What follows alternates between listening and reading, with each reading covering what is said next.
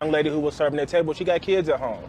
You know, she gets a percentage of that tip. You know, she worked hard to serve their table. They had a lot of food. It's actually disappointing. You know, it's very disappointing to see that from the community that we actually serve, because we pour into our community. We're a small business, and I see this happening so often to a lot of different small businesses throughout the city. And I mean, we got to do something. They apologized. They sent someone up here to pay the bill, but I declined to accept it. At that point, it was just like, you know, we're gonna pursue this the right way.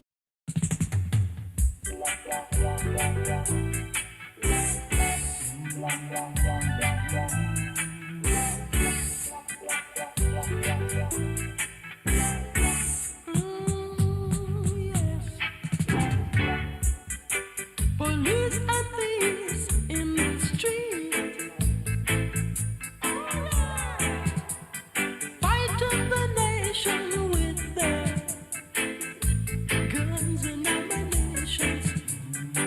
Police and thieves in the street, oh yes, scaring the nation with their guns and ammunition. From Genesis to Revelations, yeah, but the next generation will be, hear me, all the crimes committed day by day, no one tried to stop it in any way. All the peacemakers turn war officers. Hear what I say. Hey. Police and thieves in the street. Oh yeah. Fighting the nation with their guns and ammunition. Police and thieves in the street.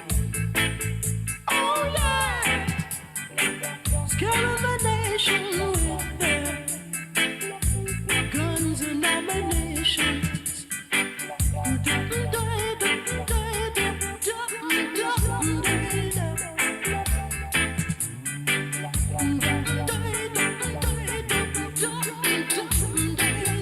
Oh yeah.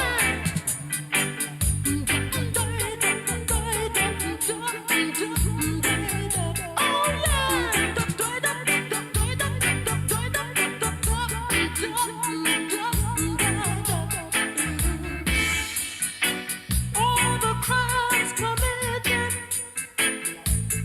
day by day, no one tried to stop it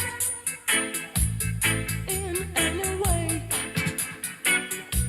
All the peacemakers turn war officers. Hear what I say. Hey. Police and thieves in the street. Oh yeah. Fighting the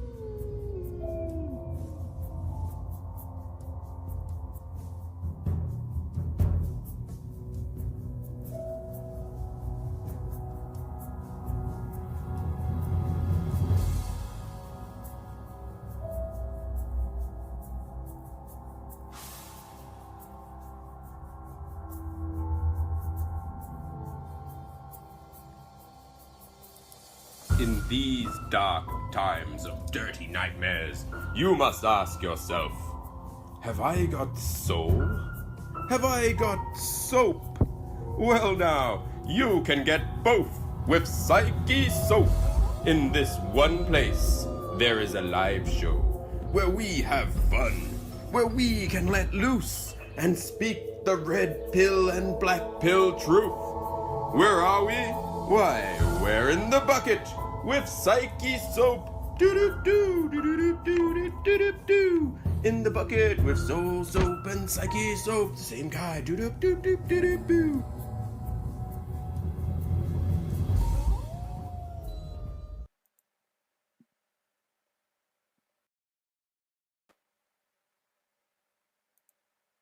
Yay!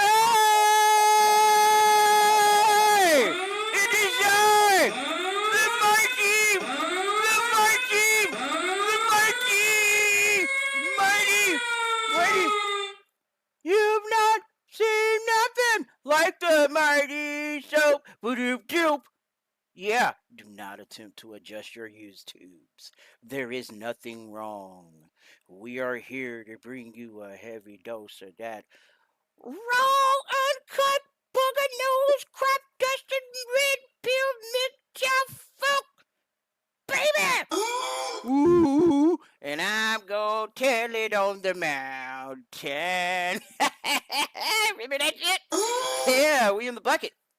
Where we have fun, let loose, and speak the red pilled and even the black pilled truth. Now, this show may offend ardent supporters and friends, but as promised, I don't give a fuck, baby. Why? Because I can, stupid. Now, let me get to this before I, get off into my show, before I waffle on and ramble on about whatever the fuck's going on. Okay. I don't know if you guys are familiar with my recorded videos, ruminations. Those are where, I don't do all of this silly shit like. Instead, I get into deeper topics and get into my stream of conscious. That's where I waffle. That's where I ramble. And the one that's is catching fire for some reason, and it's about the Patricia Krenwinkel, Manson family murders, Operation Chaos, that sort of a thing.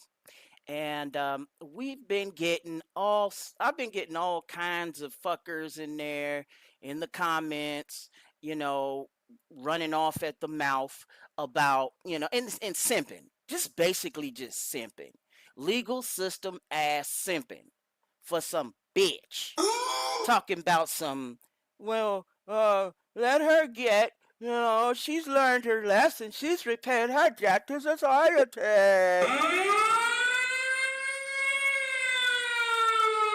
Yeah, that's right, Char. You know the ruminations are the shit.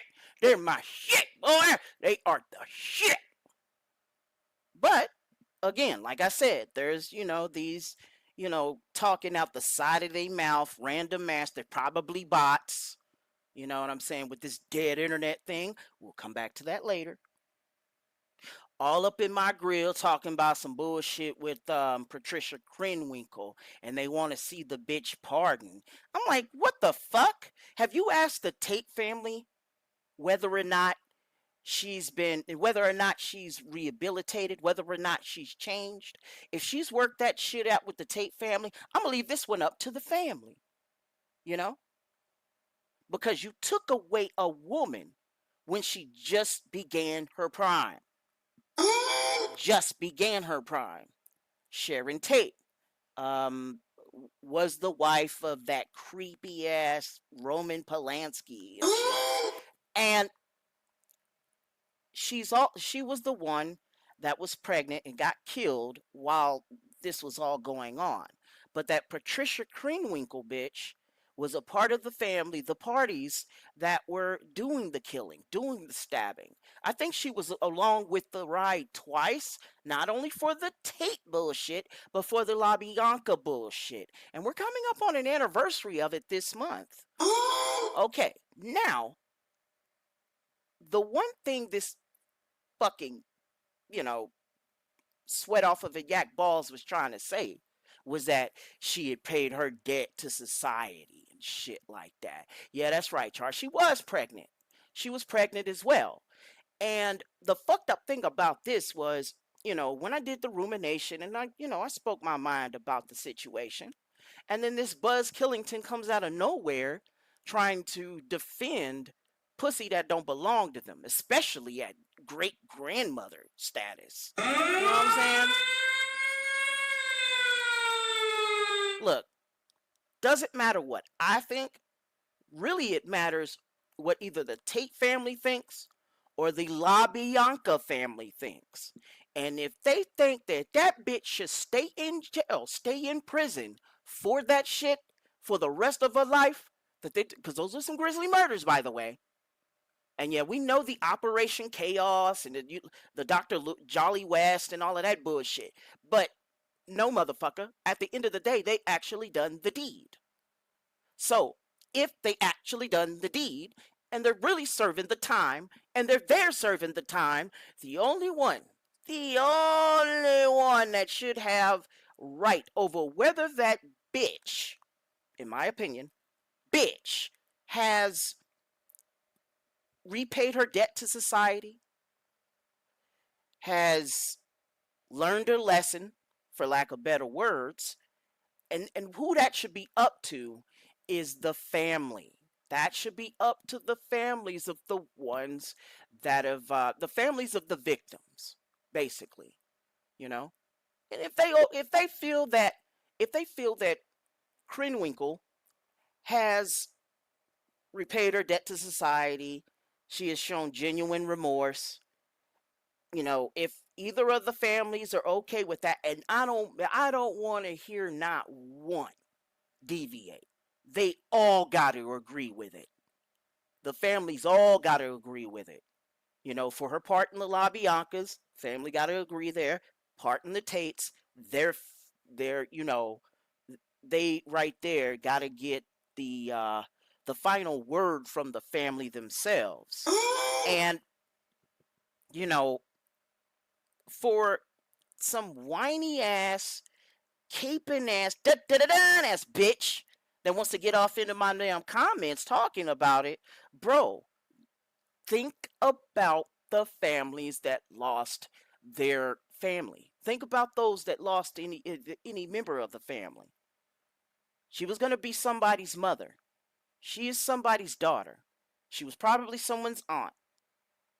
She could have been someone's grandma today. But the bitch snuffed it out. Okay?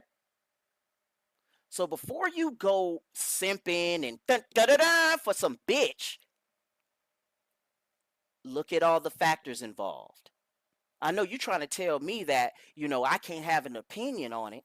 I mean, you can have it on there, no problem. You know what I'm saying? Look at my title, Free Speech Absolutist. But let me tell you something. If the family thinks that this lady has enough remorse, remembers what she's done, and is going to live with what she's done for the rest of her life, and you think it's okay for this old broad to come back into society, then okay. If the family's okay with it, I'm okay with it. If the family's forgiven them, okay, fine. I mean, it's kind of like that Amber Geiger situation where, that cop in Texas, walked into the wrong house and shot the guy. And then, they were going to charge her with manslaughter or murder or whatever. And then the family right then and there forgave her for that. Now, I'm not okay with it. You know me. Man going his own way over here, right? But if Geiger and, if the family of the victim of Amber Geiger were to forgive her, all right, then that's okay. I think that the family should decide what the sentence shall be, with, yes, a little help from the governor. Yes, with a little help of the judicial branch in whatever state you're in, all right? So, if you want to talk out the side of your neck, my links for the show right here. You know what I mean? And I know you ain't gonna do it because you's a bitch. Oh, man. I was gonna get into that T app issue, but it made its rounds last week. Let me get back to that T issue here in a minute. But back over here on this Patricia Krenwinkel Helter Skelter murders thing. If you look at my lowest common denominator, and if we're going by age, you know how old Patricia is? In this chart, she's Gertrude, right? All right.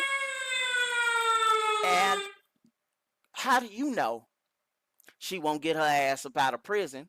You know, it's free, on parole, all of this shit. You know, spending her golden years outside of prison. Well, what if the bitch decides she wants to murder again? That's another fucking thing you want to think about. Now, yes, we know the glowies and all of those spooks, they, you know, manipulated Manson, and Manson manipulated them to do those deeds. But you got to understand, man, you know, yeah, she served some time. Hella time, if you ask me. Looks like about 60 years worth, if I'm not mistaken. You know, leave that up to the family. You nor I ain't got no right to be trying to cape for this bitch or execute the bitch. I mean, I guess in my I guess in my way of thinking, I don't know. Shit. Now, dude, back to the T app. Now, with this T app situation, it made its rounds. I think I touched on it for a bit last week. I'm hearing that there is a male equivalent of the T app where you could check and see if this bitch is crazy. If anything, I know it might not be fair to them hoes, but fuck it. If he's got a T app, he's dating on this chick, you know, and he wants to see, you know, if she's the one, let him get out the male equivalent of T. You know what I'm saying? But the thing is, it's way beyond that. It's way beyond that at this point. You know, check. I like the fact that it got caught. You know, people got caught with their hands in the cookie jar and was duly exposed as the pyramid scheme it finally fucking was. Yo, check it. When I looked at the Google Play Store version of this thing, I couldn't help but look at its ratings, reviews, and it had a garbage low rating of 2.6 out of 5.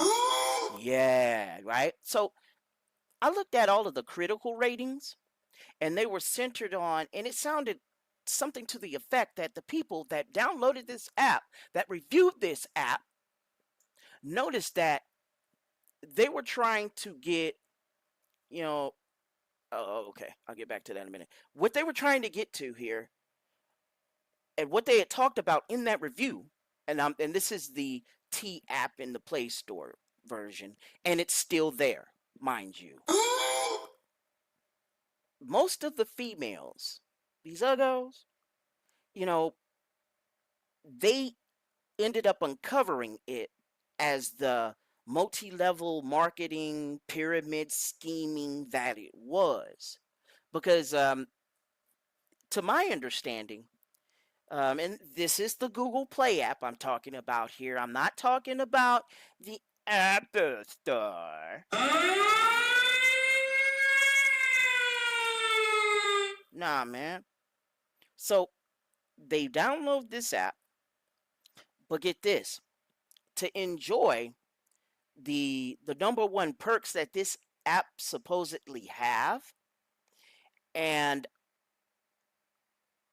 when they did try it, the reviews were like this.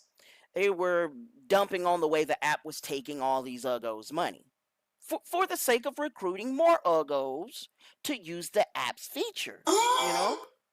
So as they were doing this shit, this one lady I'd seen, this one app, one interview. No, it's the review.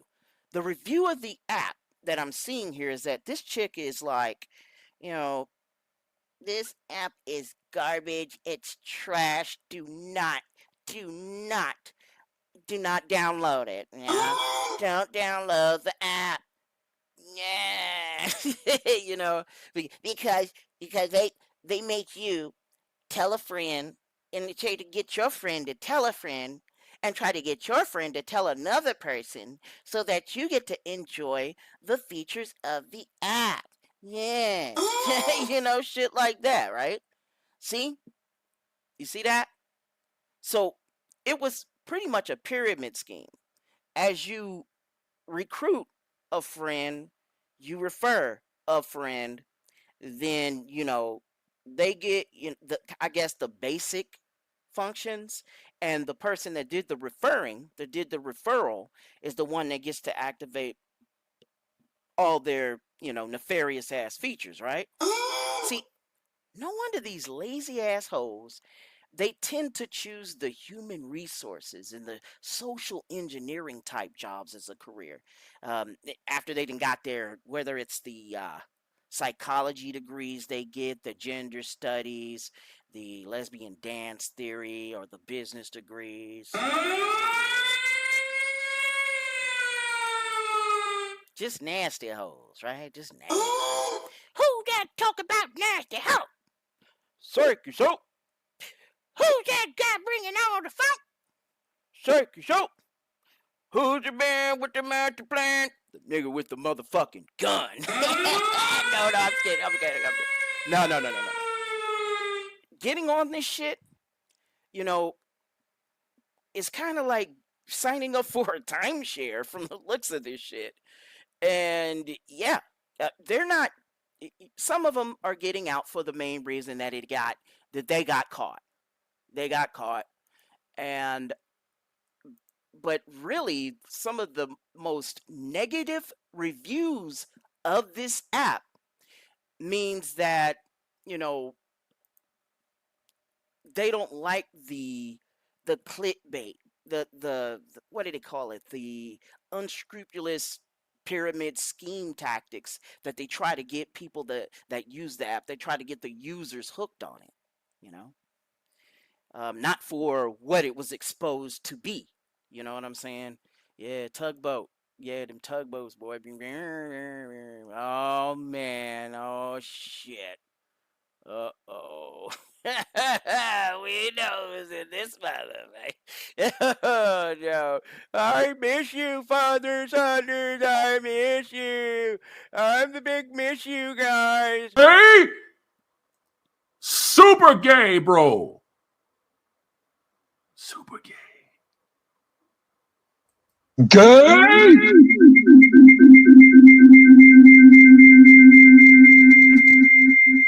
Hammer. Hammer. You shut. You shut, Hammer. You stop. You shut. That is not. You're a man. We're men. And that's what we do. You study the eat up dick. You eat dick. No, it's what's happening, Saunders? What's happening? I can't play it because StreamYard added some more bullshit to this app. Which one of you Karens? Which one of you lowest common denominator knuckle dragging fucks? Bye, Hammer. Sorry, my man. Let me put this one in here. Which one of you lowest common denominator bitches are the ones that are doing this stupid ass shit, Which one of y'all? Huh? It was crazy enough. I got this fucking yacky, ugly mallard in the fucking right hand corner of my fucking show. Yeah. And it's already messed up. I can't play a lot of my, rapid fire, snippets and fucking and all of that. I can't do that. And so now we got to deal with all this shit, huh? Oh, man. Fucking StreamYard, dude. More on that bullshit later, kind of. Now, yeah, where I was at, this T app. And no wonder we see a lot of these gynotards, getting these psychology degrees, getting these gender studies degrees, getting these business degrees, and they end up in anything that has both a central AC and a heater. If it is without that as an amenity, they're gone. And even with that in the building, it's got to be the exact right temperature for whatever day it is, man. That is some bullshit. Now, they want an academic, when they go to school, they want an academic excuse to socially engineer you. I mean, no wonder these hoes have never had, no wonder we've never had a female president, you know? Because girl boss sounds a lot like mama. Don't nobody like girl boss, man. Most of us had spent 18 years of our lives under the roof of your mom's house and getting girl boss. See, that is your first contact with girl boss anyway. Your first girl boss is gonna be your mama. You know what I'm saying? And why the fuck we don't need no mama in the White House? Kind of reminds me of that creepy fucking Drew Barrymore, Kamala Harris video clip where fucking Drew Barrymore goes, we would like to see Mama live. We don't. Even Kamala looked at her like, what the fuck? You know what I'm saying? That is just gross. I mean, most of us were raised by tyrannical moms. So why the fuck is the gynocracy begging to have a mother in the halls of power, huh? Most of us, yes, we're girl bossed in our childhood. And we'll be damned if we put another one of these annoying, buzz-killing, rule-setting bitches again in government.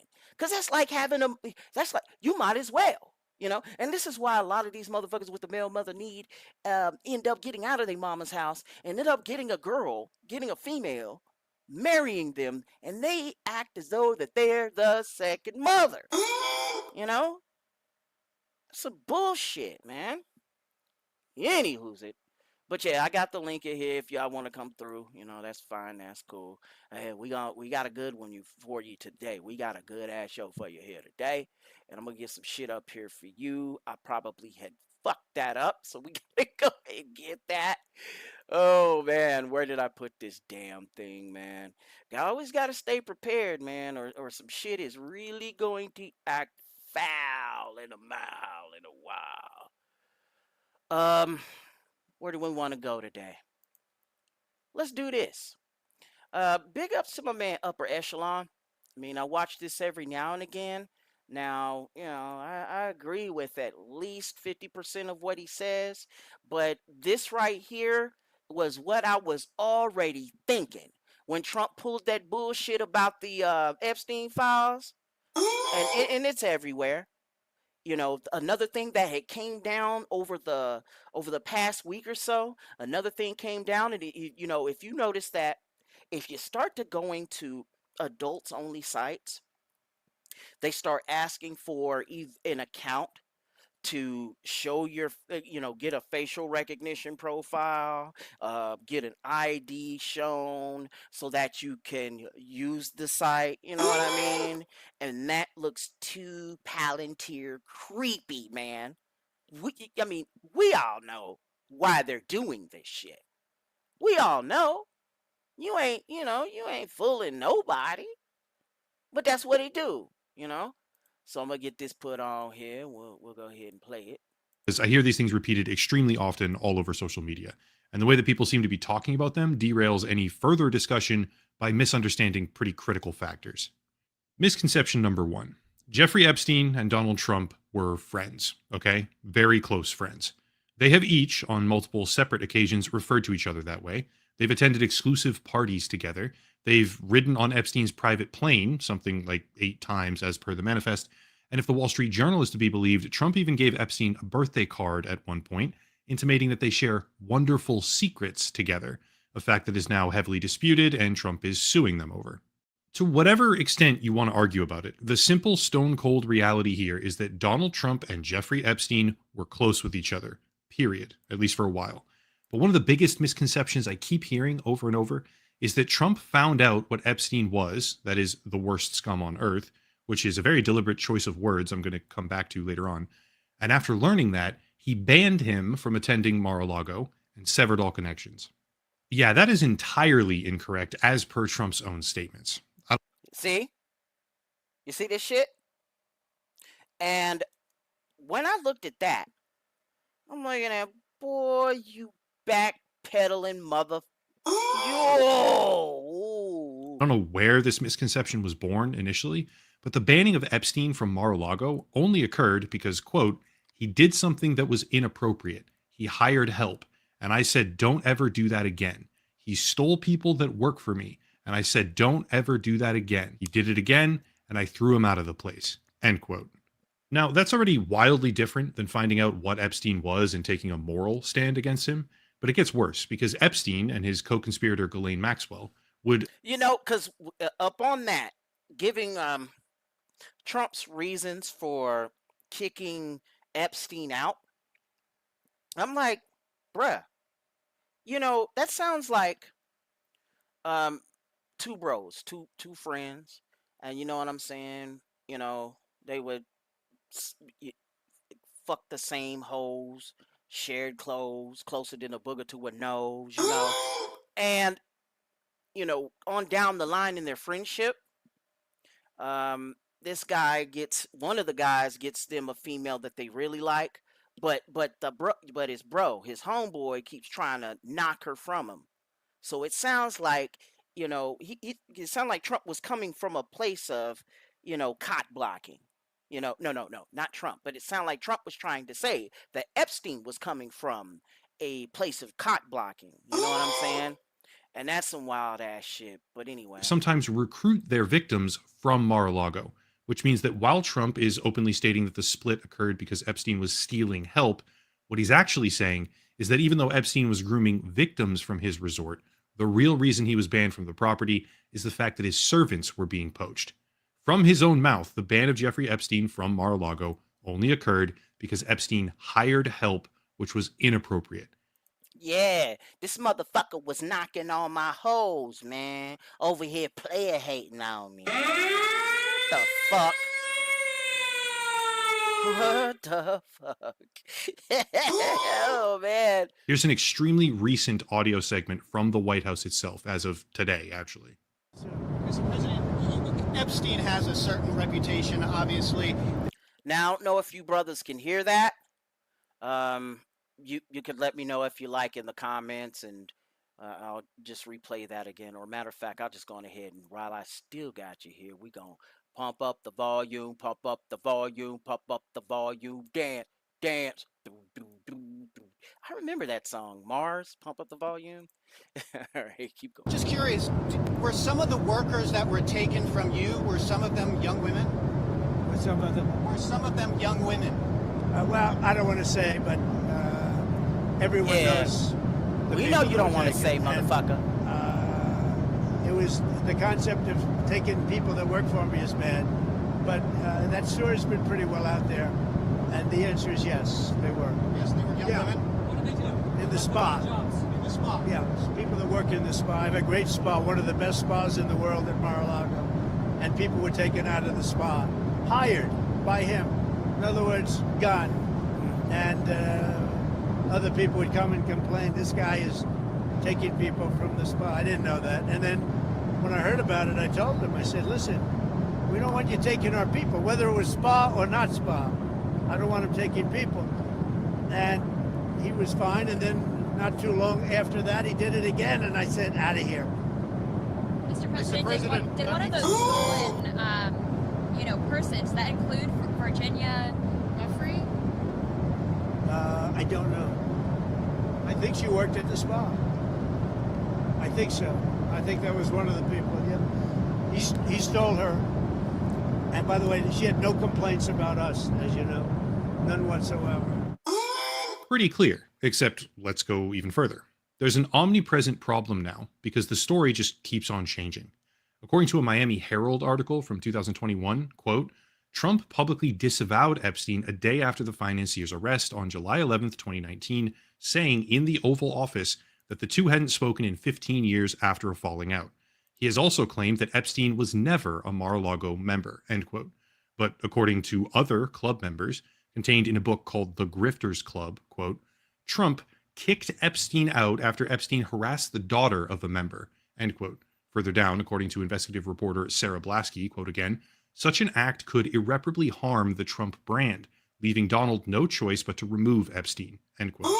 This is very interesting to me, okay? Because while a hefty amount of the general public believes that Donald Trump fully understood who Jeffrey Epstein was and severed ties with him as a result, right? Like a moral issue, the truth is very clearly not so simple.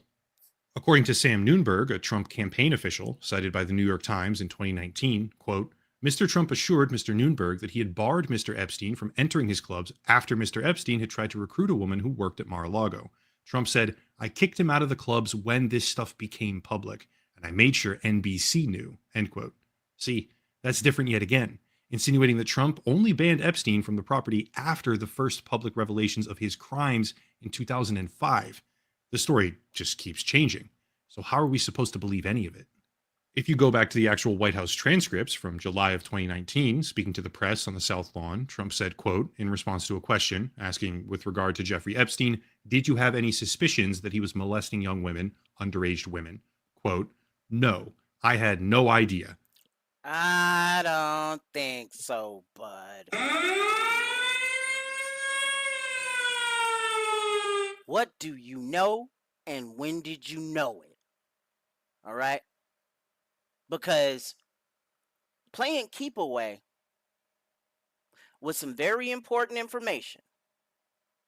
Very important information, right? And this lets me know, man, data is kind of replacing gold and oil and drugs and many other damn things with value when it's just like this. Or else, why do you call these spook agencies intelligence agencies, okay? Come on, man. What the fuck? I had no idea. I haven't spoken to him in many, many years, but I didn't have no idea, end quote. I could keep going. The number of discrepancies here make me think that the real answer is something that he never, ever wants to talk about truthfully or fully. But the point I'm trying to make is that Trump enjoys an extreme, absolutely extreme, delusional level of misinformed support from his audience, who believe that he banned Jeffrey Epstein from Mar-a-Lago in a prescient maneuver because he fully understood what Epstein was. He knew that he was a creep, and he wanted to create distance between them. That's misconception number one. It simply doesn't appear to be the case. Misconception number two, however, is far more important. You can't go 5 minutes while discussing Jeffrey Epstein without hearing something vaguely akin to the following. Well, the Democrats had the list for 4 years. Why are we only hearing about it now? Don't you think if they had anything they could ever use against Trump, that they would have already done it? Or, well, you got to keep in mind, and as we already know, both parties, or aka the Uniparty, was already on the list. We already knew, man. Shit, we already knew. something very, very similar to that. And on the most basic level, like the really rudimentary level, it almost kind of sounds like it makes sense. Just one problem, because there were two cases, Epstein and Maxwell, separately. So the bulk of the files relating to Epstein were under court-ordered seal until 2024. And even then, Maxwell continues to file appeals even now, which means that a huge amount of what we colloquially refer to as the Epstein files were not actually available at all to the prior administration across branches of government. That's the important thing, by the way, right? Across branches of government. These were sealed files, part of an active criminal investigation, and we're only now getting to the point where we can seriously talk about having these things released publicly, because that's how the system works. And you know what? There's many different levels to this. He's right. It's across all three branches of government, because the people that could be involved in this shit can be, from the Supreme Court or through our judicial system. And then they could be from Congress, the legislative. And then, of course, the presidents, because presidents have been mentioned, right? Now, I don't want to get on no guilt by association. That's not cool. Innocent until proven guilty, due process and all that. However, bro, you promised. This was a campaign promise. Your base wanted this shit. Do what you were elected to do.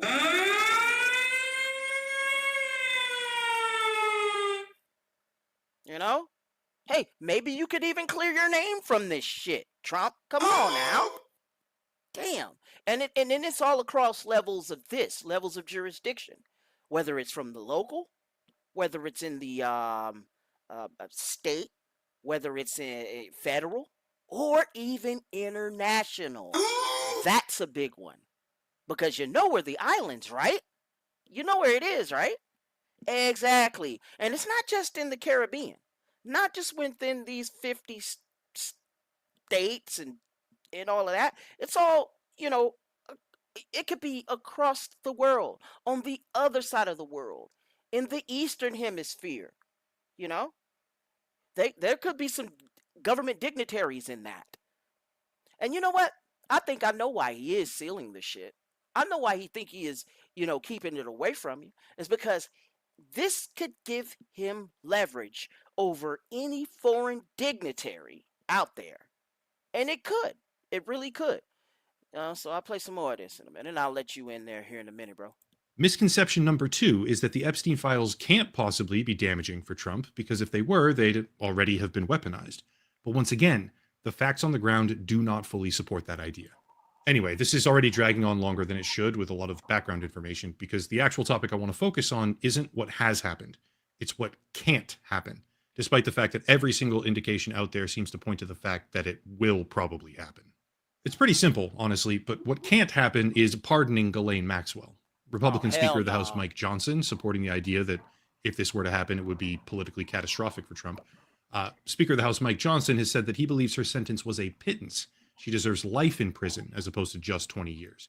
And that's true. That's true. But in a way, I kind of think that those 20 years are like a carrot. You know what I mean? And the stick is, if you don't do right by us, there could be some adversarial elements within those documents, within those files, within those pictures. Because there can be foreign dignitaries that we could use intelligence to get them on, and there you go. You could be an asset, no longer a dark asset, but on the surface intelligence asset. Kind of a way or whatever to clear Ghislaine Maxwell's name, but no. Hell no. She was a victimizer. All right? The only damn thing I could even half-ass feel sorry for is for what Maxwell went through when she was a kid and her father, Robert Maxwell, was doing all of this dirt. Keep in mind, he's also an intelligence asset too. Like, you know who. And no, Soap does not want to take his own life, okay? I'm feeling fine. I got some pretty good. I'm in between jobs. Yeah, that's true. Motherfucker's a little, you know what I'm saying, low on the funds. But I do not want to take my own life. So if somebody did it, you know who did it. Oh, shit. But they're using these files probably as bargaining chips to probably get after some of our, adversarial nations, and play hardball diplomacy with it. That's what I think. What's happening, Ramadi? What's going on, Soap? Ladies and gentlemen, the man, the legend, and the myth, Godfather of Ramadi, ladies and gentlemen. Nothing much. You know what I'm talking about.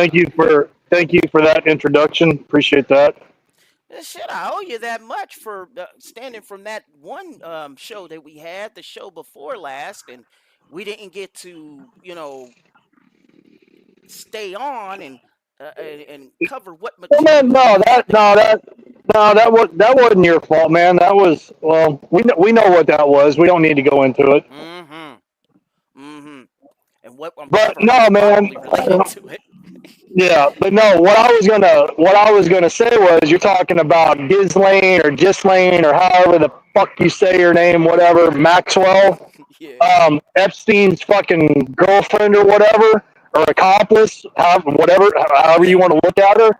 There you go. 20 year sentence, right? Yeah. But now they've taken her out of prison, and she's being questioned and interrogated. Okay, just again, common sense here. Just high school education. If she was guilty and you put her in prison for 20 years, why the fuck are you pulling her out of prison now and talking to her because you think she might have information? Mm-hmm. If everyone swore up and down on a stack of Bibles that she was guilty beyond a reasonable doubt and she was convicted and sentenced to 20 years, why now is she getting pulled out of prison and questioned? Mm-hmm. And then my second thing is, you remember? Well, I don't remember it. I mean, I heard about it, growing up, but you probably did too. You remember? Do you remember a little thing called the Warren Commission? I remember. You mean the Dulles Commission? No, yeah, to investigate the quote unquote assassination of John F. Kennedy. Yeah. Right, and that was back in what, the 60 years '70s? ago. Yeah, 60 years ago. and they haven't released shit. Gave us And a that was bunch of straw. that was a presidential assassination. Do you honestly think that they're going to fucking release anything? Yep. That gets me to my second thing here. The entire scandal is going to be our generation's equivalent, equal to the JFK investigations and files. Because they ain't going to release the files and tapes until everybody's dead. Shit. They waiting for that. And with the transparency, the forced transparency that we still have today with social media and a wider lens of citizen journalism, you gotta be transparent. It's forcing them to be transparent. And this shit is all in front of you. All right, man? Yeah. And forcing them to be transparent and shit. And that right there should let us know. I mean, look, they better not pardon her. But all this is doing, when they do that, that kind of confirms everything we already damn know. Yeah, some may say, yeah, that's a confirmation bias. So, well, fuck you. She was only, back then, a down low asset. Now she's an above the surface asset. Okay? Yeah. That 20 years is trying to get her to wise the fuck up. Yeah. Well, I mean, think about it. Epstein didn't even make it all the way to prison. Wherever he was supposed to serve his prison term, he didn't even make it there. I think he got quote unquote, committed suicide at Rikers Island, when he was supposed to transition to his prison where he was going to serve his sentence. He didn't even make it there. And she's been in there however long. I don't know how long she's been locked down. Maybe a year, a couple years, maybe. I don't know. This is looking like maybe 4 or 5, I think. Well, and dude, don't you think that maybe she's been isolated? She's been protected. She's been she's been kept away. She wasn't put in general population, right? Mm-hmm. So getting to it. I mean, if they thought that she was a liability or that she could be a leak, they would have got to her by now. So no, she's got something. She's got something that they want. Yeah, the chess pieces were moving like a motherfucker because Yeah. only 3 out of that whole bunch were jailed. Only 3 were jailed, and 2 out of the 3 are dead right now, leaving her alive. One Mhm. big ass gynocratic pussy pass, y'all. We didn't just take the fucking red pill just because of dating and relationships. That's part of it. But when you take the pill of truth, you can't unsee what you saw. Oh no. So no, if they again, no, this is not MGTOW red pill. No, no. If they wanted to green light her to take her out, she would have already been gone, Definitely. and it wouldn't have mattered that she was a woman. If they wanted her gone, she'd have been gone. Well, the fact that they're leaving her still alive is kind of got me suspicious of that anyway. No, You know what I'm well, I mean, saying? I don't know. I mean, Women that and might be children going. first, Ramadi. That might be going a little bit out on a limb because she's a woman. I don't know about that. I think it's just because she's got. It's what she knows. It's not what she is. It's what she knows. Mm, what she knows, true. What she is, also true too. But I'll get off of that. Back to this being an asset, because yeah, Epstein was the asset. Down low, down low. So was Brunel, which is dead also, and so is Maxwell now. I mean, it runs in the family if you know what I mean. Her father was also, and I don't mean to play this 6 degrees of separation, but her father did not like Rupert Murdoch. Shit, not at all. And up into the day, you know, I'm hearing that in the Wall Street Journal, they're getting sued by Trump as well. And I'm like, oh, fuck. I mean, could you telegraph it anymore? Could you Morse code this shit even more that you weren't in on it? You know? Well, the thing is, soap is that again. I mean, I'm just I'm a simple man.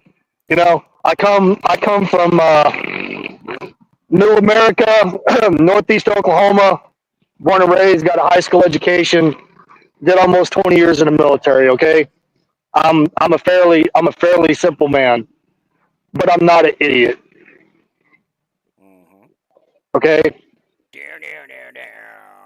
I can I can I can read between the lines and tell, even if you're not speaking to me directly, but I can watch somebody and listen to them and tell if they're full of shit or not. And many of us can. I mean, Right. this is why he's catching as much flack as he is from his base. You know what I'm saying? I mean, yeah, the Democrats will say so. And you know what's really fucked up? They haven't been seeing much of any damn thing. Last time they even said anything anywhere near this shit was on his last year in his first term. Well, they don't, man, That's when he brought dude. that out. I mean, but think about it. They don't have to, because the Republican side's doing all the damn work for them. They don't have to say shit. Yeah. Them stumbling and bumbling and tripping all over themselves and stepping on their dicks. I mean, the Democrats and the liberals, and the far left don't have to say a damn thing. Sure don't. And get a load of this shit right here. This is the composite sketch of her sitting there in the courtroom, and it's looking like she's got a mask on. They still do this? Fucking New York.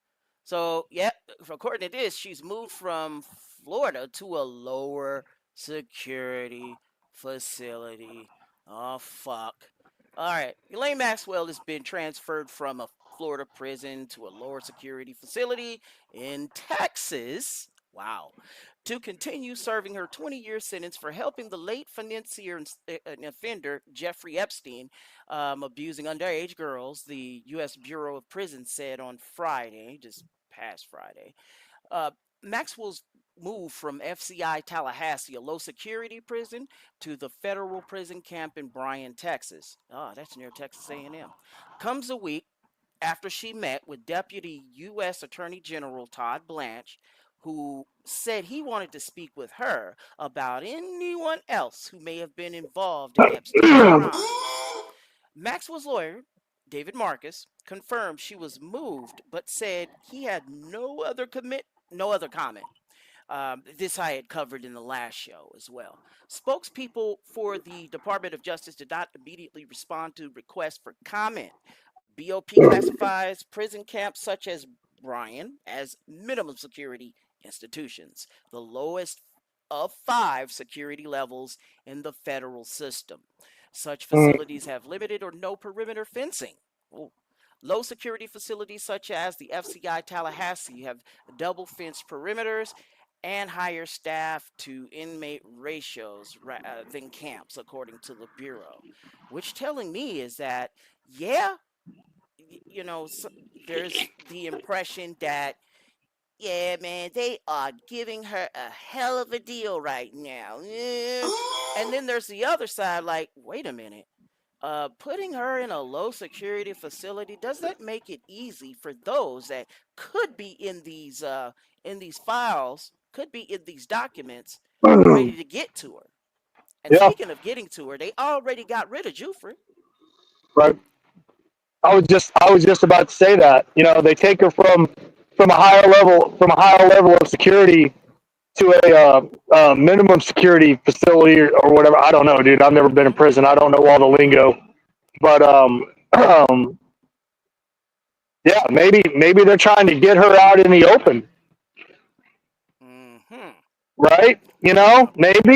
Maybe we're just talking here. We're just spitballing. Hmm? Allegedly, they're sending in some Allegedly, motherfucking, probably sending in some damn operators.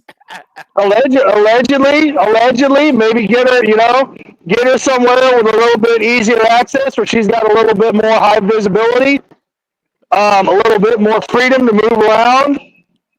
Yeah. But dude, I shit you not. If something happens to her while she's down in Texas, you'll know the fucking fix is in, Oh and yeah. that they're not gonna be able to talk their way out of that one.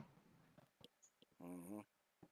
And the information that they do have, except for Trump, he's going to use this list to get at any foreign dignitary that may have been, an adversary to the country.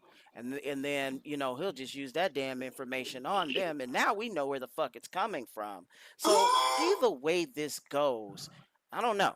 I mean, it's going to leave a very bad taste in a lot of his supporters' mouths. Speaking of which, Blanche's meeting with Maxwell came as President Donald Trump faces pressure from both his base of conservative supporters and congressional Democrats to release more information from the Department of Justice's investigations of Maxwell and Epstein. Now, the department is seeking court approval to release transcript of law enforcement officers' testimony before the grand juries that indicted Maxwell and Epstein. Such transcripts are usually kept secret. Two Right? federal judges in Manhattan are weighing the government's requests. Yeah. My question would be, and I don't know. You may or may not remember this. This has been, I don't know, a week ago, maybe a week and a half ago, Oh, when okay. the sitting attorney general Pam Bondi.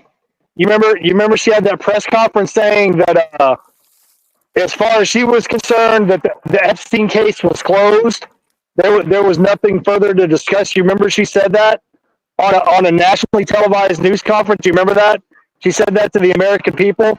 But now you got some deputy United States attorney, one of her fucking just Department of Justice lackeys, going down to Texas to talk to this woman. See this? That right there should let you know everything you wanted to know. That was a stopgap measure. What Pam Bondi did was equivalent to a stopgap.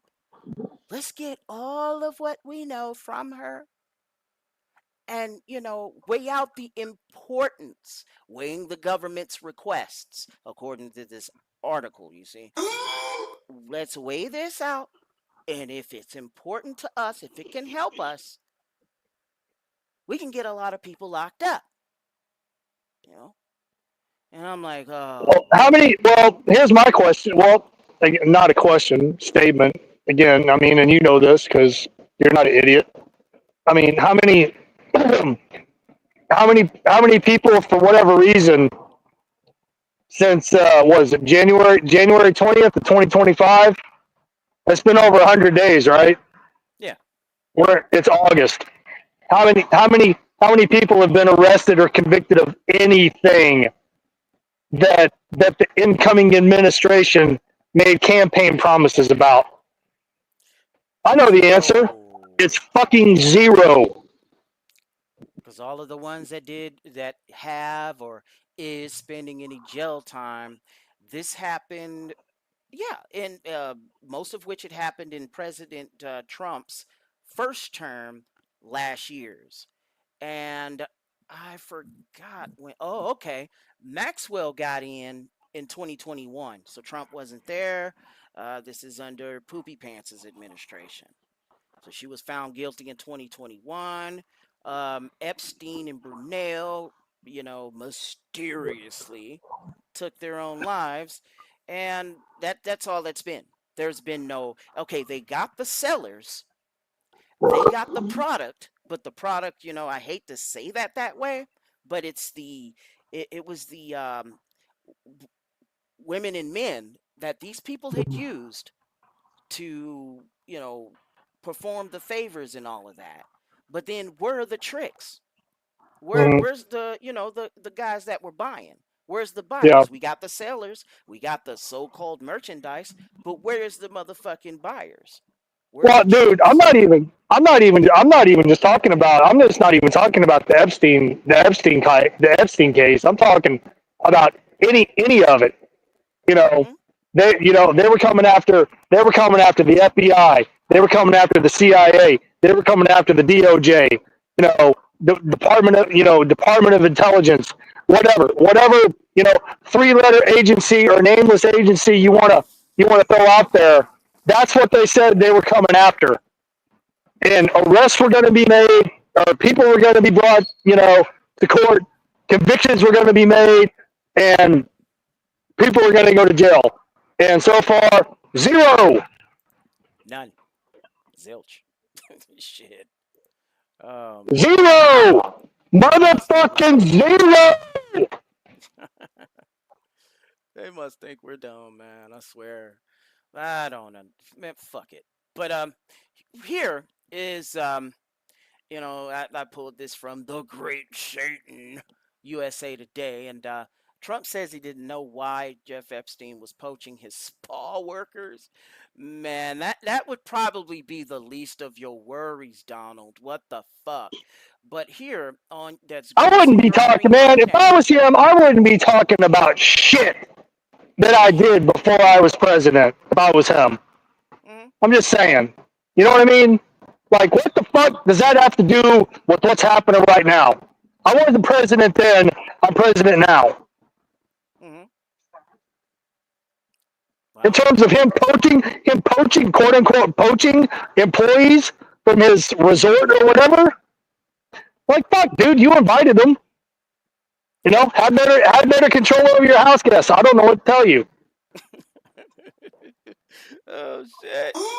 Invoking federal law and using our authority as a check on the executive to compel transparency. It's not a stunt. It's not symbolic. It's a formal exercise of congressional power under federal law. And we expect an answer from DOJ by August the 15th. August the 15th, huh? Oh, okay. Oh, somebody's walking up there. So, Senate Democrats sent a letter to Pam Bondi requesting the full and complete. But damn, weren't they also the ones that blocked them?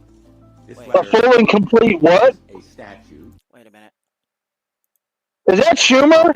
God damn, that guy's still alive? Oh, yeah.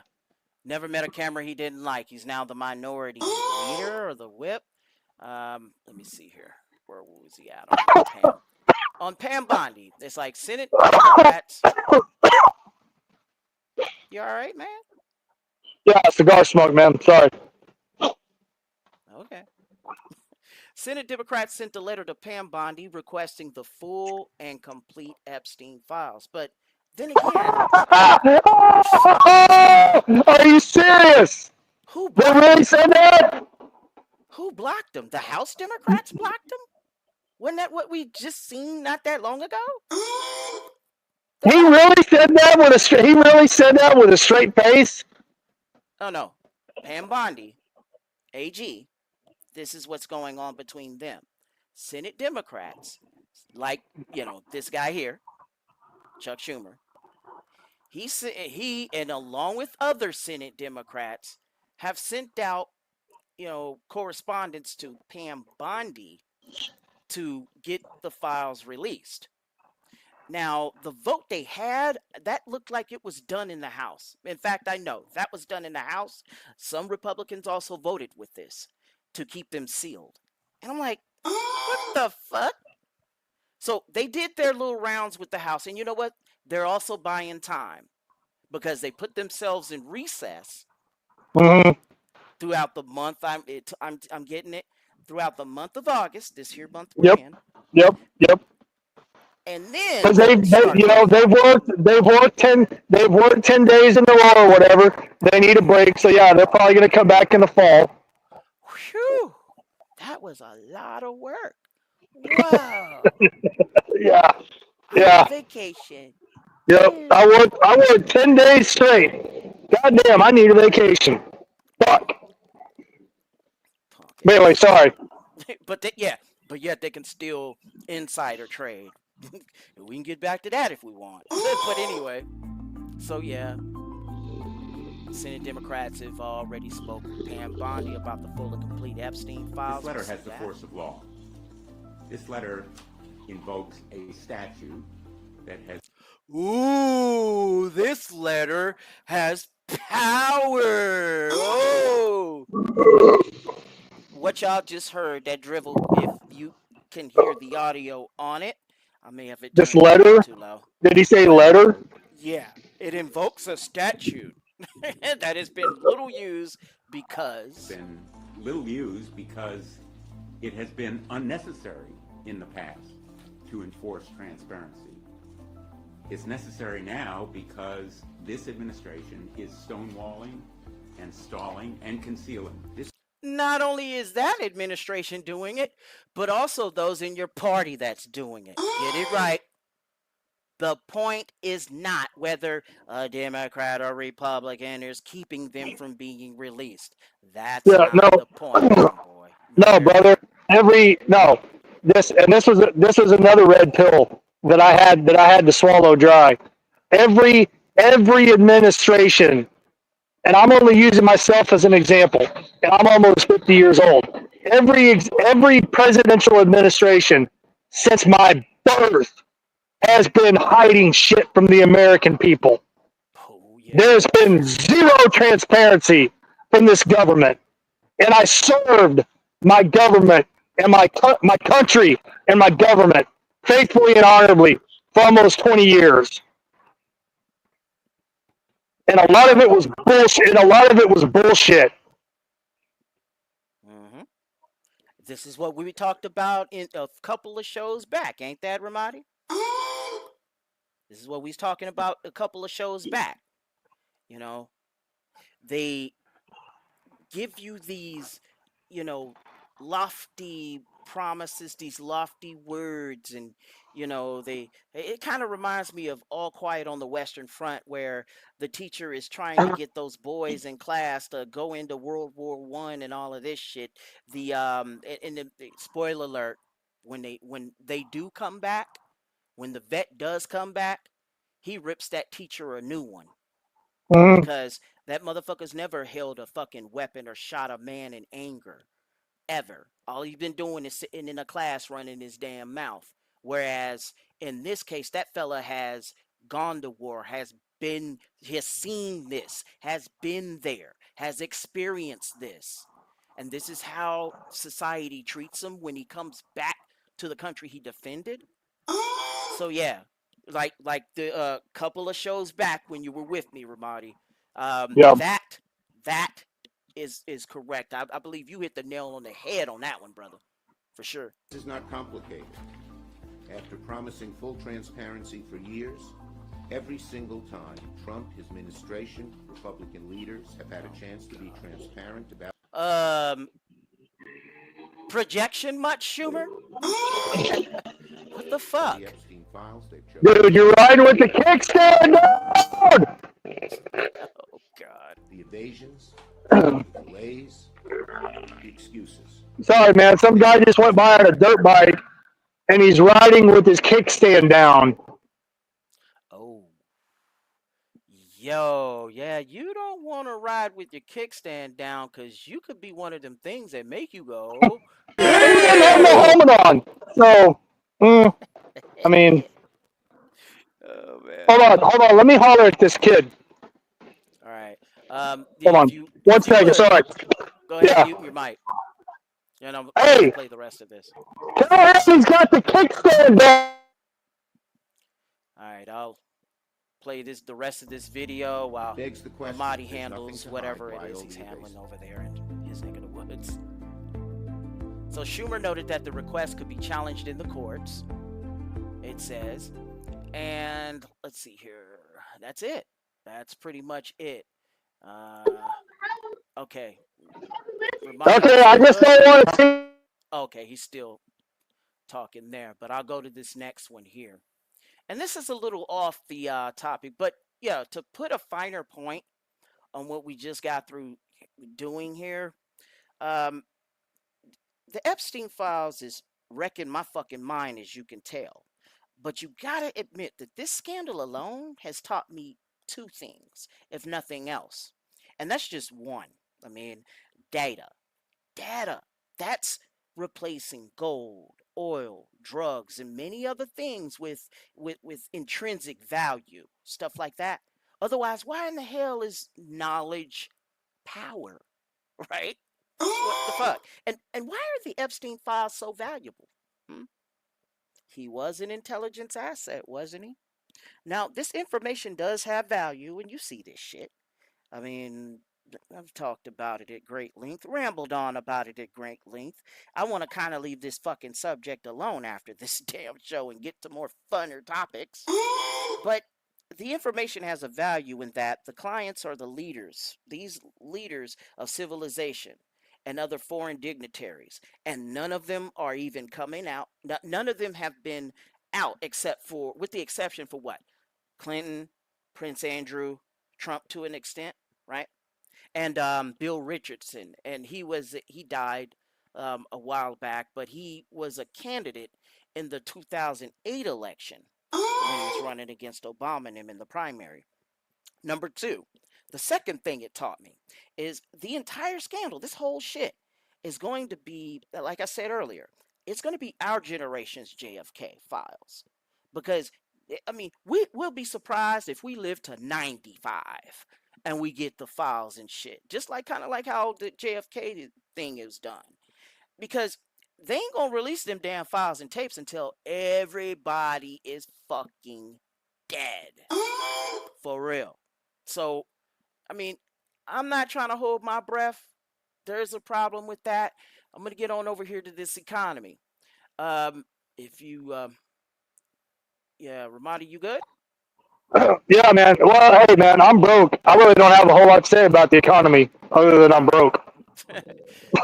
Me too, but a rough day in courts for Trump's tariffs. I mean, what else can I say?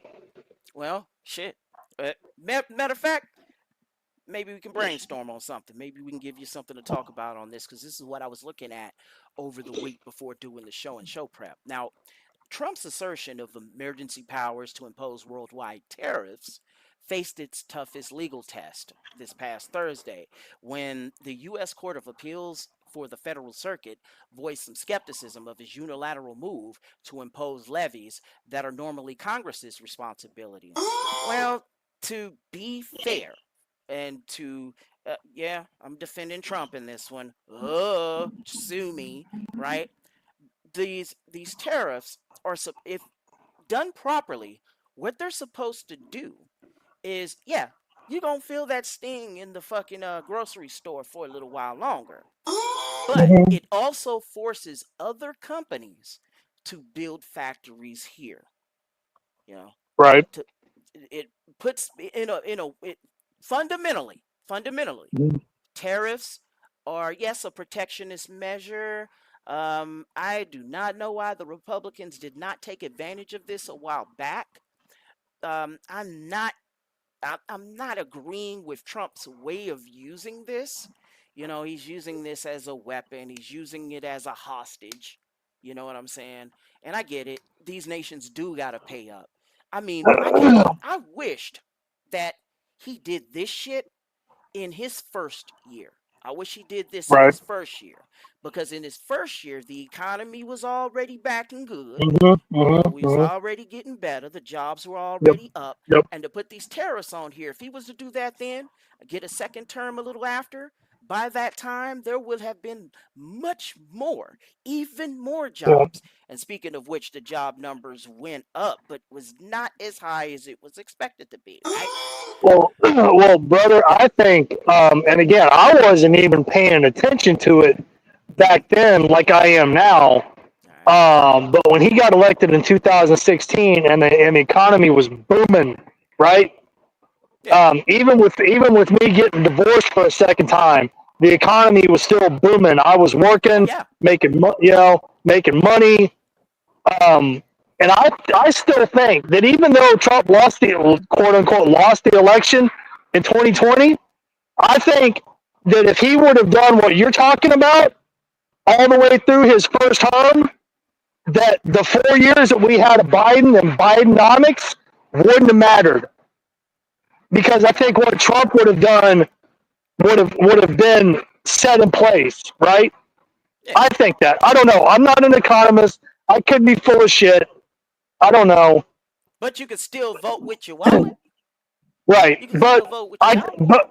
But I do know this, that tariffs, whether you agree or disagree with what he's trying to do, yeah, make it here,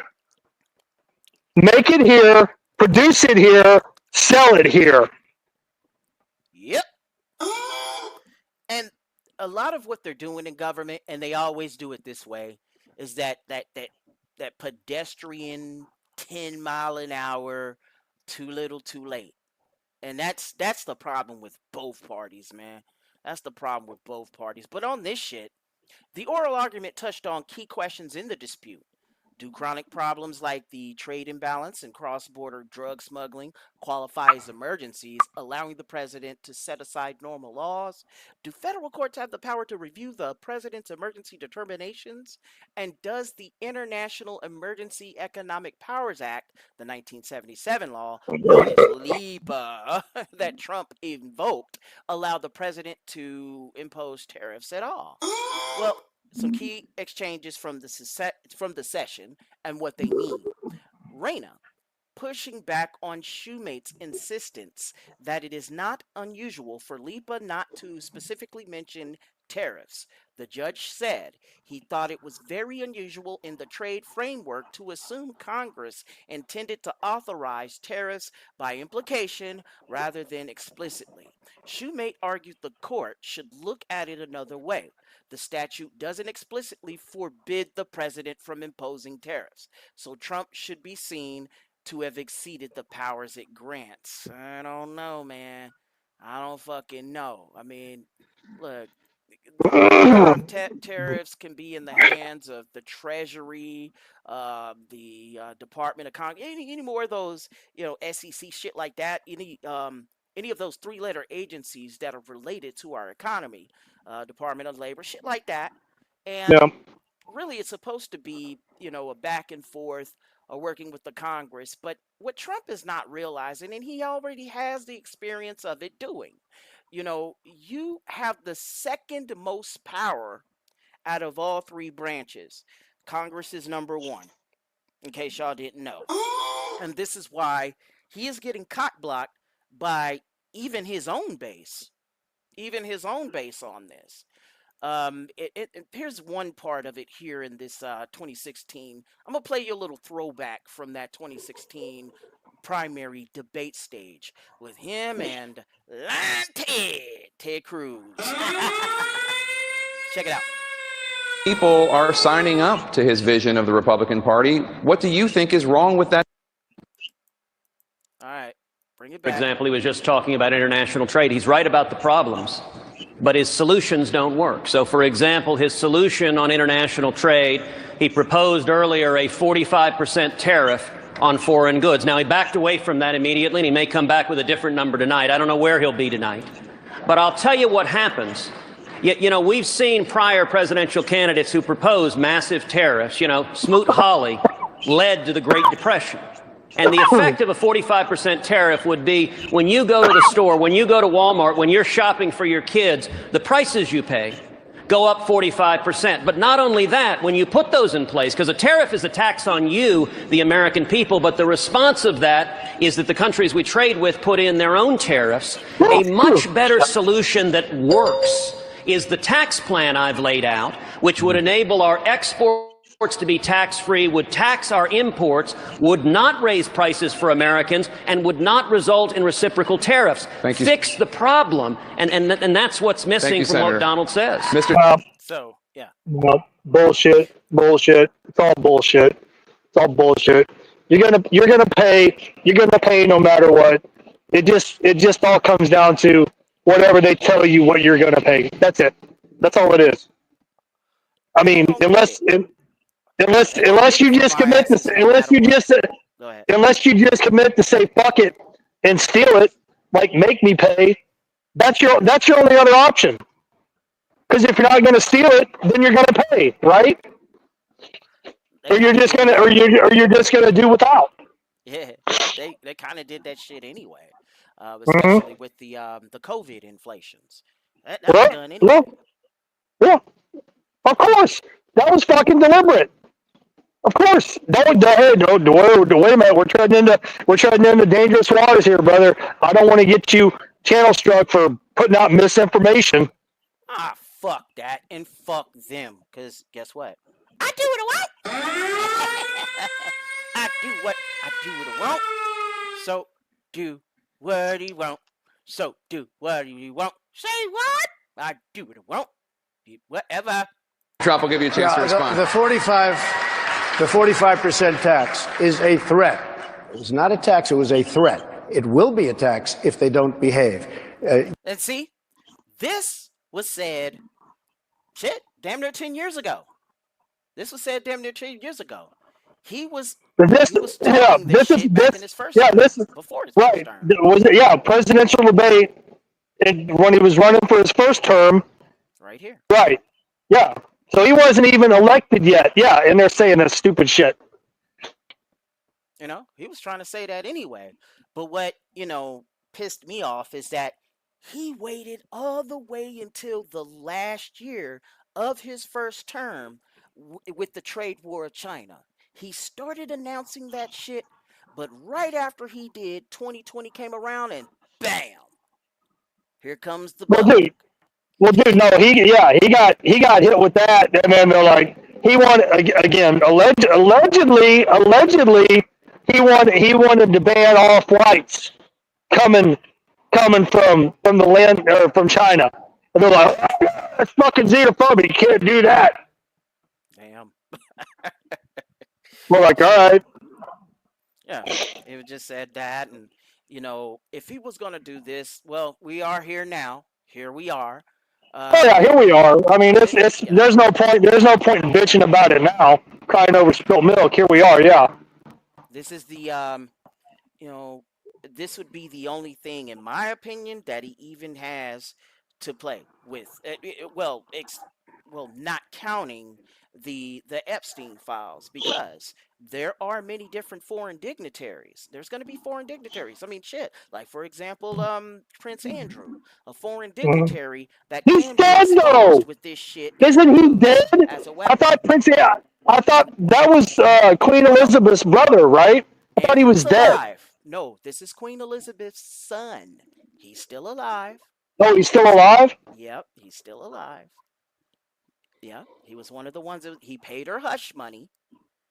Yep, stay with me here. He paid Virginia Roberts or Giuffre the money, and get this, Virginia Giuffre, while she did this, while she got that money out of court, settled out of court, her and her husband was on the fray. You know what I'm saying? Their marriage was destroyed throughout all of that, And now that Virginia's gone, now that she's dead, unalived, whatever, her husband to this day is fighting the family to get some of that settlement money. Yeah, right. Technically, he has the kids. Right. Yeah. That's another fucking show altogether. But that's shit. That's a shit show for another stream. Yeah. Oh yeah, absolutely. And shit, maybe I should write that down and talk about it on the next bucket. But anywho, the tariffs, yes, they're attacks on us. Yes, we'd feel the pain for about 2 years. I mean, that's the length of a Congress term. Because see, they operate on how and what keeps them elected. Now, Trump doesn't give a fuck now. He doesn't give a fuck now. He's got nothing to lose, basically. But what could fuck him up is that he could be, caught up in what is called an impeachment if in the next year's election, when Congress is up and a few Senate seats are up. No, you mean the midterms? The midterms, that's right. And if the midterm shows that both sides have the Democrats have a 2/3 majority, then he's fucked. Yeah. Yeah. That's civics, dude. That's civics, which they don't even teach in school anymore. That is civics and social studies. Well, luckily, I'm the one to teach it here at the bucket. Oh, man. So back to this shit. Take China as an example. I have many friends, great manufacturers, they want to go into China. They can't. China won't let them. We talk about free trade. It's not free trade. It's stupid trade. China dumps everything that they have over here. No tax, no nothing, no problems, no curfews, no anything. We can't get into China. I have the best people, manufacturers. They can't get in. When they get in, they have to pay a tremendous tax. The 45% is a threat that if they don't behave, if they don't follow the rules and the regulations so that we can have it equal on both sides, we will tax you. It doesn't have to be 45. It could be. Meanwhile, in Beijing, Xi Jinping is saying. Meanwhile, he said, that's funny. Meanwhile, in Beijing. Yeah, what the fuck ever? It's probably my worst Chinese accent. Please don't get me, Xi Jinping. But yeah, he's looking at him like, boy, if you don't shut the fuck up, I'll turn your orange ass red. I turn your orange ass red. Wow. I just keep seeing. Hey, honestly, so when what I'm seeing right now is the guy that runs City Walk from South Park. He's like, I'm gonna be about $6,000. He's like, how about $50? He's like, $50? He'll be the last $3,000. Yeah, where he was making a deal with, I think it was a travel negotiations. Yeah, it was him and it was City Airlines. They were trying to fly to Canada, and they went for $62. What the living fuck? They talked him down from $6,000 to $62. He's like, okay, all right. And I was like, damn, what's his name? Stan, or was it Kyle? It was Stan. Yeah. It was Stan, because Stan wore the beanie. Kyle wore the green hat that wasn't a beanie. I don't know what the one with the flaps. The visor. The one, yeah. The visor. Yeah. But anyway, negotiating travel plans and shit, and that was kind of crazy. Yeah. That's what this shit may look like. He's like, how about $50? He's like, how about $50? Hey, have you heard about the South Park shit going on today? Where there's this wrangling going on with them, Paramount, and Paramount is trying to ink a deal with another company, and you know, yada da and everything, but it's held back, some South Park episodes from being released on Paramount. And Trey Parker, Matt Stone don't even know whether or not they want to stay with Paramount. And they also dissed on Paramount too in one of those episodes as well. And okay, I don't know if you remember this one. It was a South Park episode, and it was between. You remember the one between Saddam Hussein and the devil? How they were together, and they were in a relationship and shit. Well, they kind of did it the same way. Instead of the devil is now with Trump in this situation. I found that kind of strange, but a few more little Trump things, and I'll be done. I'll go into some other shit, some of that good old booger nose funk, baby. But before I do, I'll read me up on some comments. And this fella with the long ass name, welcome to the show. But I say it like this: it's completely. He said it. He says this: it's completely retarded for women to want careers and money to match up to guys. The whole point of men being competent leaders and providers is to help them raise their kids, and beyond that, to help out. Okay, true so far. He has a second part here.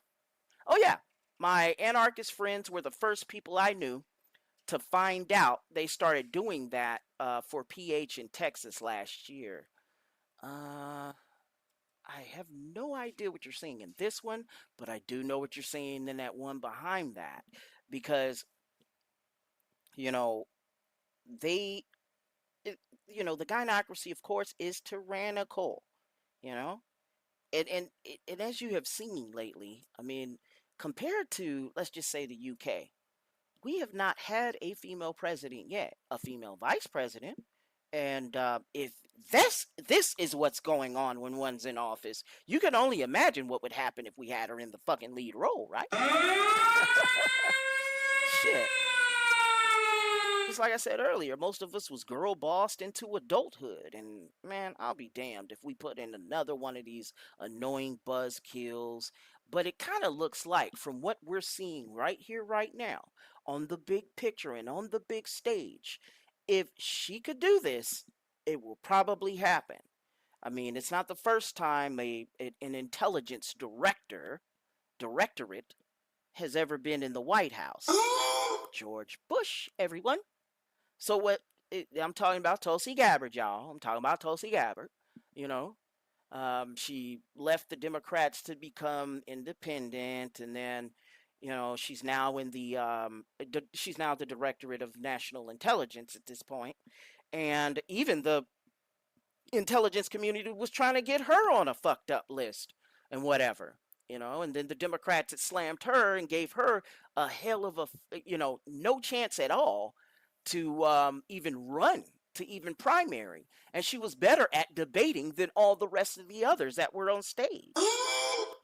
And might I also mention she was a surfer girl, but let me keep it going. Now, this fella says again, damn, I almost thought Hammerhand was actually live with us here.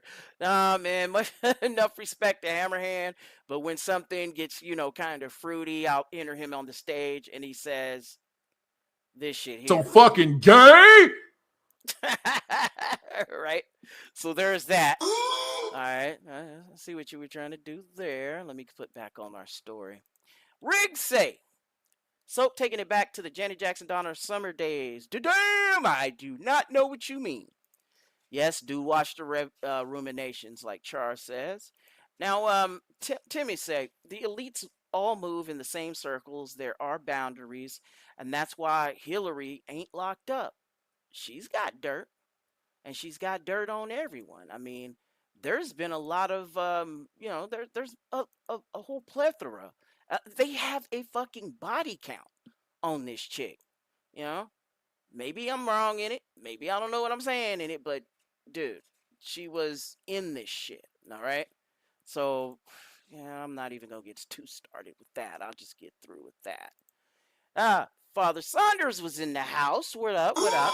And he say, "You let fucking jarheads in now?" I don't know what you mean, but here we go. And I'll be talking about some motherfucking military shit here in just a moment, and that is right here. Taking us over to Ukraine. Now, from the great Satan, ABC News. Yeah, Yo, we know. We know it's mainstream media. yo, So, yeah. hey, who the fuck called me a jarhead? From this, how this looks, I think it's on the screen right there. Was it Saunders? Yeah, it's Flanders. Well, fuck him. Fuck him. His opinion don't count. Right. Ukraine, Russia respond to Trump's new ceasefire deadline as strikes continue. The president said Monday he would give Moscow 10 to 12 days. Trump says he will reduce the 50-day timeline for Russia's Putin to make a deal, peace deal. President Donald Trump expressed frustration with Vladimir Putin, said he would reduce the 50-day timeline he gave Russia to agree to a peace deal with Ukraine. That shit is over. Just end that shit already, dude. You know, come on, dude. London, and this is where it's coming from. President Donald Trump on Monday sought to increase pressure on Russian President Vladimir Putin in a bid to secure an end to Moscow's full-scale invasion of Ukraine, announcing that he would shorten a 50-day negotiating window to 10 or 12 days from today. I'm disappointed in President Putin. I'm very disappointed in. That's a terrible Trump impression, but I don't give a fuck. Trump told reporters during a visit to the UK, "So we're going to have to look, and I'm going to reduce that 50 days that I gave him to a lesser number because I think he already knows the answer what's going to happen." Yeah, okay, whatever, man. And then he goes on to say, "I'm going to make a new deadline of about 10 or 12 days from today," Trump said later in the press conference. And he goes on to say, "I want to be generous, but we don't see any progress being made," Trump added. "I'm not so interested in talk anymore. He talks. We have such nice conversations, such respectful and nice conversations. And then people die the following night with a missile going into a town and hitting." Yeah. All right. Recent months have seen growing in White House frustration with Putin as the Russian leader repeatedly dodged ceasefire proposals while intensifying long-range strikes on Ukrainian cities and its frontline offensive. Damn. This right here, bro. This has got to be the most stressful I've ever seen the Orange Man, dude. What the fuck? Somebody get in there and, freshen him up. He must have been on the phone with his ass. Look at him. Just, So earlier this month, Trump set a 50-day deadline for Russia to accept a ceasefire. Failure to do so, the president said, would prompt punishing new economic measures, among them secondary sanctions on nations doing business with Moscow. Both the U.S. and Ukraine are calling for a full and immediate ceasefire, after which a peace settlement could potentially be negotiated. Moscow, however, has said that negotiations cannot take place until Ukraine makes significant concessions, among them demilitarization, its withdrawal from frontline regions, and the abandonment of its NATO ambitions. Ukrainian leaders welcome Trump's latest announcement. Clear stance. No, this is Zelensky. Clear stance and express determination by POTUS right on time when a lot can change through strength for real peace. That Zelensky wrote on X. And then he goes, I thank President Trump for his focus on saving lives and stopping this horrible war. He continued. Ukraine remains committed to peace and will work tirelessly with the U.S. to make both our countries safer, stronger, and more prosperous. Oh, boy. Dmitry Medvedev, the former Russian president and prime minister now serving as the deputy chairman of the country's Security Council, framed Trump's challenge as a dangerous escalation. He said here, Trump's playing the ultimatum game with Russia, 50 days or 10, Medvedev, who during Moscow's full-scale war on Ukraine has become known as a particularly hawkish voice within Putin's security establishment. He should remember two things. One, Russia isn't Israel or even Iran. He's right, by the way. 2. Each new ultimatum is a threat and a step towards war, not between Russia and Ukraine, but with his own country. Don't go down the Sleepy Joe road. Okay, this is Medvedev. He was president for quite a little time before Dmitry got back his presidential for life. But he's not wrong. I mean, you're dealing with Russia. This is a nuclear power, all right? This isn't Iran, a country full of, religious fundamentalists. No, this is Russia.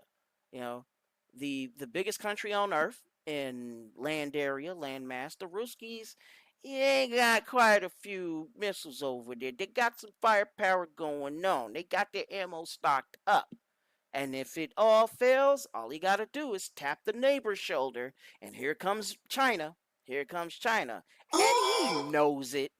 The tough talking, bro, that's what did. This is what Poopy Pants did. Well, actually, his puppet masters like Susan Rice and Anthony Blinken and all of those motherfuckers, right? These strings and also NATO. Let's not forget NATO, which, by the way, I can still say to this day that they should have disbanded back in 1999. Being generous, really. They should have, broke up as soon as the Cold War was ended, because that's why it was put on this earth. But anyway, neither here nor there. I'm going to keep going. Meanwhile, cross-border strikes continued regardless. Russia's defense ministry said it forces downed 74 Ukrainian drones overnight. And they got this fella here. This is one of the Ukrainian fighters, firing off a truck launch artillery going on. Is what that look like? Yeah. One of these gunners here. Now, Ukraine's Air Force said Russia launched 37 drones and 2 missiles into the country overnight, of which 32 drones were intercepted or suppressed. The Air Force said 2 missiles and 5 drones impacted across 3 locations. In the front line, in the Ukraine south, the Justice Ministry said a Russian airstrike on a correctional facility killed at least 17 people and wounded 42 others. Damn. This is another crime by the Russians who will not stop unless they're stopped, Yermak wrote on X. In all, Zelensky said Tuesday morning that 22 people were killed by Russian strikes on Ukraine over the previous 24 hours. Every killing of our people by the Russians, every Russian strike, when a ceasefire could have been long in place if Russia had not refused, all this indicates that Moscow deserves very harsh, truly painful, and therefore fair and effective sanctions pressure, the president said in a post to Telegram. No. Trump, do you not fucking get it, bro? Orange Man, do you not get it? All right? You are no longer holding the cards here. There is a, your sanctions did nothing to the Russian ruble. Nothing to the Russian ruble, from what I'm reading. In fact, their currency is getting more and more valuable by the day. They're doing no different than what we have been doing from the Cold War to the end of GWAT. All right? So, miss me with this bullshit, homie. Miss me with this bullshit. All that tough talk, bruh. Do what you've been elected to do. Shit. In this next one here. Russia stunned into silence after Trump issues major warning with submarines move. There we go. More tough talk. More bullshit. Look. Motherfucking. Okay, y'all can't see this if I got you on audio only. Y'all can't see this, but this motherfucker here, Putin, bruh, he's looking at you like, yeah, man, I wish you fucking would. You don't even have that many missiles. Oh, man, we have one of your best reporters here, and he's doing a great job. Now, I don't mean to sound like I'm siding with Russia or with China. No, I'm an American through and through. And I raised my very right hand to protect this country from enemies, foreign and domestic. and I say this as a civilian also, and that oath. I mean, if you are a true natural born motherfucking American, I mean, I believe you should be on that. But never mind what I'm thinking. You know, be sure that we don't end up in a fucking World War III or a Civil War II situation, because it looks like it's in Cold War mode, even though this summer has seen its summer of hate, all their crashes and crams and dams going on and all that. But according to this article, it's saying that Russia seemingly stunned into silence following Donald Trump's deployment of 2 nuclear submarines amid his war of words with Moscow. The U.S. president ordered the subs to be positioned in appropriate regions following foolish and inflammatory statements, end quote, by former Russian President Dmitry Medvedev. Now, Mr. Trump did not say whether submarines were being deployed, nor did he specify whether he meant nuclear powered or nuclear armed. See, he's doing tough talk right now. He's on his tough talk. Be careful, because I mean there was two types of there's like two types of arrogant. There's and Putin. Yeah, you're right, David. Putin ain't gonna agree to a damn thing, bro. Okay. Ramadi was on. Thank you, Ramadi. Much love. Hey, yo, that who stepped in was Godfather Ramadi. I hope you got us on podcast mode, or if you're a part of the hashtag replay gang, big up. All right. No, I mean, correct, David, correct. Putin ain't gonna agree to a motherfucking thing, man. Not at all. Especially since he's got all the leverage. You know, he's got some of the most, ready to face America that we have ever had. And then, Trump comes up with this pie in the sky, almost, it almost evokes images of John F. Kennedy promising that we'll go to the moon and all of this stuff before he passes away, right? But Trump should also know that, yeah, he knows how to, play hardball, I guess, in his business days, the art of the deal and all, you know what I'm saying? But if you really look at it, he ain't all that. He knows, man. Now, the map I'm showing you here is the areas in which everybody is opposing you. These are our population centers. Don't you think Russia has this? Don't you think China has this? And don't you think Iran has this as well? Okay. Shut the fuck up, especially when this motherfucker got hypersonics. We barely even got them. We were barely even able to fart out too. With the way shit's going. Yeah, we got the #1 military. Still. But slowly but surely, with the way recruiting's been going, with the way that this woke garbage, this woke hive mind virus has been infecting everybody, we're going to have issues. Oh, yeah, we're going to have problems. And the woke, they all live in every last one of these counties I'm showing you. These are Democratic strongholds. Ain't that trippy? Ain't that trippy that outside of these strongholds are mostly conservative type folks? Yeah, man. Most of the population is here.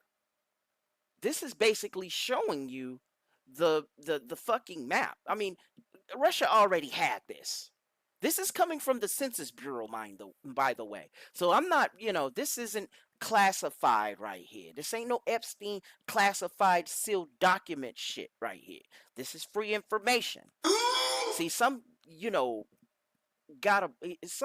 is what they did with the MLK, with even the COINTELPRO, with also with RFK Sr. and JFK Sr., with them having these these files sealed and then waiting anywhere from half a century on out to release them to the people because they've had 50 years and many different groups of staff in the intelligence community and military community and diplomatic and state community department community, excuse me, and they're taking out a lot of needles in this haystack. You can see that with the redacted documents. But what I'm showing you here is not a redacted document, man.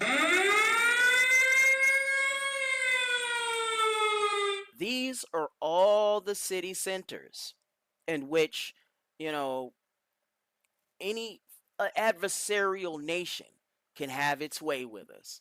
And shit, you don't be one of them things that make you go, you know?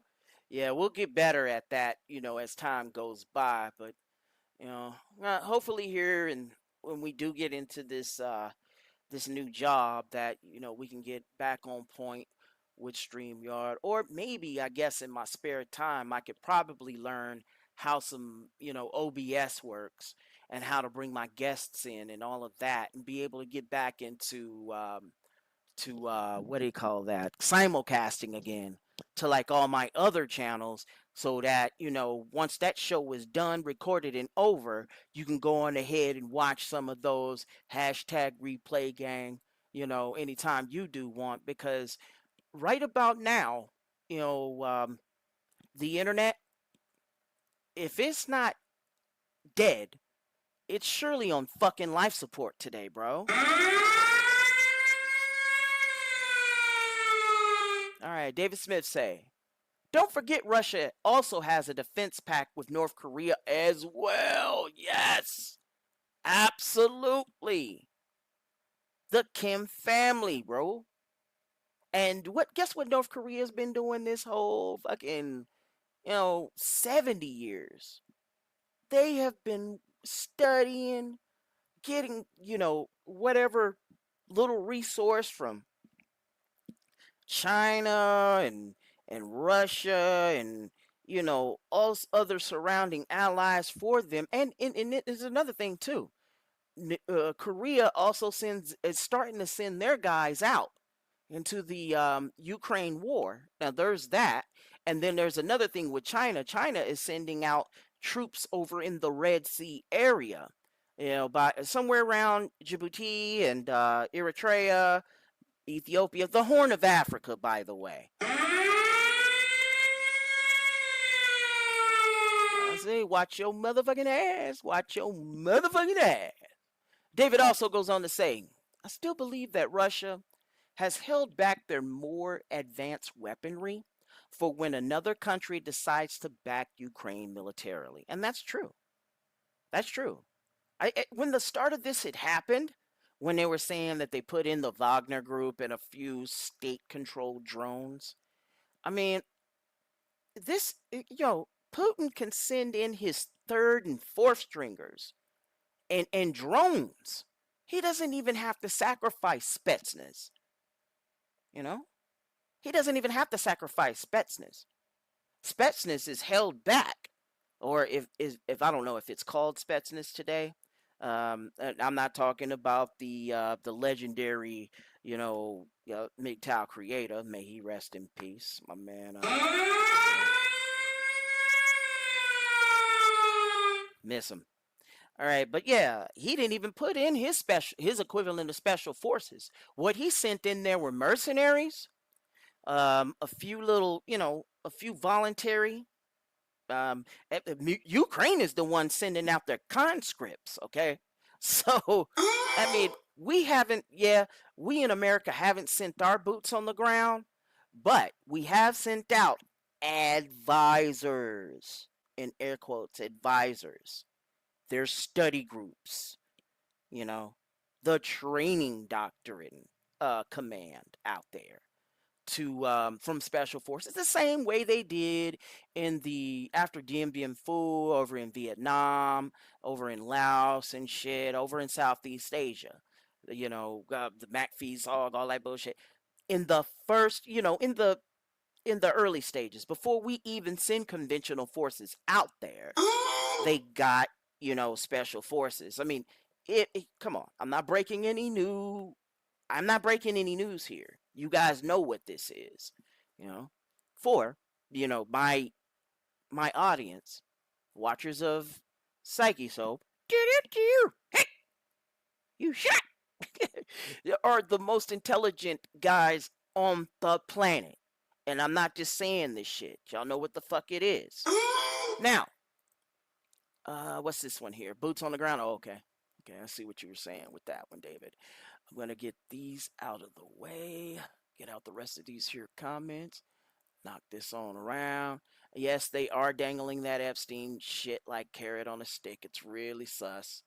All right, so there we go. I'll get that out of here. And then get to our very, very next story, if we may. Let me see what I can do with that. Good. Now, this is more or less, and speaking of dead internet, nowadays, oh shit, it's starting to get really real. Now, we all know that, yes, social media is a curse to have, but it's also a blessing in that it forces, governments and foreign dignitaries to be a little more upfront and transparent with us. Corporations as well, especially on the corporation front, because you know what Luigi did with that fire flower.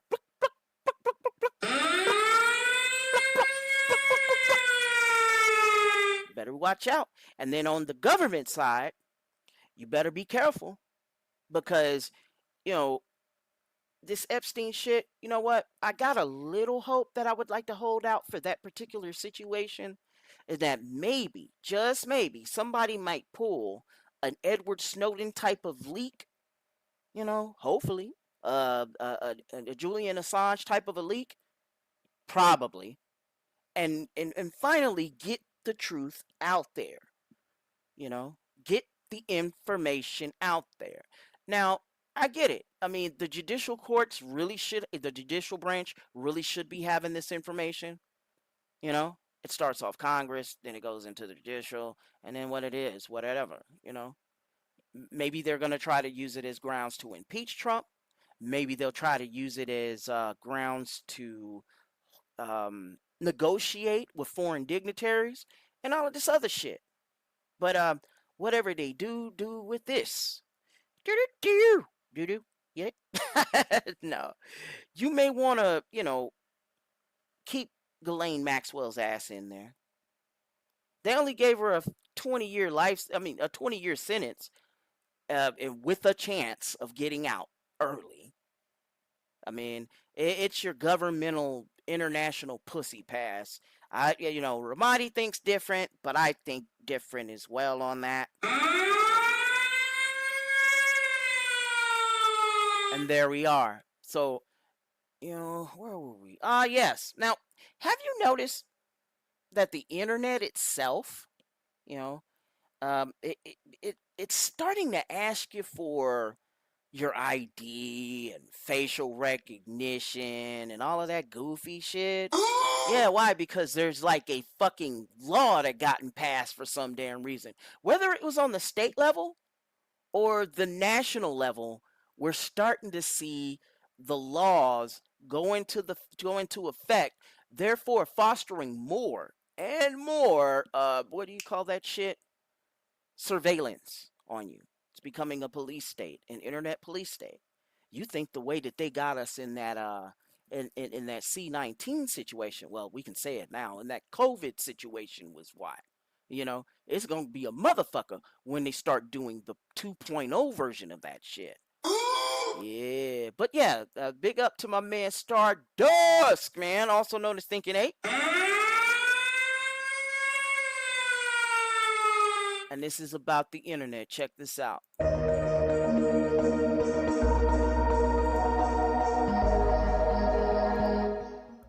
I'm not sure how many of you have caught wind of this internet crackdown that's currently taking place in the UK, but it is somewhat alarming because it reflects a broader trend. I think it's worth talking about. Now, in the UK currently, they are now implementing various age verification ID checks across the board for the sake, allegedly, in their own words, of protecting the children from prawn. Now, protecting children from prawn, of course, is a good thing, but the problem here is it goes well beyond this. And if you do some investigation, you see that this doesn't just apply to protecting children from prawn. It applies across the board to multiple platforms, things like Twitter, Discord, Reddit. And basically, they're trying to implement age verification for a variety of internet venues. I've noticed. And it really is just the tip of the iceberg, because the UK is not really unique in this respect. And there's a certain irony, I do think, to this, because the UK, or Britain itself, was sort of the birthplace of conventional notions of freedom, Anglo freedom, right? The Magna Carta, and indirectly, of course, the American Constitution. You could rightly say that historically, in no other country of the world did you have these freedom-loving principles that were so espoused there, not even other European countries. In fact, significantly less so in other European countries. And it seems, to the contrary of this, unfortunately, that the UK now is the forerunner, the head of state, as it were, of locking people down in terms of not just the pestilence, but also in terms of their usage of the internet. And it does seem like a lot of governments are overly concerned about this. Now, all this, again, is framed within a conversation of regulating destructive or negative aspects of the internet, above all prawn, but not just prawn, horrible, horrible websites where people say nasty things, that sort of thing as well. Now, I'm not personally some ultra freedom-loving libertarian that thinks humans should be able to do anything and everything they want to do. That's not my view, and it's predicated on my general view of the human ape, in the sense that I think we're a bunch of stupid animals, and we are not aware of most of the things we want or do. We're not privy to the inner workings of our mind, and we are very, very, very likely, in a general sense, to make stupid decisions. But there's a difference, in my view, between regulating something such as crack cocaine or some really powerful addictive narcotic that... What'd he say? What'd he say? Did he just say cocaine? Did he just say cocaine? All right, check this out. How about now? How about now there, David? The video's too loud? Your video's too loud. I'll do something with that. I'll go like that. Bring it down just a little. And come back from right around here. Because there's something that I would like to discuss with you. Because have you been feeling these crackdowns, y'all? Like, any of it? Because there's been quite a bit going on these days and age, especially concerning the internet. They're starting to ask a little more of you. And they also started, it's also seen too, and this was in that one job I had, where it used to be up to 8 characters you could make your password. Now it's starting to be at a raised up to 12 characters. Like, what boomer is gonna remember this shit? But yeah, this is why I'm, playing my man Stardust. It's all good, David. I see you. It's all good. But yeah, man, I'm playing this fucking the internet is starting to shake you down like a whack-ass Gregory Abbott song. Yeah.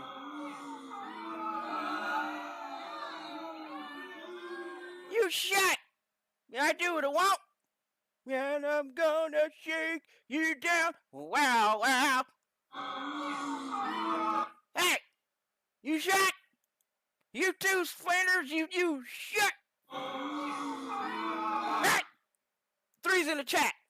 3's in the chat. 3's in the chat.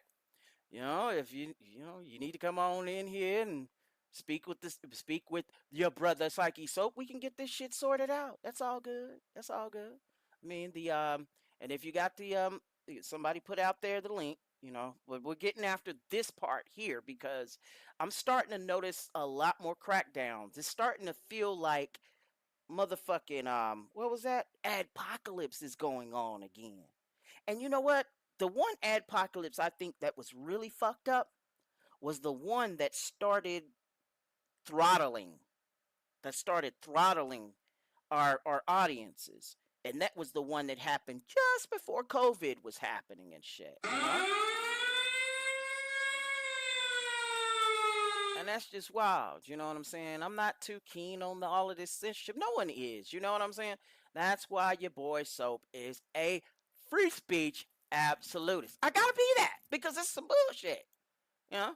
But this is what my man Stardust is saying. I'll throw in a link for you, dear Saunders. Carta, and indirectly, of course, the American Constitution. You could rightly say that historically in no other country of the world did you have these freedom-loving principles that were so espoused there, not even other European countries. In fact, significantly less so in other European countries. And it seems to the contrary of this, unfortunately, that UK now is the forerunner, the head of state, as it were, of locking people down in terms of not just the pestilence, but also in terms of their usage of the internet. And it does seem like a lot of governments are overly concerned about this. Now, all this, again, is framed within a conversation of regulating destructive or negative aspects of the internet, above all prawn, but not just prawn, horrible, horrible websites where people say nasty things, that sort of thing as well. Now, I'm not personally some ultra freedom-loving libertarian that thinks humans should be able to do anything and everything they want to do. That's not my view, and it's predicated on my general view of the human ape, in the sense that I think we're a bunch of stupid animals, and we are not aware of most of the things we want or do. We're not privy to the inner workings of our mind, and we are very, very, very likely, in a general sense, to make stupid decisions. But there's a difference, in my view, between regulating something such as crack cocaine or some really powerful addictive narcotic that might have... Like crystal meth, baby. I do cocaine. Oh, shit. What the fuck is going on, Brother Soap? Oh, shit. Well, if it isn't the man, the myth, the legend, Father Saunders, ladies and gentlemen. That is correct. And I want you guys to know something. What a privilege and honor it is for you, Psychosoap, to have a man like me on your channel. Well, just thank you. I mean, that's... but you better watch out. That's a little... Hey! Hey, hey, brother, is there a way for you to turn your mic up? Everything sounds great audio-wise, but you sound really, really low. Okay. I guess that's because of this here. About now. Right? Does this work? It's good? Hey! Is it better? That's better. Thank you, David. Yeah, I try to be as humble as possible. Shit. Three's in the chat, everybody. You know who's in this motherfucker. Oh, man. Yeah, my man. I don't know if you were in here I don't know earlier. if it shows on your end, but I tried to do a description, and it was Father Saunders, and it's supposed to say the greatest white boy ever. What the fuck? Man, hell no. Soap, I'm white as fuck, and I love it. Well, yeah, that's mighty honest of you. Shit. That you were, but let's keep that real too. We're also in America. So if you're proud to be European American, aka white guy, then you probably should be put in jail for hate speech there, Flanders. What you think? Well, I wanted to tell you, buddy. I wanted to tell you that you are a credit to your kind. For some reason, they usually call me a good guy in the Uncle Tom's Cabin story. I mean, I'm a perfectly normal Uncle Tom, I guess. Fuck it. What the fuck?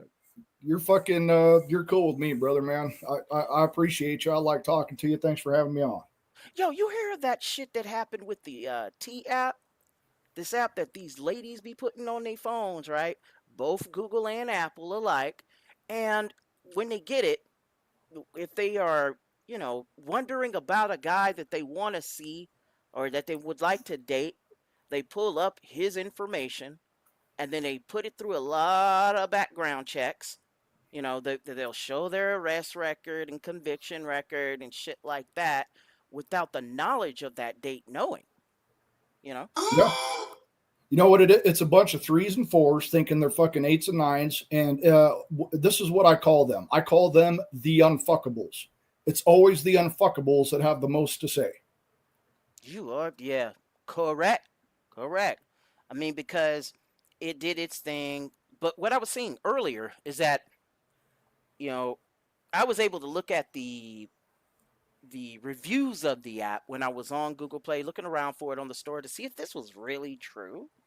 And it had all sorts of, downvotes. The shit was almost more than, any of the 4s or the 3s within this, right? And they're saying that every time that they do get this app or they get onto it, and to be able to use any of its benefits, I guess, to look into another man's information without them knowing and shit, they get they have to recruit a friend. They have to recruit a friend and also, pay a subscription so that they be able to use this shit. You want to know what it is? You want to know what it is? It's like those fucking tortas. It's always the fucking tortas. The fat motherfuckers. That fucking, it's always the fridge hiding the fucking snacks. They're built like a fucking refrigerator, dude. And they think that, I'm not talking to you. I'm talking to your hot friend, you fat fuck. Get away from me.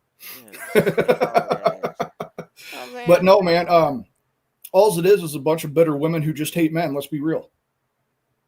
That's what they fucking hate men. A lot of women, and I would love to be proven wrong, so, but there is a lot of man hate going on out there, like a lot.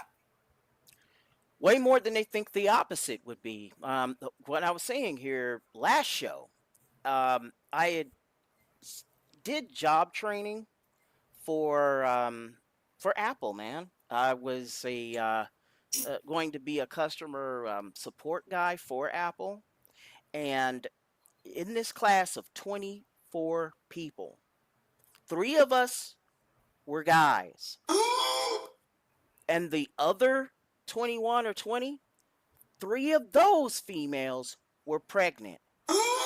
And I guess all of them were minorities, for real. All of them were minorities. I mean, they keep tripping on this. Yeah, it sounds like I'm generalizing. Yeah, it sounds like I'm, judging a book by its cover, if you will. But you know what? Some stereotypes are rooted in some type of a truth, usually based on observable reality and provable. Absolutely. Just because you're a professional, quote unquote, noticer does not make you a bad fucking person, man. It's called pattern recognition. It's called survival instincts. Okay. It is what it is. You can call it whatever you want. But you're going to see patterns because, especially as men, our brains are meant to recognize fucking patterns. That's how we're built. Right on. I mean,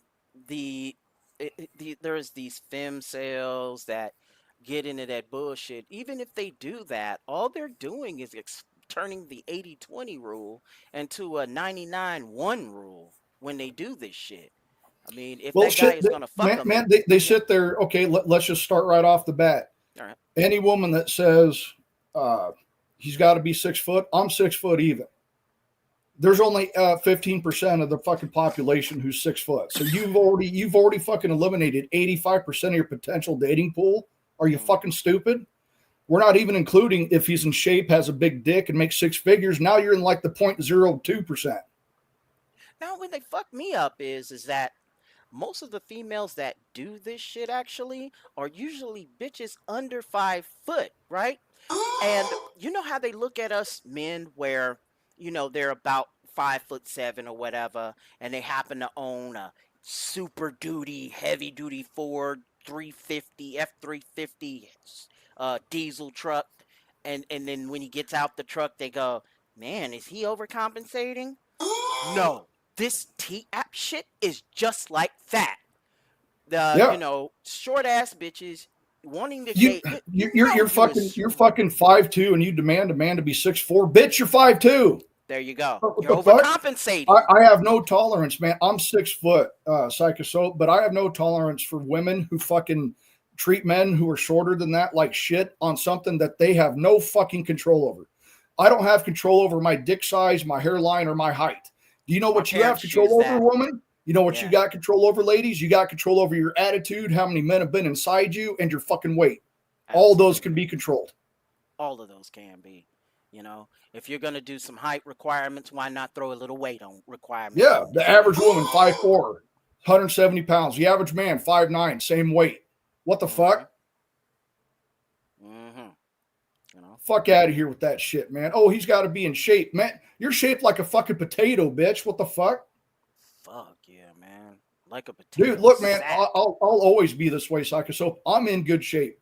I'm 46 years old. If I'm going to see a woman, I demand that woman be somewhat fit. Look, you are attracted to what you're attracted to, and attraction is non-negotiable. It's not negotiable. Okay, I like a slim, short woman with a fat ass. I'm always going to like that. It's never going to go away. And you get a lot of these women out here too. Oh, a 40-year-old has no business dating a 20-year-old. And I'm like, okay, if an 18-year-old's not an adult, why the fuck can they get tattoos, get a loan, get a card, and vote? Policy is in the fucking plan. If it's wrong to date them at 18, then they shouldn't have the fucking authority to do anything that I just said.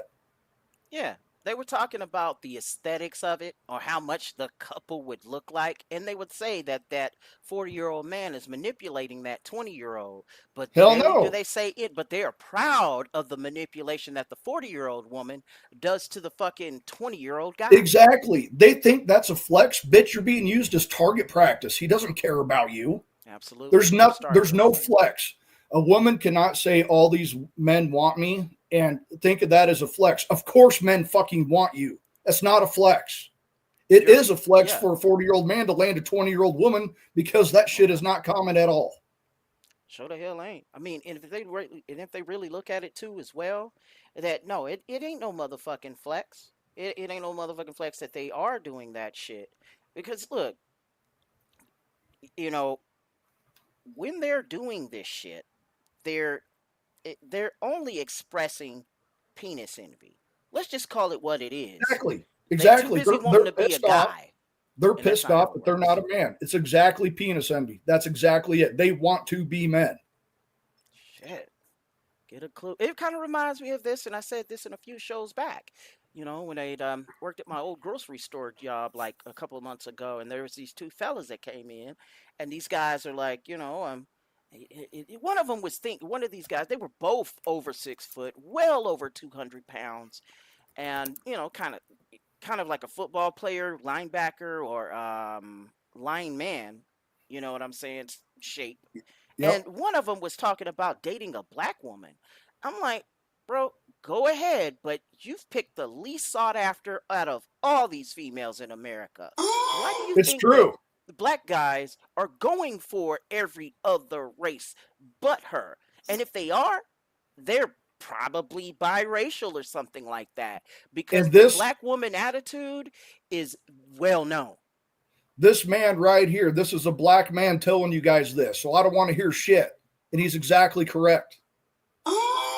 Told this guy that he was, the reason why you probably shouldn't try to do this shit is because too many of these women here in America are trying to be like you, dude. They're trying to have your life. They don't want, if they're having a partner, they want to try, they don't want that. They want competition. That's what it really is. That's what it be about to these idiots. That's what it be about to these ladies and shit, right? They want the smoke. They want that drama. If everything is going too good, they will fucking create drama out of nothing. because they don't want to be bored. The worst thing, any woman that you ever fucking see, that you ever date, whatever it is out there, guys, the worst thing that could ever happen to the woman that you're seeing is if she fucking feels like she's bored. Yep. That's the worst scenario. Too much. And guess what? People who say they're bored all the time, I think you're a fucking boring person to begin with. Because I don't get bored. Nothing to offer. You know what I'm I don't saying? get, brother, I don't get bored. I get restless, and there's a lot of times where I'd rather be doing something else. But honestly, Soap, I don't get bored. I can sit there and play with 2 fucking sticks and be fine. Seriously, I just don't. I don't understand how people get. I don't understand how people going get bored. fishing. You know what I'm saying? And we can make that out of something anyway. I don't understand, because another thing that women need to understand, and I can't believe it's not understood, or maybe it is understood and they just don't fucking care. 85% of your guys' long-term fucking relationship is going to be the same mundane shit every fucking day. It's not going to be trips and expensive fucking meals and fun all the fucking time and the butterflies in your stomach and your heart racing. Guys, 85% of a long-term relationship has none of that. If you're not going to be okay with that, then don't even fucking date me, because it's not always going to be exciting. It's not the way the world fucking works. It's not the way the world works. Hell no, man. Lowered expectation. Jesus, man. Yeah. I am. I'm fucking getting worked up here. I get pissed once in a while about this shit, guys, because it's so fucking annoying and frustrating. It really is. And I'm sitting there thinking, all the brothers here in the chat, I'm thinking of my sons. I'm thinking of a lot of things all the fucking time. And it's very frustrating. Because just like you guys, I wanted a fucking good life, a good wife, the fucking blue pill dream. I wish the blue pill was real. Who would not want that to be real? I wish it was. And I naively believed that it was at one time, that women were sugar spice and everything fucking nice. I believed that Disney bullshit. And man, did I get a fucking wake up call a lot. That building, that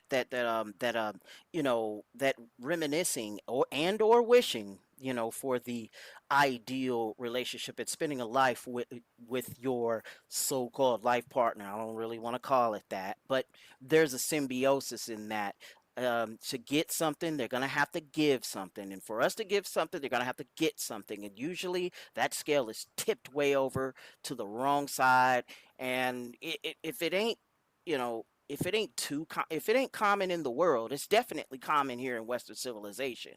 But what I got up here is my man RPM, big up, talking about lowered standards and synthetic companions, because AI is taking over. And if people are finding better company, what's up? Before we get into that, can I say something quick, brother? Go ahead. There's 2 things. I'll try to be quick about it here. Number one, I thought I could have it because my mother and father were married for 42 years. I had a good childhood with a good, strong mom and a good, strong dad. So I lived it my whole life. So, of course, I'm going to believe that that's the norm, because that's the life I lived. And that was not the case. Number 2, I'm not going out of my way for the vast majority of any woman, because I don't put myself out there, first of all, but I'm not going to go out of my way, because I keep thinking about this. I'm like, in this woman's entire dating history, has she ever fucking let a man take her home who had to do next to nothing? I'm sitting there, wait a second. So I don't care if it's only one. All it takes is one, and they're not going to be honest with you if you ask them. If you let any man who didn't take you out on a date, who didn't get to know you, whatever, he didn't have to hardly put any work in, get inside you, then why the fuck would I want to put work in? Why the fuck would I want to if you gave that away to free for any other guy? And I can't get it out of my head, because I think every woman's done that at least once. Yeah. That's all I got to say. And romance. See, it's basically shorthand for idealistic thinking. It doesn't start with 2 people. It actually starts with one. And when it does start with one, and what you're seeing in that individual is some shit like this. Same thing as kind of like how you explained it. You grew up seeing your parents together and stuff like that. And, what's the harm in wanting that when you are up in age, when you are a consenting adult, the romance is there. It's really the idealistic picture. It's not the love that two people have. I mean, Nope. really, there's more love in the bad times that they go through together than the good times that they go through together. Yeah. And they tend to fuck this up. It's You show stupid. it's so simple, guys. Do you want to know how you show love for your man as a woman? Fucking pay attention, ladies. The fucking adults are talking. You want to know how you show your fucking man love? Simply show him respect. All you got to do is show him respect. That is what men are going to view as a loving relationship. And But not all women are like that. yeah, fuck that. Okay, true. However, enough of them are that it's a fucking problem. Not all women are like that, but the vast majority are. It's true. The vast majority are. And if the vast majority are, which is 51% or above, and we know it's a lot more than 51% of women that are not marriageable, we have a fucking problem. Most of them are troubled, can't pair bond worth the shit. You No can't. wonder some people get Well, into guys AI do it all debate. the time. Psychosoap, a dude can fuck 50 different women and be loyal to one the rest of his life. A woman fucks 50 different guys, she'll never have a lasting relationship for the rest of her life. You know It's what? the way it is. I wish there was, and there probably is statistics that can prove that. But facts, They're out there, brother. feelings, They're out there. Any shit like woman that. that's had more than 6 different men, their fucking long-term relationship failure rate goes up to 80%. Any fucking number higher than 6. It's out there. And it disgusts me when these prawn bitches end up, they want to retire from the porno game, and then they think that they I'm can have retired a from getting family and a fucked. marriage. I'm tired of getting fucked. I don't want to do it no more. Yeah. But I want you to fucking court me and marry me. How much sense does that make? Well, check it. Joker recently covered this article, and he has his opinions, and of course, I have my own opinions, So do I. as you guys know, are completely and totally raw and unfiltered. Now, this particular article is once again a smack in the face of the everyday average man. So, no matter how much you improve yourself to improve your chances of attracting a better quality of woman, and let's be clear, that is the primary reason for a lot of men who do self-improve. Most refuse to admit it, but I know, you don't want to seem like that guy who's actually improving himself for a woman. Okay, whatever. But let's be real. That's the underlying reason. However, this article is something that society and women have been longing to tell men, and now they finally have the means to do so. Even though where they get the actual study from or survey is definitely a whole lot of BS. So this is just nothing more than another propaganda hit piece designed to tell men no matter what you do, you need to bend the knee to society, and especially to undesirable women. Now, this article was published on the 26th of July. Men need to lower their standards on dating apps. No. Wow. No. Never gonna fucking happen. As a matter of fucking fact, it can't happen because only the top 5% of men are even getting any fucking play. It's not possible. You can't lower your fucking standards. We've already lowered them enough. Look what's out there.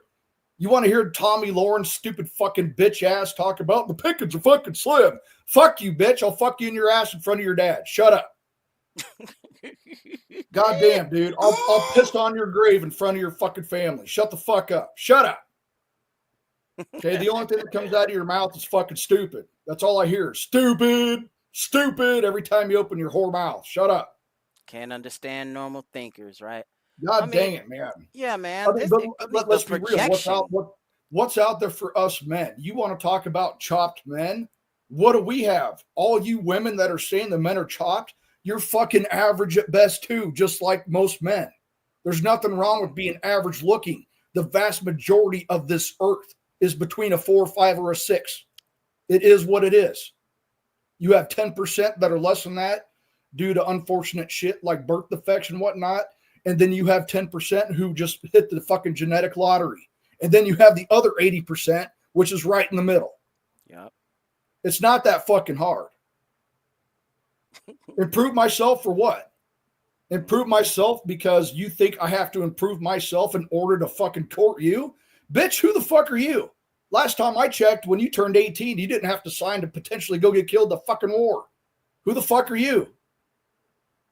I mean, if they didn't have that value that was front loaded to them from birth, you know, and it was needed to birth more children, we would have seen y'all as weak people and would have got you up out of here anyway. Real shit. Being the best version of yourself for yourself is fine. Here's another thing too, brother. When it comes to single mothers, they should be focused on raising their child, not their happiness, okay. Your life doesn't end when you have a child, but it is forever changed. And you need to fucking woman the fuck up and be a mom. Don't do that, guys. They will have 30 different fucking strangers coming in. Soak it in. Just go ahead and soak that in, gentlemen. Wait a minute. That's not what we said. Soak it in. Let it wash over you. Body and women have been longing to tell men. And now they finally have the means to do so. Now say that again. Even though where they get the actual study from or survey is definitely a whole lot of BS. So this is just nothing more than another propaganda hit piece designed to tell men no matter what you do, you need to bend the knee to society. Now, that is going to keep going on and keep going on. I mean, it's fucking mind-boggling that they know that this shit is crumbling around them. They know Western civilization is going down the drain. And usually when a civilization goes down the drain, just before it actually does, they start sprinkling more special privileges and stuff like that to the opposite sex. And right after that, you know what happens, right? But check this, peep this hubris that Brother RPM is pointing out. Check this out. And especially to undesirable women. Now, this article was published on the 26th of July. Men need to lower their standards on dating apps. New study shows. We got to do that? Are you serious? We're supposed to do that? That's our line. Quit projecting, quit biting our shit, and actually take some accountability for once. But I guess that is asking too much for the opposite sex. Go ahead, man. Go ahead. Keep going. Just go ahead and soak that in, gentlemen. Soak it in. Let it wash over you like a refreshing wave on a hot summer day. Feels like a fire hose. Now, of course, we've all seen the photos of the T app women on there. God, wait, whoa. Look at him. Was I lying? Was I lying when I said a bunch of 3s and 4s? Oh, God, man. These are the women trying to fucking dox men and talk shit on fucking men, all in this fantasy world of online safety or some shit. All it is them talking a bunch of shit and putting reviews on there like it's a fucking Yelp ad. Holy fuck. Okay. The upper left-hand corner. This kind of looks like a fucked up version, a feminist version of Brady Bunch, but this is not a ratings channel. Not at all. But we're going to start with that first picture. Number one, up to the front here, you know, where that, where this grandma up here, not the one with the collar, but she's 2 pictures down. Yes, they're way below average. But how below average? Check it. That one in the upper left. Oh my gosh. I mean, she looked like a teacher that had too much tenure. Like, I think it's time to put the bitch out the pasture. Okay, the second one. You can tell this second one here, man. They can't even be rated. But then again, Radical Raptor, they're not burn victims. They're not. Well, hold up. Because that one at the bottom here, down at the bottom, and the one at the left of it, this chick in the glasses at the bottom row. Okay, that one right. looks like she probably didn't. I got to say this, like, man. Oh, check it. She looks like she didn't kiss a fucking hair curler. You know that? Hey, burn victim. Hey, how about this one with the collar? Look at their. I don't know if you guys have fucking noticed this shit. Look at the fucking foreheads. They have bigger foreheads than me, and I'm fucking bald. Same with me. Same. Look at them. Look at the foreheads, man. It's like their hairline starts halfway across their fucking skull. Male pattern baldness ain't got shit on any of these females, man. Seriously. You know? Women are beautiful in every size. Okay. The fuck at? No, you're fucking not. Not God, only are you not beautiful, no. You can't use your fucking speech and your shaming to compel me to fucking think otherwise, motherfucker. That's not how it works. But feminism tells us all women are beautiful, Reem. What the fuck? And then Batty says, I bet most of these chicks have pegged at least one man. Yeah. Dude, could you imagine that? Can you imagine how fucking... Look, man. How the fuck, as a man, could you let another woman peg you in your ass with something? What the fuck is wrong with you? You ought to be fucking... go off yourself, do the world a favor. Because you're... Go get your testosterone checked because you're acting like a bitch. Disgraceful ass idiots and simps out here, man. I mean, talk about we need to lower our standards. For that?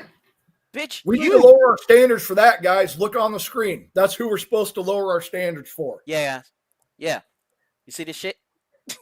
You see this fuck out of here, shit? Man. I wouldn't fuck you with someone else's dick, bitch. Second row. Second picture. I mean, what's up with Kirby right here with glasses on, man? Dude, her She's got the grandma chin. You know what I'm saying? She's gotta be at least 25. I'm saying. Yeah, she gotta be at least fucking. She gotta be at least a truck 50 too. Yeah. Oh yeah.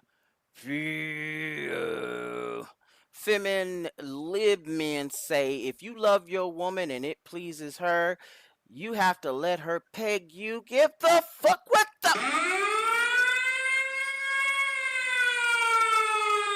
Damn right. Yeah, David. They do look like they tried to do stuff with their cousins. Especially this one. I mean, I'm saying like, it looks a lot like the one. Okay, second row again. Third photo. Looking like the fucking, oh my gosh, the Crypt Keeper. Looking like the fucking Crypt Keeper, man. Yep. Hey, Crypt is my pussy. That's the story, Rafter. My hair looks better and I ain't got none. She looked like somebody I dated back in the fucking 12th grade, all because, hey, it was slim pickings. Everybody took the motherfucker. I mean, and I was on the football team, for fuck's sake. Oh, man. Back in our day, Philip, it was so fucking different because we dated within our fucking own communities. That was common if you're my age or close to it. That's the only way you met people was through friends and family and fucking school. That was it. And David says here. There was no online. Peep this. David says here, like second row in the middle. She looked like she sniffs jock straps. She looks like she fucking wears one. Yeah. Shit. Yeah, she looks like she hauls those big old Gatorade fucking jugs on the football field. She's one of the trainers, you know what I'm saying? Oh, man. Or she's in the band. They usually, the ones that do usually look like that are usually in the band. And it's no high school exception to the rule. And I bet you it's still the same way to this day. That's a band geek, homie. That one that you talking about, David? Yeah, that's a band geek, homie. All right. Ooh-wee! We got ourselves really, Lydia? Lydia, why don't you come in and tell us? Why don't you come tell us, men, what it is that we're supposed to fucking do? Why don't you tell us men about man shit that you could never understand because you're not one? Yeah. And guess what? You think that's a mic drop moment? Do you know how many fucking women have pissed off and disgusted so many men that we're completely apathetic and indifferent to your fucking ass? So you trying to think that that's a win saying something like that? It's not. And you only have yourselves to blame because you're all fucking insufferable. So 40. Eat a fucking dick. 40 to 80 is a long ass time for you, ain't it? And you'll be used as a fucking target board for any fucking men will lay with you, bitch, but they ain't gonna stay with you. And the one up here, first row, middle picture. And the picture you got, if you are really this person and not a bot, I don't know. It might have released the floodgates. Who knows? All right. That's you without makeup. Bitch, get it right. Get it right. Okay. Now, we're going to talk about more of the flaws that you do commit out here, because lowering my standards, men lowering the standards, that's been going on, I say in recent memory, for the last 50 years. Men have we've always lowered our standards. Men are the ones who settle. Women don't settle. Men are the ones who settle. Y'all select. Because men are the fucking prize. Deal with it. Absolute. But check this out. Yeah. A bunch of straight up gremlins. You hear that, Lydia? Hobgoblins. Yeah. Cave trolls. Troglodytes. And straight up gargoyles. Get them. That, gentlemen, is what you are expected to go for. Yep. And they talk about women talk about settling. No, men have settled for far longer than women ever have. There it is, right there. I haven't even seen this video, brother. I haven't even fucking seen this video, and we're all on point. Mike dropped you, didn't it? Now, one more time so that the bitch can hear it in the back. Talk about settling. No, men have settled for far longer than women ever have. Why? Because as men, a lot of us see deeper things in women. But women, oh no, it's all about surface level. Yeah. Now, short-term men thinking will find women attractive. Period, point blank. We don't go by the same standards you do. All right. We could date a really, really fine chick, right? I mean, the only ones that might on this here, yeah, that I would consider even over a 4 would probably be the third row with glasses, and then the one down by, bottom from her first photo, fourth, because you could tell, either of them took off their makeup. I get it. But here's the issue with this right here. One thing that y'all are not even, that you don't even take acknowledgement to, is that when you do walk up outside this video, when you do put your tablet down, when you do put your phone down, walk out, touch grass, bitch, and you see a couple, don't it look like he could have did better?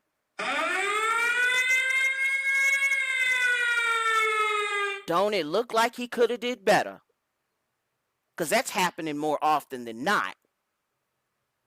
Real shit. Shit, most couples I see now, the fucking woman's twice the size of the dude in almost every fucking situation. Here comes the bride, big, fat, and wide. Here comes the broom that is groom that so is skinny as a fucking broom simple. or some shit. This is so However that shit go. It's so fucking simple. It's Say so what? fucking simple. It Yeah. really is this simple. Can you not be a cunt? Can you be pleasant to be around? Can we start there?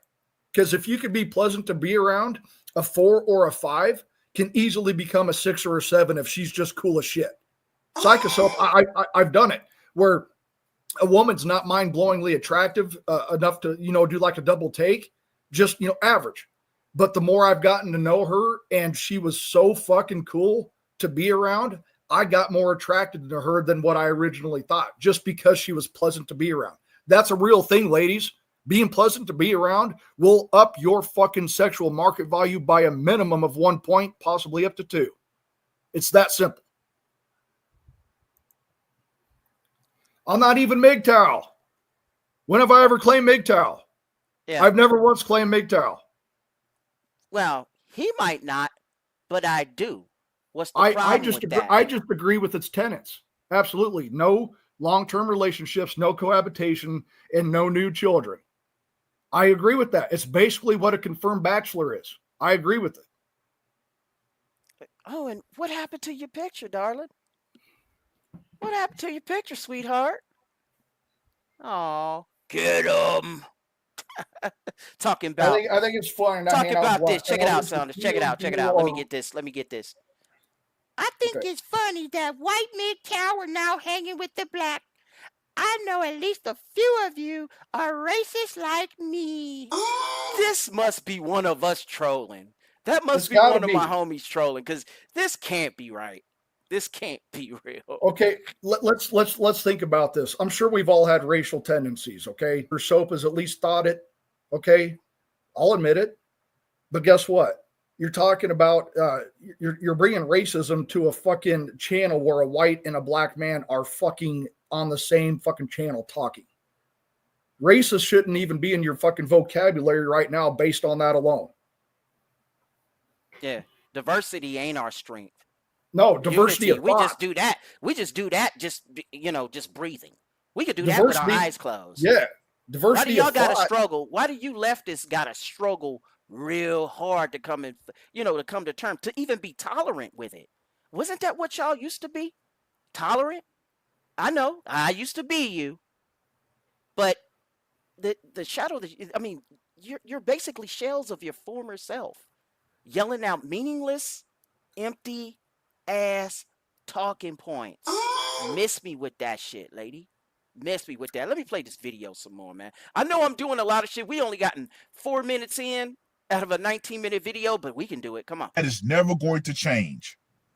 However, the idea that men are told, especially in this article, that once again, no matter what you do, no matter how much you self-improve, you still need to be humble and accept unacceptable women. Ugh. There's long been a theory that on dating apps, 80% of women are pursuing the top 20% of men. 80-20. Oh, wow. They're finally willing to admit something that we here in this space have known for years, if not decades. Get The 'em. 80-20 rule, even though when you adjust for inflation, is actually the 90-10 rule. Absolutely. But new research, and I'm going to say research and take that with a grain of salt, because this is nothing more than, once again, propaganda aimed at telling men to once again accept undesirable women. This research reveals it's actually fellas who are aiming too high when swiping for love. Gentlemen, Really? something that you need to do. You need to do. You need We to ain't be doing crystal shit. clear with your intentions, which is why, in my honest opinion, Pay for play should be made legal. Most guys are trying to get laid. It's That's it. transactional. It's They're all not trying to transactional. form a relationship with a woman. If they do, they will. If they so choose to, they will. But beyond that, first things first, we trying to bust them guts and bust the nut upside her forehead and keep it moving. If we deem her more valuable than that, then the relationship will start to form. Otherwise, why y'all keep asking after, I'd say at the most, 3 months of fucking, maybe 2 weeks for some of you. We asked it. Those two things, what the fuck else were you doing anyway? You were being fucking single. So I fuck you good. You get yours. I get mine. Oh, I'll fucking knock the dust off some pussy, brother. But, no, man. What the fuck was I going to say? Fuck, I don't know. I'll just stop there. Yeah, dude, it's like this too. You know, we get that goofy ass question. I mean, because it's only what I've been saying for a long time, and I'm sure a few of you brothers have said this once or twice, be it in comment or in the panel or in your own damn channels and shows. Is this shit? Women, these, yeah, no matter how troglodytic these motherfuckers look, ugly how these motherfuckers look, their value was front loaded to them from the day that they were fucking born. Number two, when they hold the keys. They're the gatekeepers of sex. If you break that by trying to pull a rape or, have regret sex with them, your ass will be in some metal bracelets and behind some real metal bars if you try to do that shit. And if you are even trying to be, it could go so far as to, even if you're trying to be so polite and go with the small talk, I guess. Go in the small talk route. The hey, how you doing? Look up in a smile. The customer service way of doing things. And if that guy doesn't look desirable, guess what happens? Yeah, you know what happens. Yeah, with your ogre looking ass. Now look, we hold the keys to relationships, and you know that. And that's why you ask this, what are we, or where you think this is going bullshit. Or where do you see us? That's another one. That's another one. Look, he's also not lying, Soap. Look, man, the vast majority of guys just want to bust a fucking nut. And if we are able to have something outside of that, if it grows into something and you guys see each other more often, maybe you start dating. I don't know. But look, man, lust is lust. I don't believe in love anymore. I really don't. I did when I was, when my father was alive. I truly believed that my mom loved that man and that man loved my father. I have yet to see it, because even the people that are still married at 42 years or longer, they don't look happy. My parents were happy all the fucking time, even though we struggled. And when I look at a lot of couples today, they just look completely fucking defeated. Completely fucking defeated. And not happy. Okay? At all. So when someone says, 56% divorce rate, whatever the fuck it is now, which is fucking insane, by the way, that doesn't mean that the other 44% are happily married. You guys know this, right? How many of them are not happily married? That's what they don't tell you.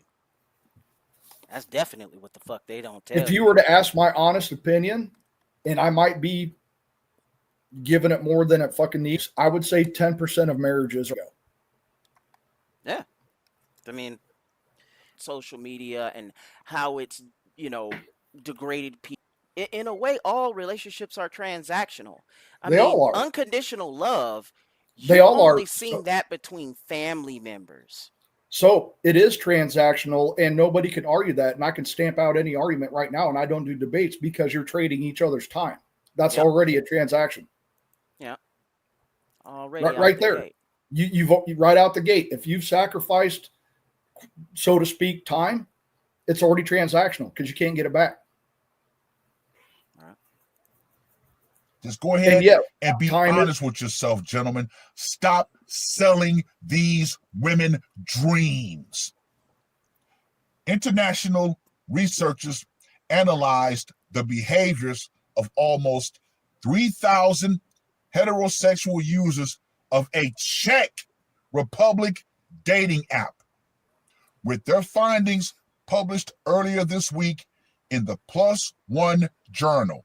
Now, one has to ask the question, how is it that research on a Czech Republic dating app applicable to men here in the United States? Well, it's kind of Western Well, civilization. it's all about connecting the dots.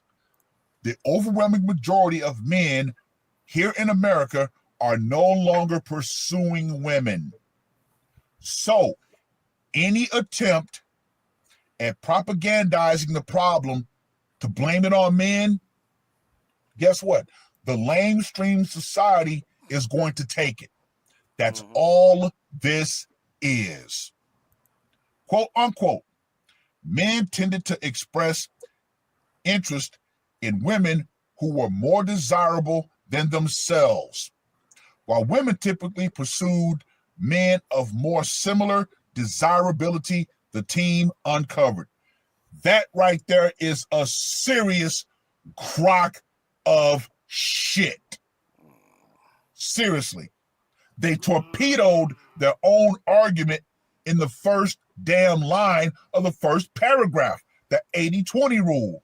So no, women are not shooting for men in their same league. They're shooting for the top, even if they are the bottom percent of women. Yep.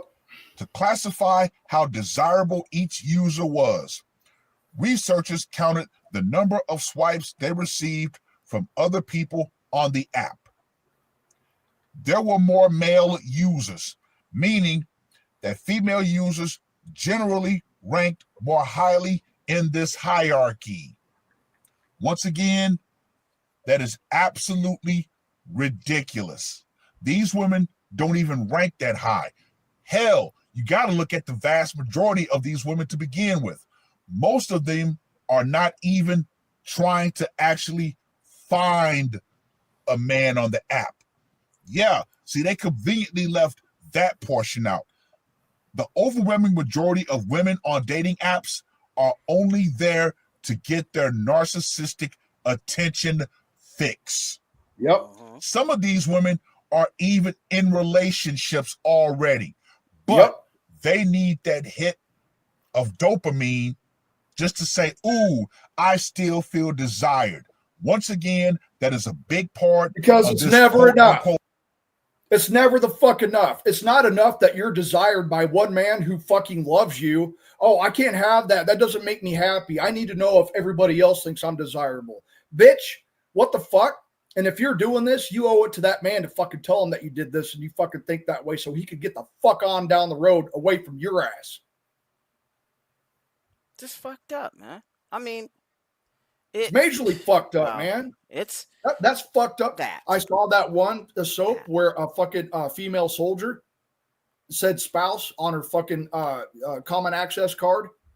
If you've seen that one, it says military spouse. She's on this app and her fucking man might be deployed right now or some shit. And you're on a fucking app. I think you should go to fucking jail for cheating on a man who's fucking deployed. I think that should carry a prison sentence. And that shit was that was going on big time over the past 20 years for as long as I've seen apps have been out there. Yes. Dude, I've seen it. I've seen the Dear John letters, man, of fucking men getting broke up with or fucking proceedings of divorce while we were in Iraq, as if it's not hard enough to fucking stay alive every day. Now my bitch back home wants to fucking leave and I'm fucking 6 months away from even being able to go back home yet, up to a year. And some of these guys came back home to an empty fucking house, dude. I think that bitch should go to prison. Broke my fucking heart, dude. Yeah. Really did. This is some bull shit. Study that they conveniently left out. Despite being spoiled for choice, the research revealed that women sometimes choose slightly less desirable partners on average. Once again, no. No, they fucking don't. No, the fuck they don't. Can't do that. Every fucking swipe that a woman does on a dating app is a man who is fucking way more attractive than her. Every fucking time. Almost always. And and this is right too, David. I mean, you think attractiveness is a red flag. So do I. I usually think the finer the woman is, the more troubled she is. Because somewhere on down the line in that woman's adult life, I mean, probably since she was even able to bleed on a piece of paper, there's been guys going after this, and that happening, the trains, the shit like that starts to play in on her psyche, So as soon as a woman turns about 15, man, the fucking dating world is her fucking oyster for the next 10 years. Pretty much. Because women, obviously you guys know this, okay, men usually stop growing at about 18. Women stop growing and developing at 16. So a 15-year-old woman is already fucking developing and getting attention. Because remember, I was fucking 15 once too. I fucking remember, motherfucker. All right. And so their attention and their options from 15 to 25 are 110 times more than even the most attractive man. Yeah. This is shit.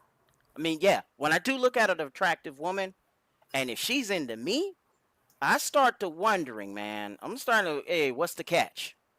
What's the fucking catch? Right there, Soap. David said it. Women don't mature past the age when men start giving them attention. That's very fucking true. As soon as a woman starts getting all that male attention, her fucking mentality and emotions stop fucking maturing because she doesn't have to. All she has to do is show up. She doesn't have to do anything. And men are going to want her. Why would she fucking mature anymore if all these men want me and give me all this attention? So they stop fucking maturing. It's very true. Very true. Yep. They start and stop at that. It's crazy as fuck, man. But yeah. Men have no problems fucking down. And that right there is also a problem of the whole damn dating environment. Yeah. Highly desirable men will bang, a hobgoblin in secret. Yeah. See, you got to understand, when it comes to women, when they start getting dick down, that's where they stop progressing. Yep. Can't even pair bond. Can't stay married longer than a year. And if they are married, they try and do it a second, a third, a fourth, a fifth marriage before they even get it. That shit. This is just a piece of fucking paper. It's a dog license. Soap, I'm fucking done, brother. Look, I don't know the future, so I can't tell you guys with 100% fucking fact that I'll never fucking be in a long-term relationship or get married again. I don't see it happening because I'm not looking for it and I don't want it. That being said, I will leave room for, a margin of error, whatever the fuck it is. But I am not looking.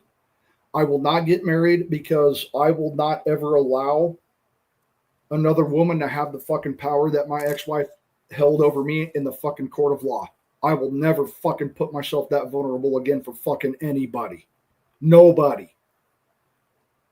One and done. And you're listening One and done. The only other caveat, brother, the only other caveat that I might be okay with is if a woman was, widowed or a man was widowed because their husband fucking died or whatever and they get remarried. I can kind of see that. I can see that. I mean, yeah. I could see that, but here's also a really red pill suppository truth about that too, sack of soap. I gotta tell you, you're gonna be compared to the fucking former wife or former husband, and the family's gonna compare you, and there's always gonna be that family tie in there comparing you. It's still gonna be a fucking challenge. Every now and again, they're going to bump you down in the priority ladder every time that person's death day makes an anniversary appearance. That's some fucked up shit. So you got to think about that too, man. If you're widowed, yes, I can fucking lean towards that, but it's not going to be fucking what you think it is, in my opinion, also either. You're going to be compared to the former spouse. Real shit. So yeah, a lot of those cave trolls that were on that T app, some man was still banging the ugliest of ugly women on there.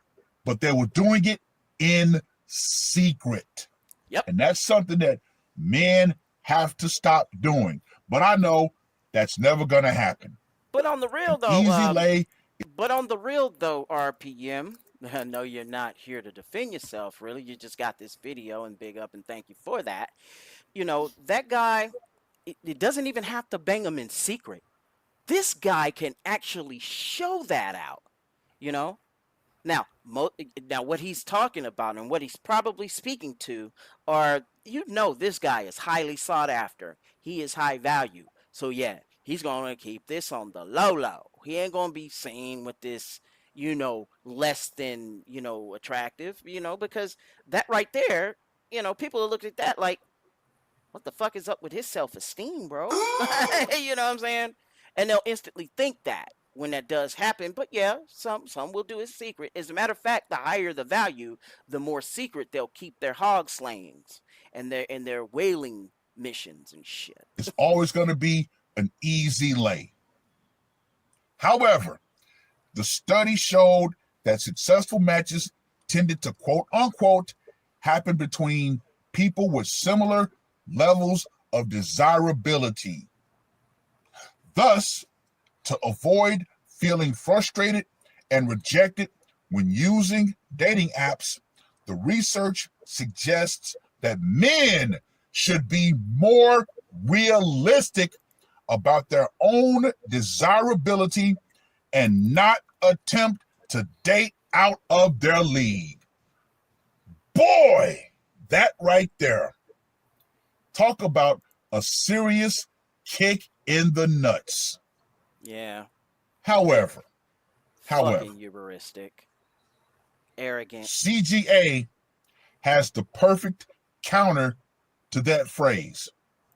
No woman is out of your league. Nope. You know what? I'm going to actually amend I that said myself. that before he did. No. I said that before he did. No woman is out of your is fucking league as a man. I fucking said that years and years and years ago. I've always said men are the prize, men settle, and no woman is out of your league, man. You guys know this. I've said that shit for fucking years. Because at the end of the day, you really are the prize. You really are the trophy. And what's really fucked up is that, I mean, we need to probably put out in our fucking, we need to start putting this out, since this is the way it is, since social media is putting a mirror to every last one of their fuck ups, shit they got away with 100 years ago, but can't do it now. No, we might as well make it like this. Check it out. You have a trophy husband, lady.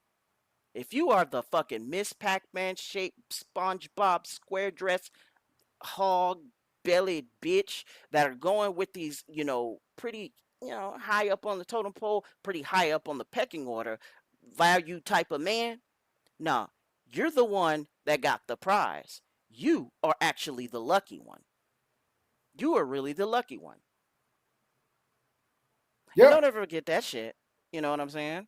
Yeah, absolutely, man. Look, a man will quote unquote move a mountain for the woman that he loves. He will work himself to death. He will try his ass off. As a matter of fact, you would almost have to hold a gun to a man's head to divorce you, no matter how bad it is, which is why that statistic of 80% of fucking divorces are initiated by the women is a real thing, because most men don't want to do it, even if they're miserable. Men will stay and fight. I was one of those guys. I got divorced. I didn't divorce. And I know it was bad for my health. It was fucking slowly killing my ass. I couldn't be better off now. Yeah, I'm going to be jaded and bitter on some fucking things. Okay. It is what it is. I lost properties. I lost my kids. I lost a lot of money. I've got a lot of reasons to fucking be as bitter as I fucking ever want to be. My service to this. If anyone deserves to be a bitter son, I'm not me, but it took me a long fucking time, guys, to fucking to be okay. All right, I was in a really dark place for about 4 or 5 fucking years after my divorce, guys. I was not okay. I was not okay. And I wouldn't wish that.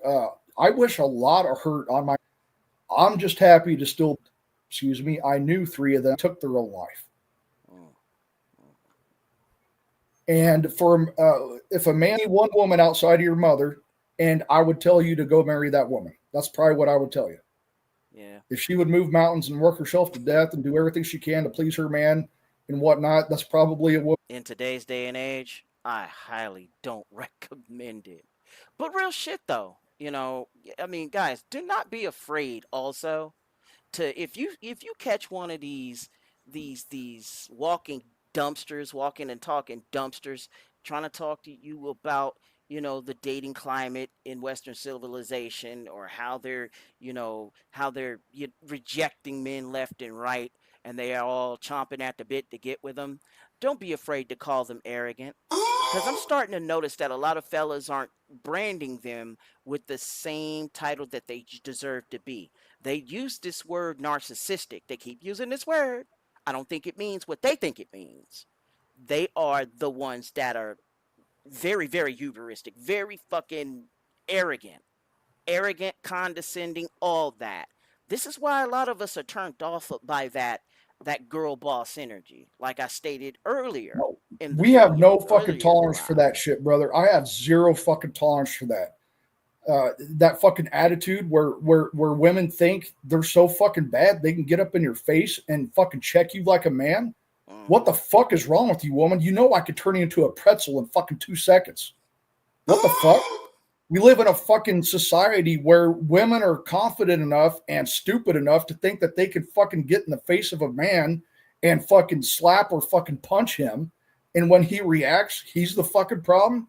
Bitch, the only reason you women are as good as you are at manipulation, emotional tactics, and you're fucking good at it, women, is because you know you can't fucking take us physically. So you'll do things like use our children like a fucking piece on a chessboard against us because that's the only way you could fucking hurt me. Yeah, and That's the fucking thing truth. too, man. That is mad truth right there. I mean, some of us too. I mean, a lot of you love your moms, and that's all right. You know what I'm saying? Hashtag not all. But a lot of us were raised by tyrannical ass moms. I mean, why the fuck is the gynocracy begging to have a mother in the halls of power? I mean, like I said earlier, because I mean, most of us were technically girl bossed from childhood, from the cradle all the way up until adulthood. And this is why we don't want to see girl boss energy anymore. In the No. companies and government. I mean, because now they're just doing it just to say, I can do it too. No. There's nothing. Look, Shit man, out. I'm going to get some fucking shit for this probably. I don't fucking care. Go ahead. Rock it. Tattoos, drugs, alcohol, fucking around, piercings. There's not one thing that I just said to you guys that should be fucking feminine in any way, shape, or form in the same sentence. Every one of those things, even though I don't recommend men do it either, it's all masculine. All of it. Tattoos, cussing, fucking smoking, drinking, all that shit. That's masculine shit. Do these women not know that? That's masculine as fuck. There's nothing attractive about 18 piercings and 32 tattoos on a woman. Looks like a freak. And you want to add the boss bitch attitude on top? Oh, God. Those are two separate fucking things. Can we even, okay, so you got the boss bitch attitude over here that nobody can stand. And then you got on the other end of the spectrum, a woman who's got 30 tattoos, 10 fucking piercings, and smokes or drinks or parties. I'm like, there's nothing feminine about any of that, guys. Not at Nothing. all. As a matter of fact, I get turned off as fuck when a woman cusses as much or more than me. Complete fucking turn off. Yeah, that shit That reminds doesn't, me of it's this. not a deal This breaker. reminds me of this one video where I'd seen this one chick, and she had, a tattoo here, tattoo there.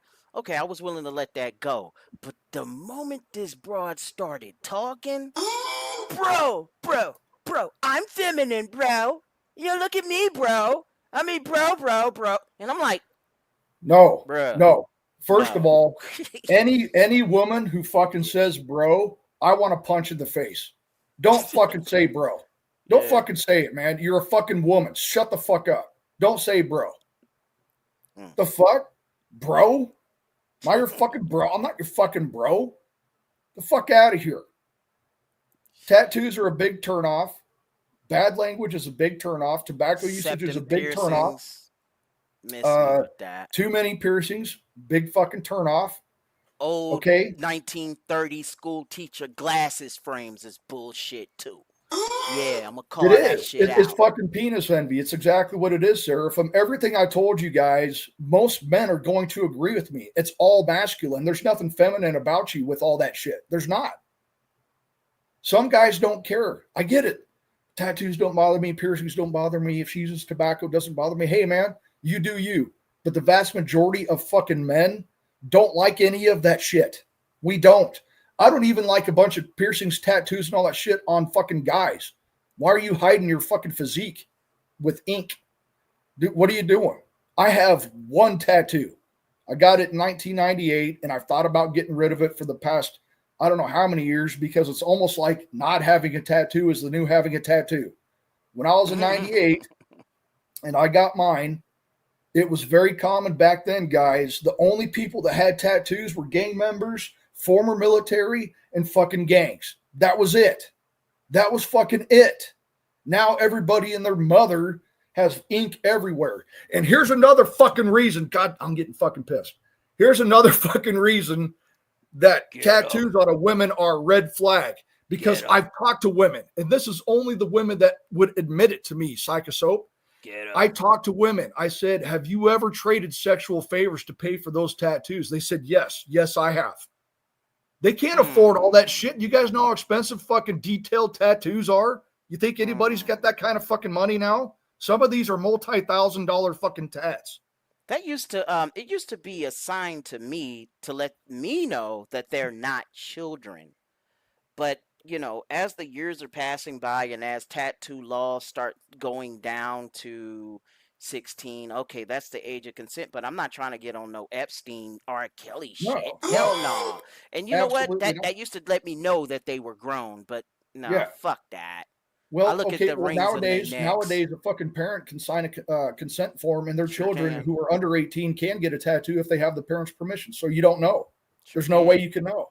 And they'll be gang members too. They could be gang members as well. I'm telling you right now, guys, the reason why tattoos are a red flag, number one, they're not feminine. There's nothing feminine about tattoos, guys. Nothing. It's all masculine. All of it. Okay? But it's because, and this is just the women that would admit it to me, they fucked their tattoo fucking artist to pay for it. So you're telling me this guy who does this job for a living was able to fucking be inside you, but you want me to take you out to a date and dinner, even though this guy didn't have to do fucking any of that? Why the fuck would I want to do that? Why would I want to put in work for something you gave to another man for free? You women got to understand how important your youth, your beauty, and how many times you don't give it up is to the man that you fucking say you want. It's so important to men. Your sexual fucking past is one of the most important fucking things. And I don't give a shit what man fucking doesn't agree with me. You're full of shit. Or you're a bitch. You're either a bitch or you're full of shit. Because you fucking damn right you fucking care about your woman's sexual past. Super gay. Fucking gay.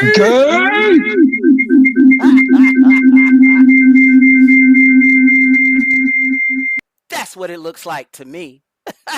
Fuck that.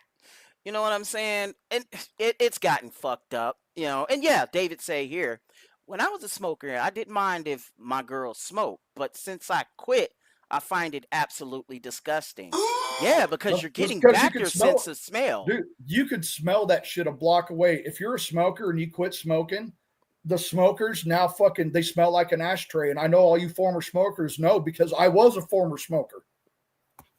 It smells like a fucking ashtray. It fucks, your fingers smell like shit. Your clothes smell like shit. Your car smells like shit. Your breath smells like shit. Yeah. It all smells like shit. It's like they took a car air freshener and just dipped it, dunked it on an ashtray, especially when they put on perfume and shit to try to cover that. It's just wild. It's fucking gross. Now, they remind me of that. You know what? According to this picture right here, I'd say the second row and the third picture, third row, third picture to the right. These are the ones that look like that. They definitely look like that. Yep. Yeah. Caffeine and nicotine are the nasty habits I haven't let go of yet, says Adrian. Cut down quite a bit, but always crave a smoke after a meal. I can understand that. I can understand some motherfuckers that have quit smoking. Some guys that quit smoking usually do, pick it back up for a little while if they're drinking. They're having a beer, few, or having a couple of shots. I can understand that. If you are trying to quit tobacco, the worst fucking thing that you guys can do, I promise you, is drink, because you're going to fucking crave the fuck out of it. I know, because I still use tobacco. I chew pouches. All right. And every time that I've quit, if I had a drink, my fucking craving for that multiplied by at least 5 fucking times. Yeah. That's a motherfucker, don't you know? I'll be right back, brother. No woman is out of your league. You know what? I'm going to actually amend that myself. No good looking or beautiful woman is out of your league, only out of your price range. Bet. Because let's not get it twisted. That's right. A lot of good looking women, they actually are making back alley deals, but they're able to keep their business hidden. And the men that they are with actually know how to keep their business hidden. There is no kissing and telling. But yeah, let's go ahead and put that on the board. Boom. Our research on a Czech online dating app shows that while men often aim high when choosing women whom to connect with, successful matches tend to happen between people with similar levels of desirability. This pattern is largely the result of rejection rather than an initial preference for similarity. Thus, the successful dating matching outcomes tend to align more closely with women's preferences more than men's. Yeah. This likely reflects women's stronger position in the online dating market, as men outnumber women and are often expected to make the first damn move. Always. Gentlemen, I would simply say this: abandon the dating apps. I know the overwhelming majority of men won't do it. Yeah, and then some get under the excuse that, yeah, man, well, I get on these dating apps just to make fun of chicks, and I'll be rocking that RP type shit, that motherfucking MGTOW type shit, men's rights type shit, and I don't put up, a female rarely ever comes to the Psyche Soap channel, and they know I don't play that shit, ain't that right, Lydia? They know I don't play that shit. I mean, and then look at this one bitch right here. Bottom row, middle picture. I mean, don't she got that Scottie Pippen chin? Okay. And that smoking in the every third picture of this. Every row. I mean, meth and dicks is their story. Meth and dicks is their story. Pop was right about that. Keep going. I know. Well, how about this, gentlemen? What? Just get a damn synthetic companion instead. Gentlemen, I wanted to ask you about that. I wanted to ask you about that real quick. So, what do you think about that with the robots getting more and more like real looking and advanced and shit like that? I'm not a person that I think I would ever buy a doll, but what do you think about it? That at the moment is out of my price range for sure. But when I do, besides maintenance costs and a little weight here and there, it's not it won't be a doggone problem. It's actually a one-time fee. And the only damn thing that does cost you money anywhere after that is it depends upon whether or not, you've taken care of it, because a lot of them are, made out of TPE, silicone, and what have you. I have no problem with that. Some guys think it's creepy. I understand that. Some of them been watching that damn Annabelle movie or The Bride of Chucky. You know what I'm saying? But anyway, I'm not too, I'm not against that. I'm not against that at all. I'm not against it. I just don't see myself doing it unless they get to fucking Blade Runner fucking levels of realism. Woo!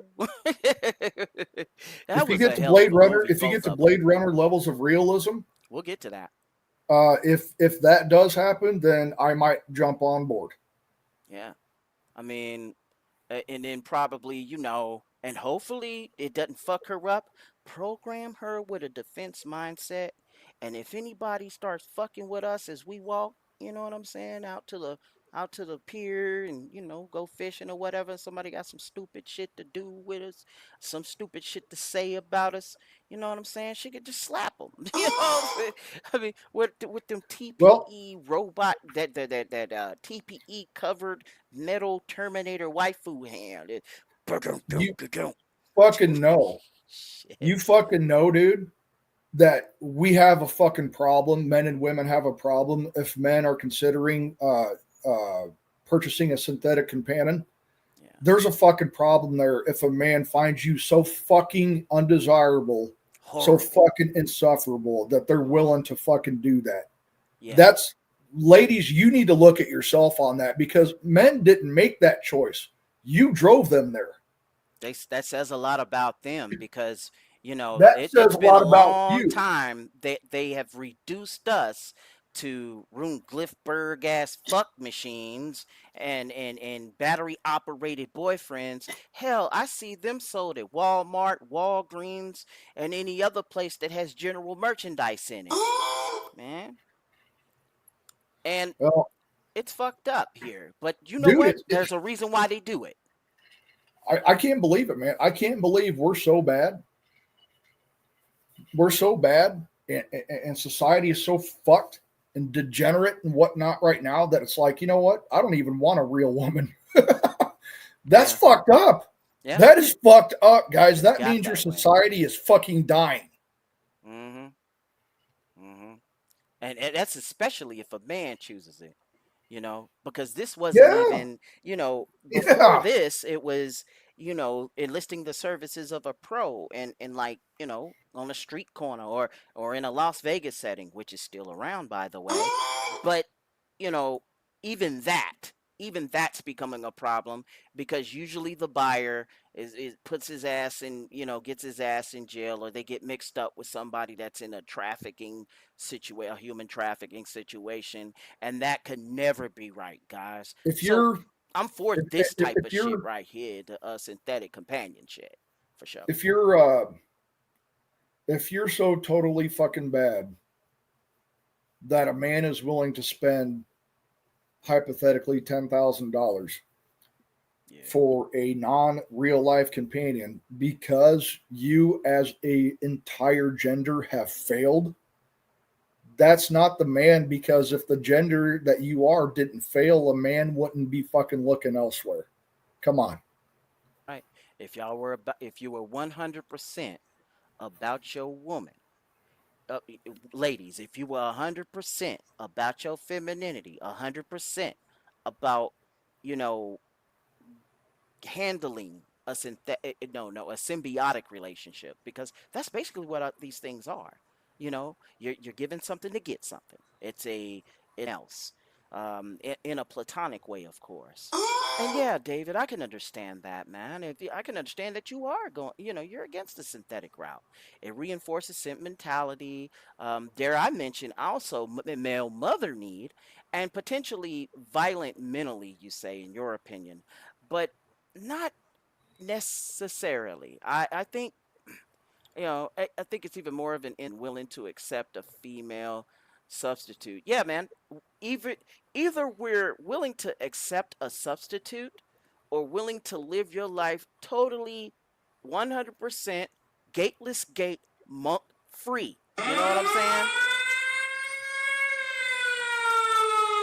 It's around, and if it's out there as an option for men, and there are no fucking guardrails against it, I'm for it, man.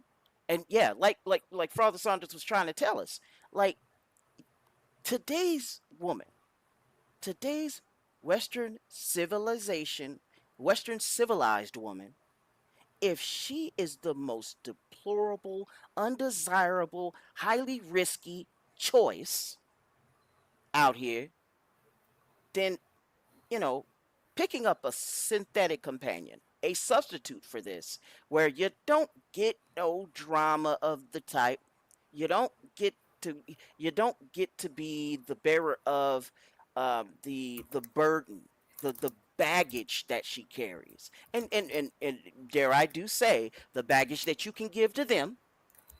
There's nothing wrong with that. And, like Seraphim and Hammerhand say, this is also true to control your biology. Walk that narrow way to get through that gateless gate. I mean, however you see life, whether your path is going the churchman route, going the mosque man's route, going the monastery or temple route, that's fine too, because there's a lot in these holy books, no matter where they're from, they actually warn you about the dangers of these types of people, I mean, yeah, I'm generalizing, don't give a fuck, enough or like this. Hashtag not all, but I am not here to argue exceptions. Nope, because that's all it is. That's why it's called the exception, because it happens to be something that doesn't follow the rule. That's why it's called an exception. The fact is, though, what Soap said is 100% correct. Enough of you are. The vast majority are. All right. Now, you said here to David in regards to the VR thing, if it got to a certain point of realism, I'd at minimum have some interest, I guess, maybe. I mean, nothing wrong with that at all, man. There's the there's the VR route. There's the 2D anime or manga, the 2D manga chick route. If you want to date a doggone pillow, for fuck's sake. But it's a damn shame that a fella has that as an option rather than deal with a person's baggage, a person's worst, to even get to their best. And the worst will be all they ever show you. And that is if you don't deserve me, if you don't accept me at my worst, you don't accept me at my best. Bitch, when have you ever given me your best? Can we start there? When have you ever even given me your best? And you want to talk about that shit? No. That's the equivalent of a man wanting the same thing with you at him at the starting line, going through the shit, and with him at the finish line. Not you waiting at the finish line. Did you build something with me? That's the same fucking thing. It's just worded different. Yeah. And you over here handling these, ladies, y'all over here handling these, these willing to hood to be with you. I mean, yeah, it's going straight fucking with y'all, less than feminine women. And these fellas, they will sacrifice their own masculinity to be with a companion. They don't see it no other way. They seen it in their parents. They too have seen these Disney-like, romantic-like rom-coms and all this other bullshit. And then they get to one of y'all, and all they'll get is the drama, the baggage, the problems, and all of that, the issues, and all of that. This is why, and from time to time, and y'all have been in one of the buckets where my man Chat, my brother, gets in here and he talks about, he's out of his second marriage. And right now, not only is he paying child support, he's also paying the medical bills of his ex-wife, even though his ex-wife is now married to another guy. Real shit. Dude, whenever I hear you was on the show stories, when he was talking about it too, Saunders. I don't know if you remember it. I don't fucking remember that, but it really digs deep to me when I hear about another man who got fucked in divorce, because I got motherfucked in divorce. And it makes me, there's not a word for it. Angry doesn't do it justice. Frustrated doesn't do it justice. There's no word I can think of that fucking does it justice. Livid On just might be how close. bad, just how bad men get fucked in courts. It's fucking not okay, guys. It's fucking hard as shit. As a matter of fact, a lot of guys aren't on this earth anymore going through the same shit that I did. It's fucking hard. Absolutely.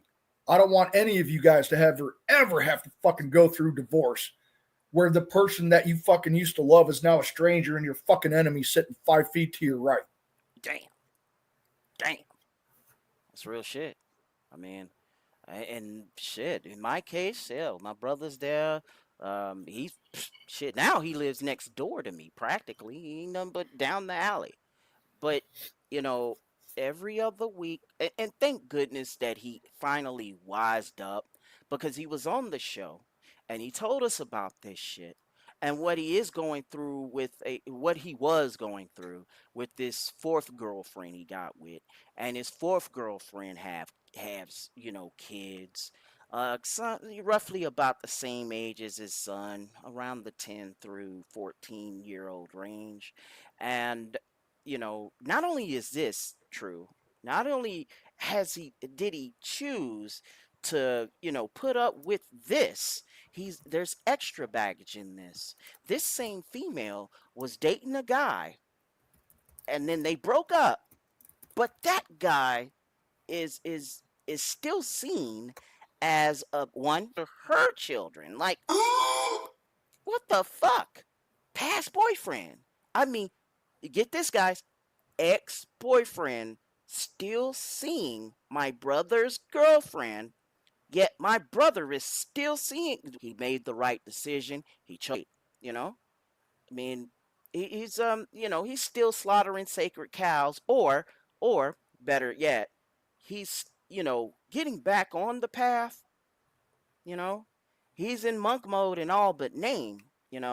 And because of me, he does know about he knows about men's rights. He knows about the red pill and dating and relationships.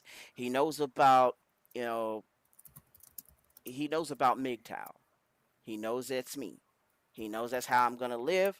I mean, I don't try to, I damn near tried to force it on him, but I'm like, bro, what's the point? Go ahead and live your life. Live your life. You see it for yourself, and then you come back and tell me how that's going. And a year and a half down the line, long story short, he got it together. He stopped fucking seeing her. But sometimes he'll get in one of his damn moods, after a good, shot of Pendleton and a bunch of other beers following that and another shot of red Fireball, and he thinks about getting back with another chick that gave him baggage. But I tell him, and I reminded him, like, wait a minute, this bitch sounds a lot more like she was trying to use your son against you. Like, you don't even have kids with this bitch. She only has one, and the guy is now 18 years old. So, I have to, sometimes remind him here that, it sounds all great. It feels great when you are getting into a relationship, that honeymoon phase where your vasopressin and oxytocin chemicals get to going wild in your mind and you want to just bond. But you also got to check to see whether or not this lady's interests match yours. And not just that, she's got to love on the same way that you are loving. But damn, at least, you know what? Whatever I told him does not matter. His life experiences and his pain going that route was his teacher. I didn't have to worry too much about it. And, he's born again now, and shoot, he's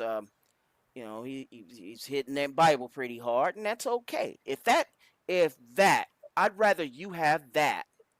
I'd rather you be addicted to Jesus than to be addicted to a relationship with an insufferable woman. Real shit, man. All right, so let me just wrap up this video, go to this next article. You gonna dig this. I don't think you should go yet, Saunders. I don't think you should go yet, because this one might even weird you out after I'm done with this video. So we're gonna get rid of the last 5 minutes of this. All right, before you do the next video, I'm going to take a piss. We can finish this one, and then I'll go piss. Got it. How about this, gentlemen? Just get a damn synthetic companion instead. I know, once again, the vast majority of men won't do that. Why? Because their desire for, I'm not going to say sex, more so validation from a woman, damn near trumps everything. Especially in these days. Women are just blatantly saying, now, with so many women, narcissistic and actually narcissistic, and I mean to the letter, just like the motherfucker that they talk about, the root of that damn word, narcissist. You gonna keep looking at your damn reflection, and your ass gonna dive after that reflection, and then hit that rock bottom. You know what I'm saying? But let me keep it going here. Now, I'm gonna go ahead and throw a serious curveball question out. Ready? Yeah. Who are the biggest group of misogynists? Feminists. That's simple. And the more minority they think they are, the worse it is.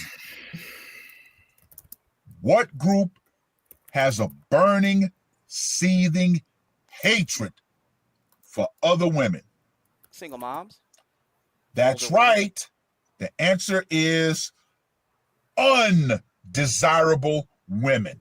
Uggos, okay. How so? What makes me say that? Well, the recent controversy with Sydney Sweeney and the American Eagle commercial. Oh, I remember that. Oh, yeah. Oh, my God. All the fat, fugly feminists came out trying to cancel that woman over a commercial. Oh. And they went so far as to say, this is about eugenics. Get the absolute fuck out of here. You're going there? It was a simple commercial about some damn blue jeans. But of course, yeah, they had to go all extreme. But like I said, all the fat and fuglies came out, and that just proved once again how bad fat and fugly women, undesirable women, hate women that actually are desirable. And a lot of them are liberal. Let's keep that all the way funky like they asses are. You know, a lot of them are doing that shit. You know?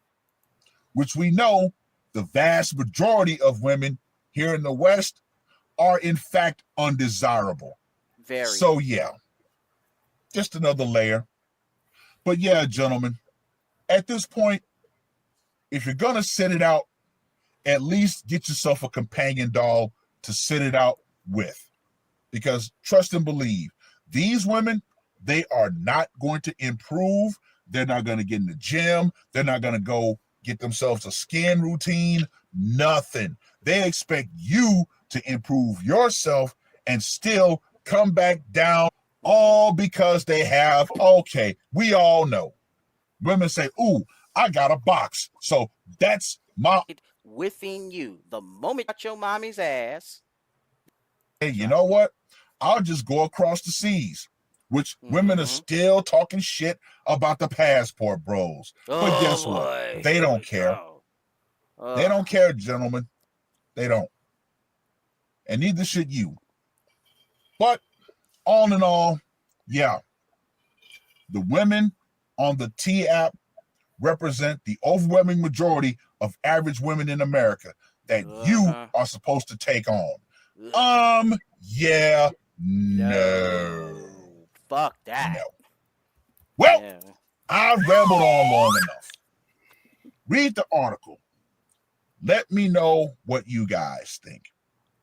And to you undesirable women out there, who really think that you're going to use the system in order to pigeonhole men into accepting you, you better understand this, and you better understand this crystally damn clear. The online power, the social media power that you think you have, oh, that will go out. Feminism, and once again, the idea that you simply having a box is going to trump all of your other, bad ideas, your bad built body, all of that, that's going to go out right along with it. Because yes, men are never going to not desire attractive women. Never going to happen. So yeah, ladies, you need to improve yourself if you want to get yourself a good, decent man. It is what it is. And that's real. I mean, shit. It is now you, females, that got to do the damage control. And I mean not that damage control to keep your damn ego blabbing and running off at the mouth. You fucking females got. Yeah. And you have no one to blame but yourself. You can't put this on men as much as you like to gaslight us. We're not fucking stupid. That's why you see fucking men aged 18 to 29, like fucking 33% of them haven't even fucking dated. They've never been with a woman. They never went on a date. They haven't kissed anybody. They haven't done shit. 33%? That's fucking a lot, motherfucker. Yeah. Yeah, ladies. Yeah, Lydia. We're not slow. Oh, speaking of which, here's a winner. Here's a winner of the Darwin Award. And this is on the female side. Oh, shit. Oh, this is crazy. It's a strange story. Woman dies after drinking too much water in horror radio competition as DJs laugh. Wow. Oh, shit. So this is about Jennifer Strange, age 28, died after taking part in a water drinking competition. Water drinking, y'all. On a radio station in Sacramento, California, in a bid to win a Nintendo Wii. What the fuck? So, what the Jennifer fuck is Strange. wrong with you? All right, She's strange, bro. So before we get into this, brother, I got to step away and take a piss, brother. I'll be right back. All right. Well, then I'll bring this story out to you guys. Check it. This is Meet Jennifer Strange. She's on your screen. For those that are listening audio only, you'd have to see the show just to see where this is going, right? Unfolded live on America. Jay's laughed whilst a contestant slowly killed herself. Yes. By drinking water in a bid to win a Nintendo Wii. Jennifer Strange, age 28, took part in a deadly challenge on KD&D FM 107.9 morning raid program on January 12th, 2007. This is an oldie. Almost a 20-year-old story. Damn. Just months after the groundbreaking game console hit the shelves, hoping to secure one for her 3 youngsters. Okay, that sounds, the intention sounds pretty cool, I guess. I mean, you're trying to get a console for your children. I mean, I don't see too much wrong with that. But let me read on. The station's Hold Your Pee for We competition required participants to consume as much water as humanly possible without visiting the toilet, with the victor ultimately claiming the Nintendo Wii as their prize. Jennifer joined 17, count them, 17 other contestants from 6:45 in the morning, downing 240 milliliter. Okay. 240 milliliter bottles of water every quarter of an hour inside the radio station. So basically, this the bottle is like, okay, You've guys seen the normal bottle of water, right? Right? Okay, it's okay, 240 milliliter bottles. Imagine that those purified drinking waters, the bottled waters that you would get, and then just slash that in half. So you're looking at about 8 fluid ounces every quarter of an hour in the studio, with water volumes escalating as competitors progress through the rounds. My head hurts. They keep telling me that it's the water, that it will tell my head to hurt and it'll make me puke. She heard telling one presenter live on air, prompting them to mockingly respond. Who told you that? The intern? All right, and this was her during that competition. That looks like a little larger than a quart. Telling from the No, no, the volume that can hold, but no. that's kind of crazy. A quart would be roughly 32 ounces. Remember the hydration for me. Shit. The only reason that stupid shit. So, 128 ounces is a fucking gallon, if I remember right. So a half gallon, 64, and there's roughly 8 quarts. Might as well just call it 4 quarts to a fucking gallon ish. Yeah. Hosts later made cruel jokes about the mother of 3 swollen belly looking pregnant. We downed 7.6 liters of water before securing second a colleague to explain she was and wouldn't be coming to work that morning. Discovered her lifeless body at home just 1 hour afterwards, and the ensuing legal action brought by Jennifer's relatives. No. See, this is the fucking world we live in. You're fucking ensuing legal action. She is an adult woman who made her own choice. It was a fucking choice. She didn't have to fucking do it. She wasn't forced to drink that. She made a choice. We live in such a litigated era, if that's the right word, Litigious fucking era, man, that everybody wants to sue everybody for fucking every fucking thing. If I'm the judge in that case, get the fuck out of here. And if you come back again, I'm going to charge you for wasting my fucking time. Yep. So, the mother discovered the lifeless body and all of that. Legal action brought on by her relatives, people listening to the radio station, program listeners, including a healthcare professional, gave evidence to the court that they tried to step in during the stunt, telephoning the presenters to alert them to the dangers involved. Eva Brooks said, those people that are drinking all that water can get sick and possibly die from water intoxication. The fuck? There you go. They signed a release. They're not responsible. They're already fucking protected. You signed a waiver. How can this even make it to court if you signed a waiver? Yeah, to which the program reassured her they were aware of that and that the participants signed a release, so they're not responsible. There you go. Yeah. Fucking cut, fucking sealed, signed, delivered. And this was her right here. This was Jesus the radio Christ, show that day dude. that it happened. All right. Look, man, do you know how sad I would be if my son did something like this and passed away? I wouldn't know what the fuck to think. But I'm going to tell you what I wouldn't do. I wouldn't be fucking going and trying to sue somebody, especially if I knew that he not only signed a waiver, but he made the choice to go do that. That's not how the world fucking works. Yeah. I'd be fucking heartbroken. But at the same time, guys, and this is a father saying it. So my son decided to do a dumbass fucking decision and cost him his fucking life.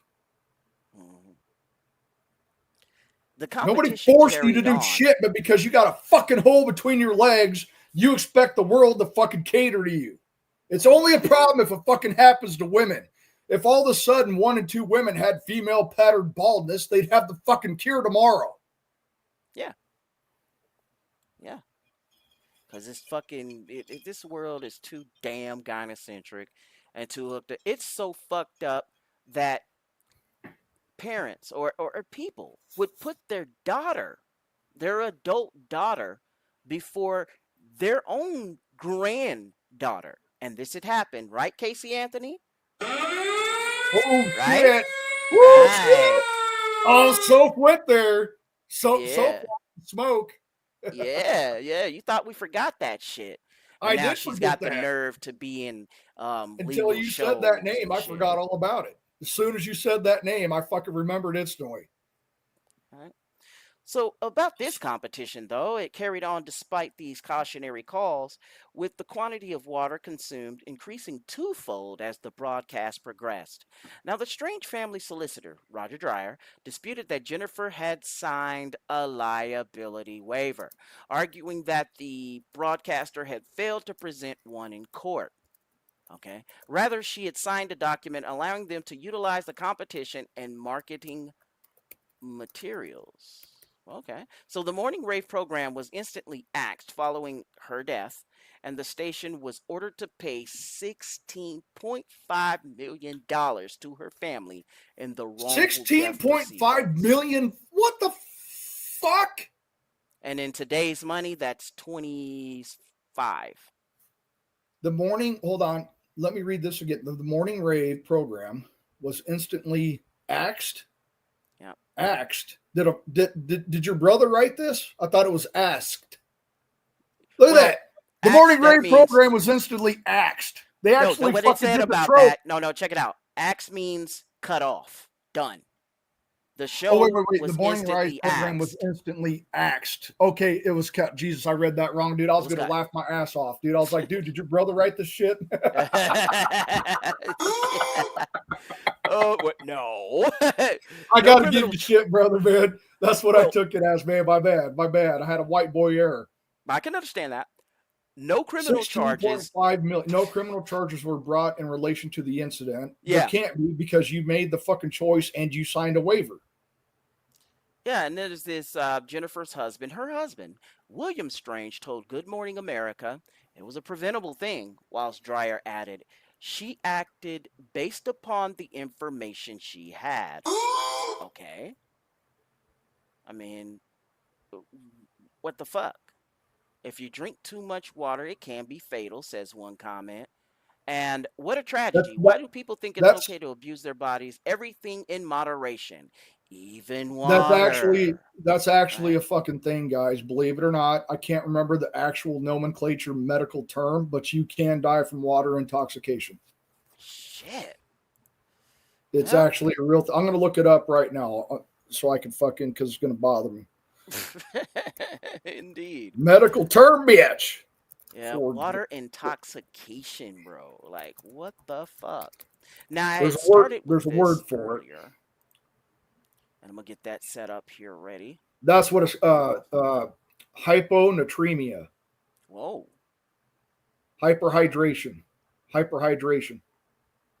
Yeah, that's a lot of shit. I actually have something in the same vein. I have what's called hyperhidrosis. That means I suffer, unfortunately, from fucking absolute excessive sweating. You guys know this about me. I sweat through my armpits, my ass, my feet every fucking day. It's so fucking annoying. Now, it doesn't stop on certain days like Prince Andrew, does it? Dude, brother, right now, I'm sitting in my recliner, doing nothing, talking to you, and my pits are fucking soaked. It's fucking so annoying, dude. Yeah, it does get annoying for me as well. I mean, especially when I'm, here doing the show. Now, I could be playing a game and I don't, feel all of that. I don't get sweaty, but it seems that when I do the show, that's when it happens, I guess. I don't know. Dude, when I go live on my streams, dude, I sweat my fucking ass off, dude. You guys will always see me like fucking constantly like thumping my fucking shirt or using a paper towel underneath my armpits and shit all the time. It's fucking so. I even take a medication for it. Yeah. Oh, Jesus. Body's looking like bowling pins. What the fuck? Yeah, that's me, man. They're built like a fucking bowling pin, telling me that I need to fucking take him out on a fucking date. Yeah, man. Bitch, you're built like a bowling pin. I'm 46 and I got a fucking six pack, you fucking heifer. Oh, man. Well, why don't you date women your own age? Okay, I got a challenge for you. I want you to go find a woman my age. You know what? I'll give you fucking 15 years, 16 years. Go find a woman between the ages of 30 and my age at 46. And they have to be fit. Let's start there. You go out there and find a woman between those ages groups that at least matches my fitness level. Let's start there. Good luck. Go ahead. I'm not fucking caving for that shit, man. Have I caved? Of course I have. Have I lowered my standards and fucked somebody that had no business having my fucking awesome Adonis dick inside them? Yes. What the fuck? Yeah, There's the plenty of crazy shit women that about didn't this, deserve though. this fucking dick. This is fucking grade A USDA choice white boy dick. The fuck? No, dude, no. No. Hey, but seriously though, you know, that right there, I mean, to find a woman my age, and dude, I'm 45 next month. So I'm like, So you're right there with me. I'm like, you know what I'm saying? But then again, you know, with this with this R. Kelly thing, this Epstein thing, this Weinstein thing, I still kept these standards for a long time. Now that I'm getting older, I'm gonna have to change them, because where I was looking at, it was like I was willing to even take 25 to 45 for real. I mean, so long as you are not my daughter's age, I'm okay. But I'd rather, you know, now it's different. I mean, the older I get, the more my standards change. And it's like, you know, if you 35 through 45, grown and sexy, fit with it, you know, got, you know, the padding in the right places, it's great. It's kind of like what I said in this last show. Like, yeah, women are attracted to angles, men are attracted to curves. And, you know, the curves, it's really connected, basically connected to how fertile that woman is. We're attracted to that kind of shit, you know, because when they are slim, fit, you know, They take got care all of the right themselves. thing in all the right fucking places. I'm so Right. pissed off that I'm so attracted to how beautiful women are. More It's than fucking more often bullshit. than God not, damn, they're fucking hot. but more often than not, it's connected to their fertility. Whereas with a woman, she is more connected to the angles. Angles go into security. Like, for instance, fellas, you ever hear them saying shit about jawlines? Remember that? The jawline dude? You know what I'm saying? The Yep. more, you know, sharpened angles that it is, you know, that right there is what she's attracted to. I've even had this told of me of both, you know, past relationships, even bitches that hated me. They were like, you know, I like that angle, that V angle that you got, that leads to, you know, my dick and everything. You know, that's right there below, you know, right there on the sides and below my six pack and shit. They like that. They like the six pack because of that cagey shape, you know, and that is connected to security. So their curves to me is connected to neoteny, also known as fertility, and the angles is connected to security. They want security in every form. We want fertility in every form. You know what I'm saying? You got to be right. You can't be old, Look, moldy, and so got penicillin all on you. they even had a fucking graph on this soap. They have a graph all the way up to men the age of 70 years old. Every single fucking demographic, all the way up to 70, from 18 to 70, the vast majority of men find 22 to be the most attractive age in a woman, even if you're fucking 70. It doesn't stop. Do you guys think I'm going to fucking ever stop looking at young girls? Why the fuck would I think a woman who was hot at 20 when I was 20 would not be hot at 20 when I'm 70? Does that make any fucking sense to you? Of course she's still going to be hot to me when I'm 70. Because a woman's youth and beauty is the most important fucking thing to a man. It is what it is. It's connected to their fertility. That's sending messages Yes. to our minds that she's ripe. We pick women like fruit. All right. They pick men like they're picking men like they pick guns. I could probably do it that way, especially if they're not afraid of guns. Real Well, shit. you know, look, But yeah. it goes back to what we talked about. So, attraction is non-negotiable. You can't gaslight attraction. You can't deflect attraction. You are going to be attracted to what is attractive to you. That's just the fucking way it is. That's the way it's always been. That's the way it will fucking always be.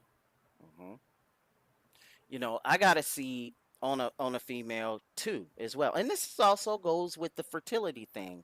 I gotta see them as, you know, grown. You know, because if they look too young, oh no, you ain't ready. You might want to sit in the soil a little while, get you a little more sun, get you a little more water, whatnot, so that you can bloom and blossom to something, you know, well developed, grown and sexy and all that shit. You know, I gotta know you're grown and can hold it well, not just, you know, hold your own like a strong, independent woman. You gotta look grown to me, you know. Like for instance, what I'm showing you here. Now, so when I was on some bullshit, when I was on that blue pill, overdosing on that shit, redheads were my fucking weakness. Yo, that was my kryptonite, curvy bitch, redhead, you know what I'm saying? All right, And you need to calm down because I'm a fucking. You need to calm down because I'm a fucking ginger. Okay, you're kind of scaring me here. Did you know that ginger people? Hey, yo, have you ever heard this? Ginger folks is black now, bro. They black, Dude, bro. I saw a white. It was 3 guys fucking working dudes, 2 black guys and a fucking white boy. Yeah. And they're like, no fucking way. One of their black friends was fucking recording them because the white boy was a complete ginger and the black guy was a complete ginger too, the red beard and everything. He's like, what the fuck? There's no way this is happening. Dude, I thought it was the funniest fucking shit. Whose fucking dumbasses are we roasting tonight? Outlaw. Well, I thought of streaming. Psychosoap was on and he invited me on. And I don't know if I want to stream tonight because for those of you guys that don't know, a fucking dude came in, started jerking his fucking dick live on my stream.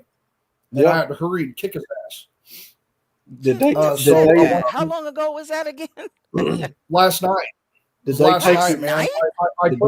I put the StreamYard out and I invited someone in that I didn't know, but it wasn't like a troll account. I had to kick at least 16 troll accounts. I could tell what a troll account is, but this one didn't look like a troll account.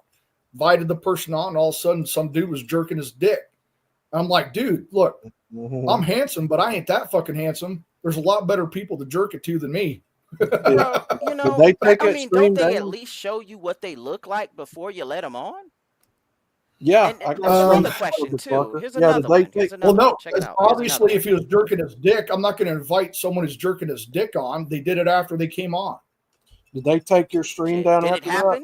No. I made that one private though, guys. So if you're subscribed to me, I think only my subscribers can see it. It's private because I didn't want to get fucking, whatever the fuck for it. Yeah, dude, that actually fucking happened. That happened to Chaos and one other guy. Chaos thinks it's the same dude. This is a different time though, but this happened to you again. Now I remember Chaos, but this happened on your live stream again? Because I think this is no. It's actually never happened on my. It's never happened on my stream to my knowledge. Okay. Yeah, look, you guys know me. I've done and said a lot of gay shit, but that's gay as fuck. Oh man. Yeah. Oh shit, man. Yeah, we were on there with you last night when that happened, brother. Dude, I had a great fucking time with y'all last night. It was fucking crazy. I had a great fucking time. Good stuff. So fucking gay? Outlaw, it's good to see you. Super gay, bro. Super gay. Gay?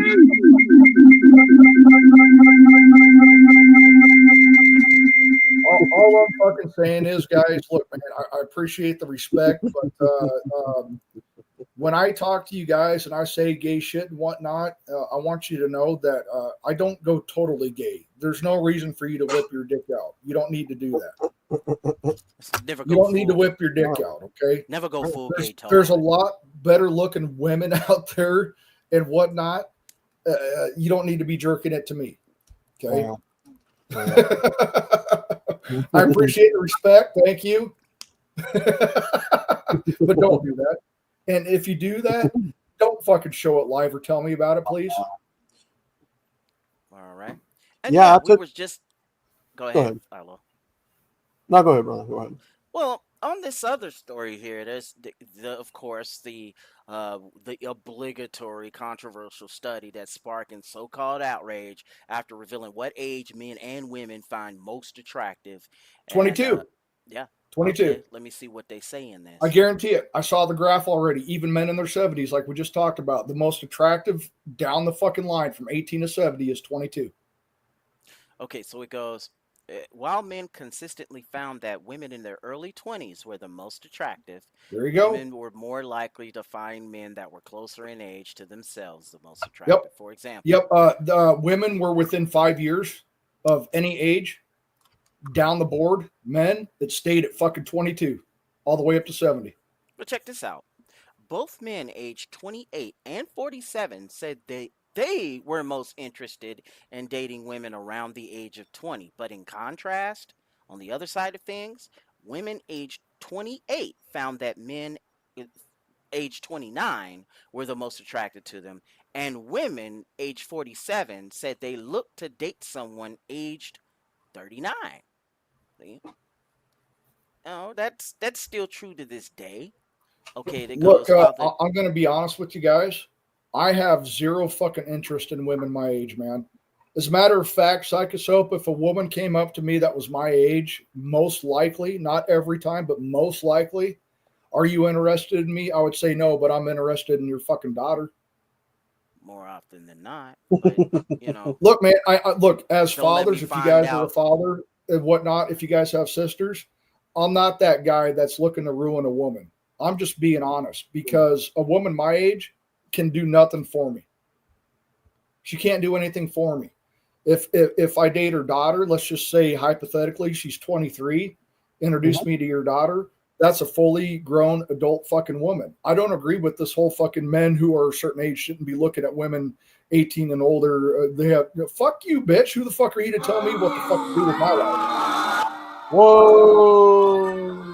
Dude, look, man, guys, this has only happened to me once. This is not common. But when I was 38 and 39, I was dating and fucking a 22-year-old. And I do not fucking, I'm not ashamed about it at all. Why the fuck should I be ashamed? Go ahead and try to shame me. Go ahead. It's not going to work. If I had a daughter, guys, and she was 20 and a 35, 40-year-old dude was fucking interested in her, even if I didn't like it, what the fuck am I going to do about it? She's a fucking adult. She's making her own fucking choices now. It doesn't matter if I agree with it. It doesn't matter what I think and this, that, and I might not. Since when does society hold a father of a daughter in high regard anyway? They don't. Shit. They only fucking placate, if you will, and fucking put on a show that they do. They don't actually fucking care. That's real shit. And according to this, here's what will end this fucking argument to begin with. All right. How many women brag who are our age? So 46. How many women brag to high heaven if they fucking land a 25-year-old man? They will fucking tell it to the world, and that's okay, but it's not okay when we do it. I'm not okay with that, guys. As a matter of fact, I think it's fucking brother. When a woman's bragging at 46 that she fucked a 25-year-old, do you know how fucking disgusting that is to me? That's fucking gross. Number one, he doesn't fucking care about you, bitch. Your target practice, he will lay with you, but he will not stay with you. It's not a flex. Oh, this 25-year-old wants me. All men would probably fuck you, dumbass. It's not a flex. Real shit, David. I mean, 21 is as young as you'll go, but because you need to be able to send the girl to the liquor store. I'm too drunk. Hey, come here. I'm too drunk. You got to take your ass to the fucking liquor store. I need some fucking alcohol. You got to be 21. My magic young number would have to be 25. You know what I'm saying? Because this is usually the age when Look. all human adult brains have evolved as far as they're going to do. You know? Brother, here's my thing. Give me a second because I just forgot what I was going to say. Because I have a daughter, and she had just turned 18 and just graduated high school a few months ago. So, nah, man.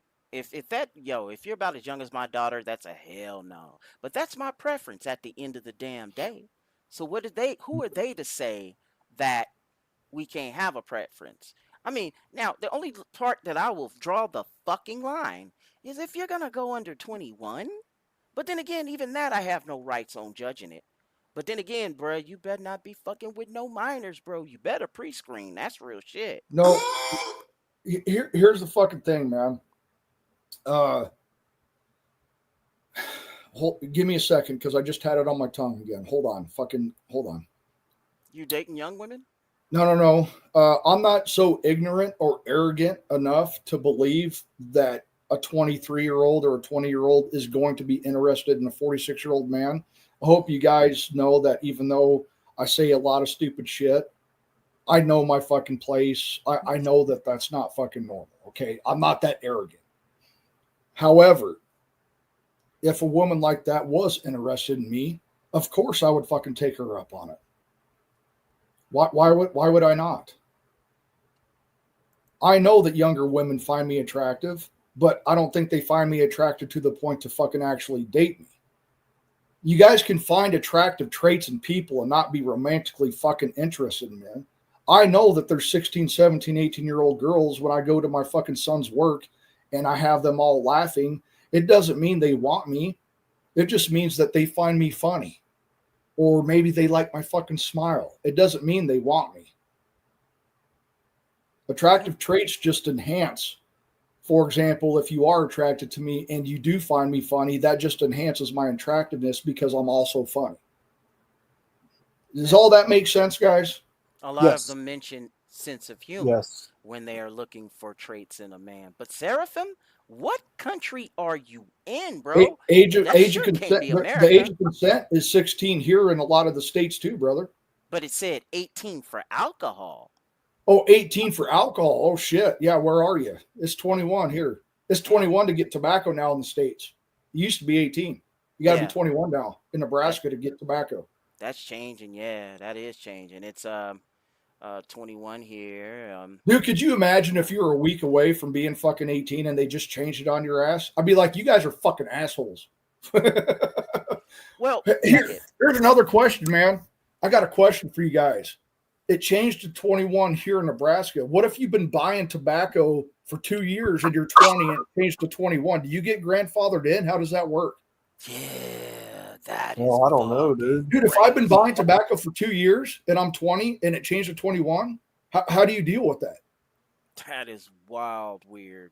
Now, I didn't go through anything like that, but when I had turned 21, this was 5 days after 9/11. And I was I turned 21 in 2000, brother. But check it out.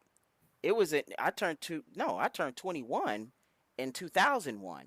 You know what I'm saying? So you were in 2001, in 2000 you were 21 because you're like what, a year older than me. I was born in 79, so I turned 21 in 2000. So 2001, 2001, I turned 21 in Utah, and Utah just passed the 21 on tobacco. So, bro, I was a motherfucking holy shit, brother! Fiend. In Utah, it was 21, 25 years ago. Yeah. Damn, dude, that just came to Nebraska in the last 5, I think. Yeah. Very recently. But keep in mind too, in Utah, every liquor store is named state liquor store, and it's usually by a mailbox. Usually by the post office. Here's why. Because Utah has some of the toughest liquor laws in the country. That one, that state, as well as Oklahoma, where I'm from, when it comes to alcohol, the motherfuckers will sell you 3.2 piss water beer, You know what I'm saying? This And water. this is, thank goodness we were like an hour away from Texas, or we knew somebody who knew somebody that knew somebody that'd get that 6 point. That's why, because, and I don't know if it's still that way today, but you know, you could tell if you got a real 6 point bear. We used to think that shit was a badge of honor over where I'm from, because we would go like across the border about shit a little less than an hour away, hit up you know, Shepherd AFB or Wichita Falls or something like that, and then we would get us some motherfucking, you know, we would get us them special fucking Budweisers, the ones Well, with the Texas stars on them. You know what I'm saying? That was for you really guys, a big thing for us then. for you guys that never have, I think Utah is one of the most beautiful fucking states to drive through. Oh, it looks great. I mean, all of those hills. I drove through it, Yeah. and I thought it was fucking beautiful as fuck. I've never lived there. I'm not saying anything other than the fact that I thought it was beautiful. All right. Now, Saunders, Outlaw, stick around for this one, because, I mean, I hinted on this earlier in the show, is that, have you guys ever getting the feeling that now that you are online, motherfuckers, sites, websites are starting to ask you for, you know, your facial recognition I saw that. or your I IDs saw and that. shit? Yep, it's already happened to me. They wanted a face scan. They wanted 3 different ways. You could use a credit card, Yeah. a face scan, or something else. I'm like, nope, Yep. I'm not doing that. I'm not fucking doing that. Yeah, I got my Facebook took away from me, and they're trying to get me to do that to get it back. No, it's not. Guys, don't fall for this shit. It's never about the fucking kids. It's about control.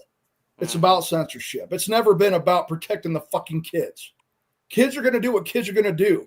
When I was a kid, I fucking would look at my friend's dad's fucking porno mag. We're going to find a way to fucking do something. All right? You can't fucking punish people who are doing the right thing, who don't fuck up. This isn't the fucking military. It's not basic training. There's no mass fucking punishment here. It should be done on an individual fucking basis. Why the fuck do we have to suffer for the mistakes of the few?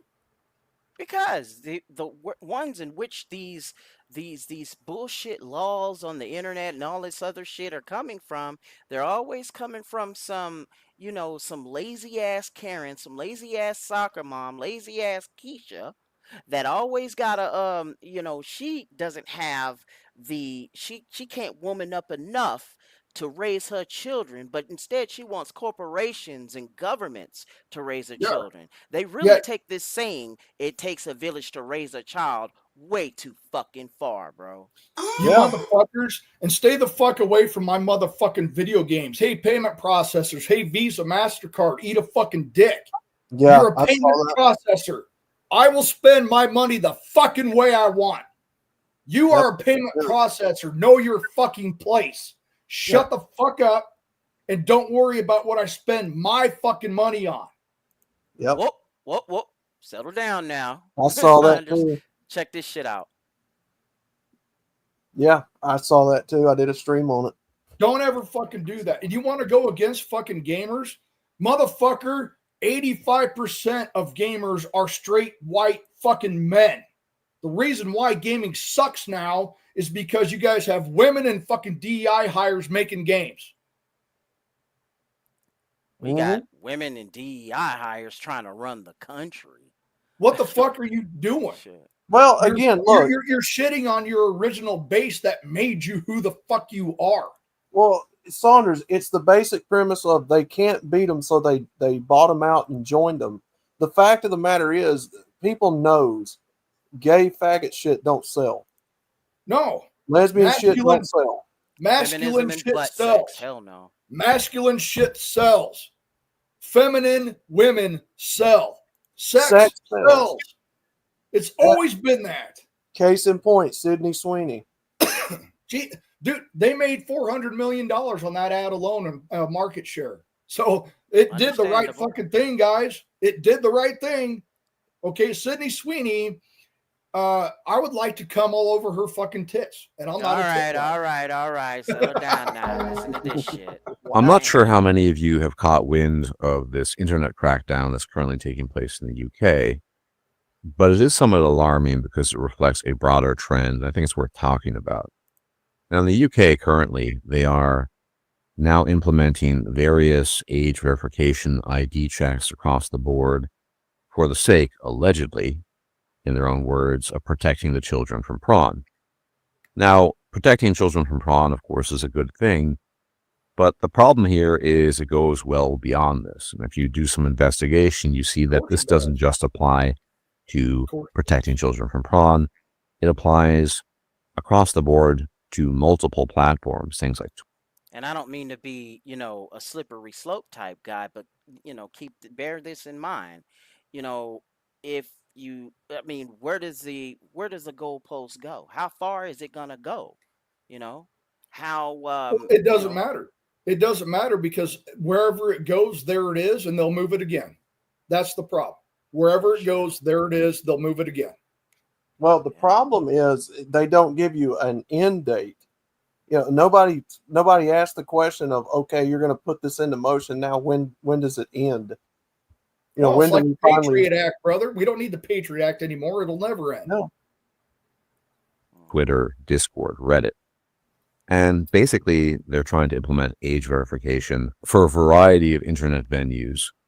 And it really is just the tip of the iceberg because the UK is not really unique in this respect. Now, there's a certain irony, I do think, to this because the UK or Britain itself was sort of the birthplace of conventional notions of freedom, Anglo freedom, right? The Magna Carta, and indirectly, of course, the American Constitution. You could rightly say that historically, in no other country of the world did you have these freedom-loving principles that were so espoused there, not even other European countries. In fact, significant. But yeah, it goes from Magna Carta to the I'll skip. Does it go to the Nina, the Pinta, and the Santa Maria? Nah, come on now. The Magna Carta from England, a lot of that inspired the Declaration of Independence, then the Articles of Confederation, then guess what? Well, you know what I'm going to do? If they want me to fucking verify, I'm going to send them a picture of my hard dick. Yep. Significantly less so in other European countries.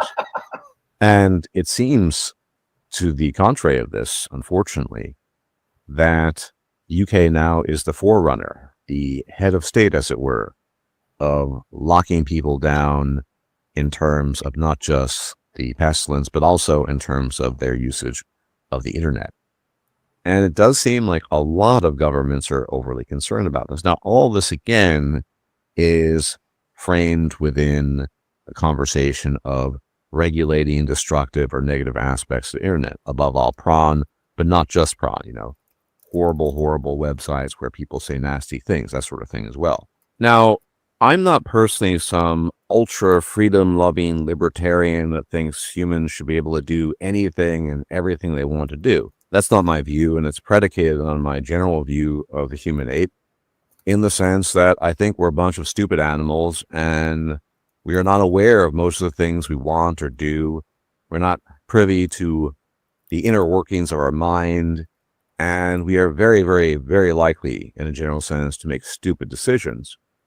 But there's a difference, in my view, between regulating something such as crack cocaine or some really powerful addictive narcotic that might help with pain or some issue like that, an opioid, for example, and regulating the internet in a similar fashion. Because ideally, you want as little regulation as possible, if only to allow humans to be able to engage in things they want to do, despite the things I mentioned. Yes, humans are stupid animals, we're stupid animals, but too many constraints don't make this animal particularly happy. Right. But the difference, of course, is in the capacity for destructiveness. Certain types of narcotics, certain types of other things are so destructive you could make an argument for some kind of regulation. Although I know there will be people who will argue that all drugs should be legal and everything across the board should be legal no matter what.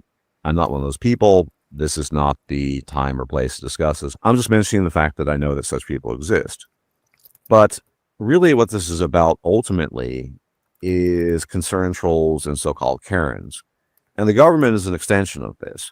Yeah. There are various people, personages. For example, I mentioned her a few times, Louise Perry, who is a so-called maternal feminist. I'll talk more about that in a separate video. But she very much wants, for example, prawn to be regulated online and for all sorts of websites related to such things to be regulated because she's very pro-female and she doesn't want the women to be hurt. But it goes well beyond just prawn. Again, that is the pretext for protecting children, allegedly. It's about Lazy moms. For need to fuck's be more sake. responsible. How does beating your meat to a porn video, how does that endanger women who are consensually giving their consent to do that? Yeah. For sure. I mean, That's so dumb, dude. There you go. regulating speech at the end of the day. It's about preventing people from saying things that are unsavory or, in the eyes of many people, untrue. The problem is, in my view at least, quick, even if this were just real quick, so man, look, guys, I don't think the internet's ever going to get as good as it was in the 2000s when it was the wild, wild west. That's when I got introduced to it. I think it was about 06. We didn't really have high-speed internet around here unless you went to the library or something or college. And it was absolutely fantastic. YouTube was fantastic. Shit was fantastic.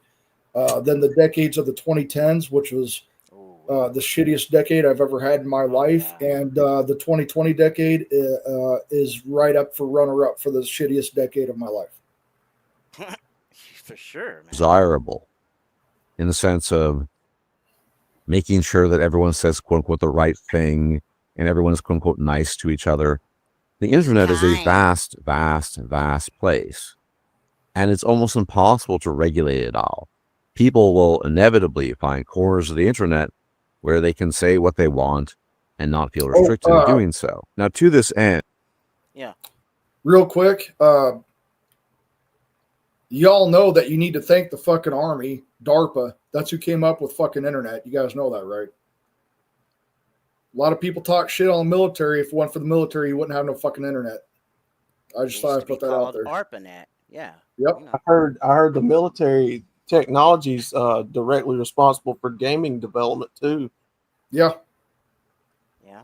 And There's a lot of shit there. Look, man, I served in Iraq and it didn't do a fucking thing. I have to come to terms with that. I have to live with that. That's what I believe. We had no business being in Iraq and Afghanistan, but I was there. And I'm really pissed off about that. I feel a certain fucking way about that. But at the same time, the military is responsible for a lot of good things too. All right. You know what I'm saying? And there's this shit. I mean, you know, and you know what? There's gotta be merit to what, and I don't care if you're a fan of him or not. Sometimes I'm not a fan of this guy either, but at least we agree on more than 50% of things. And yeah, even though I think he's a trad cuck that sometimes looks like a garbage pail kid when he shaves off his damn beard, but JD Vance was right by this. This country is starting to be ran by childless cat ladies. See, and that's the one you really need to watch out for, because a lot of them have, they let their hormones and feelings decide for themselves when they actually should be, mature adults. You know, looking at things in a mature fashion, in a mature way. You know, and being sheltering, and here's for the ladies, the cat ladies with children, or the dog ladies with children, all right, for that matter. I often see a crackdown here, a crackdown there. Bro, throughout my life, it's been this way ever since Tipper Gore did the bullshit back then. You know what I'm saying? Everybody's cracking down like I said earlier in the description. I mean, everybody and their grandma's cracking down like Tipper Gore at a fucking school dance. And what this bitch don't understand is that, doesn't understand agency. And that is what an adult has that most children do not, you know, and they often, they often think that, will somebody please think of the children? Won't society think of the children? Bitch, think of your children. And oftentimes, this same exact person, in this demographic always tends to get a law passed with just a strongly worded letter. Boom. Done. Strongly worded fucking letter. Always. I don't want to hear about what you're going to do. Why are you not doing it? Fucking go do it. The other fucking side doesn't fucking ask. They just do it. Go fucking, I don't want to hear shit. I want action. I want actionable. I want violence of action. Go make it fucking happen. You want to know why people don't have fucking faith in the system? Why we have a low trust society? Why no one trusts the law? No one trusts the courts? Any of that shit? It's because of stories like mine. And they're way too common. And you see fucking people with fucking fame and fortune get away with shit that you'd be put in prison for 30 fucking years for. It's hard to fucking trust in that system. Oh, shit. Okay? Fines and penalties are fucking punishment for the fucking poor. Because fines and penalties don't mean shit to the wealthy. It's a punishment to us working class motherfuckers. That's what it is. And they have considered, not said they're going to do it, they've considered even cracking down on VPNs. Ultimately, a big part of this is the anonymous nature of the internet, which a lot of people appreciate, myself included, because it allows people, in my view, to be more honest about their actual views of things. The idea, at least in the eyes of the Karens and the governments of the world who are going to participate in this, is that by forcing people to be themselves online, they will toe the line more and no longer speak the things that they would otherwise be inclined to speak. Basically, what they want to do is to turn the internet into a walking simulation of real life where you're generally just very constrained in everything you say. You almost never, in a real life situation, go to a public place, a restaurant, a cafe, a store, a shop, whatever it might be, and hear controversial things. No, it's boring platitudes, right? It's how's the weather? How is stuff at work? Oh, how's Susie the doing? Weather? How's your job? How's the wife? We really needed that rain, didn't we, Jim Bob? Yeah, we did. I'm glad we shut the fuck up. And Why is everything so fucking contrived? Why is everything so forced and fake? Yo, good question. Because it's always coming from this antidepressant, drug-addled female that all of a sudden, matter of fact, let's talk about the drug first off. That right there just put that bitch back to 11 years old. You know, she may be, she's looking at you like she's 45, but that drug or whatever the fuck she did put her back at 11 years old. Highly dependent. These first world problems. See, I didn't take this red pill just to figure out female nature in a dating and relationship situation. I took that same exact pill for everything. Society. And how they act during that. And emotional terrorism has been these bitches' game for as long as I can remember. Psychosoap, you are 100% correct. And you want to know what sucks even more that I'll admit to you right now is they are fucking really good at it. Mm-hmm. They are really fucking good at it. I have never been hurt outside of physically, of course, because men are physically and always will be stronger. Outside of physically, I have never been hurt by a man more than I have by a woman, brother. Mm-hmm. Because they know they can't physically fuck with you. So they're almost like a fucking cell, like a cellmate, like you're in jail. Oh, yeah. They use all 24 hours to think about how to fuck with you in any way that's not physical. They're so good at it. It's in their nature, man. So I'm going to fuck with you emotionally, mentally, spiritually. I'll fuck with your kids. I'll fuck with your family. I'll ruin your reputation. They will fucking use any fucking means necessary because they know that they cannot take you physically. Yeah. I'm so fucking And guys, don't underestimate them. All right. I am a testament to that, guys. They are really fucking good. I'm mentally very fucking strong, in my opinion, anyway. To go through what I have been through and still be here. And I'm here to tell you guys, they still fucking broke me at one time. They still fucking broke me. Women have broke me. I've been broken. Yeah. Don't underestimate them, guys. Do not underestimate how fucking evil and how conniving and how deceptive a fucking scorned woman can fucking be at you. It's not to be underestimated. When they ask you, okay, let me see here. Damn, I never lost my own damn train of thought. Oh, shit.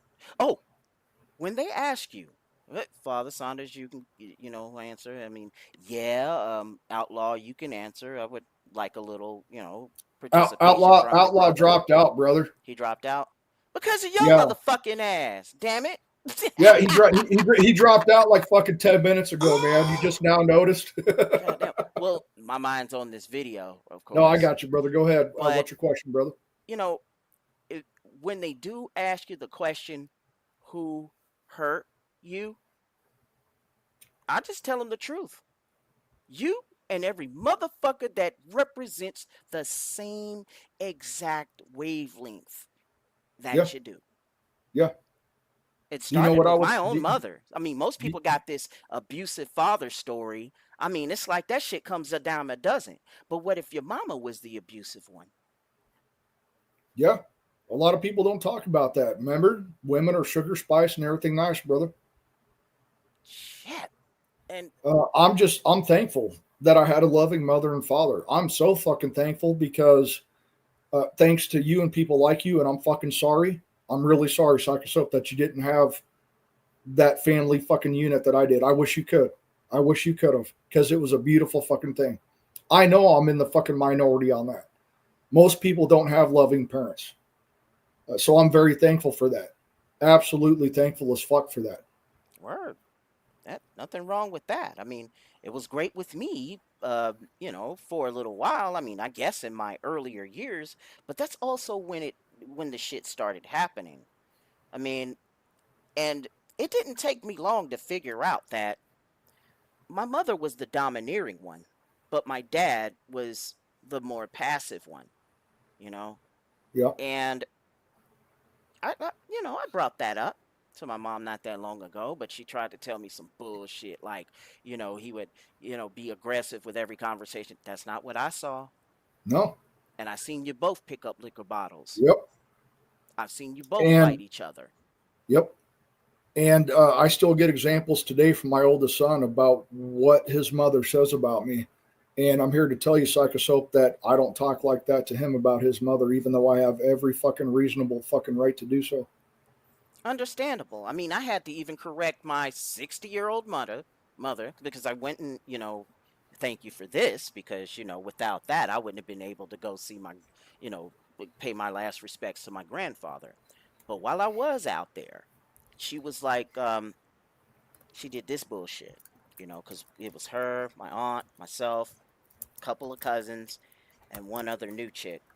And they were talking about, my mom here was talking about, how sorry or how terrible my dad was. But I had to stop her. My 44-year-old ass had to stop her like, wait a minute, bad mouthing, because this same female was doing that on a daily basis.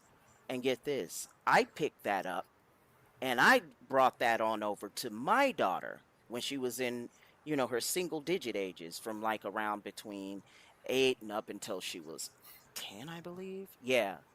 And my mom was right there. And then my mom went, nah, don't badmouth her. And I'm like, fast forward. And I tell her not to badmouth my dad still, even at her 60-year-old ass. No, that's not right. Why do you get to do that shit? Why do you get to badmouth my father? No. You know, and I told her not to do this shit. I wasn't gonna play Absolutely it. fucking, yeah. She Dude, shut the fuck up too. My She shut son, the fuck up. yep. My son just told me the other day, and this is fucking disgusting. I can't believe I even have to tell you this. My son brought this up to me. He's a lifeguard at the local pool here. He's a head lifeguard. And he said, Dad, Mom showed up the other day and she talked to my friend. His friend, I think, is 18. He just graduated last year. Good kid. And she was bringing up to him right in front of me how her dad was able to do something at 78 or 79, whatever age he is. And yet here I am, 46-year-old who's retired, and how ridiculous it was. And my son had to hear her say that to one of our son's fucking 18-year-old friends. Damn. Are we fucking 12? Are we fucking 12? Do you know how much that fucking... I'm like, son, can you tell me that again? And my son confronted her. He said, why the hell would you bring up my dad, who's a combat vet, who actually does have PTSD, who actually did get shot at and blown up, and compare him to your father?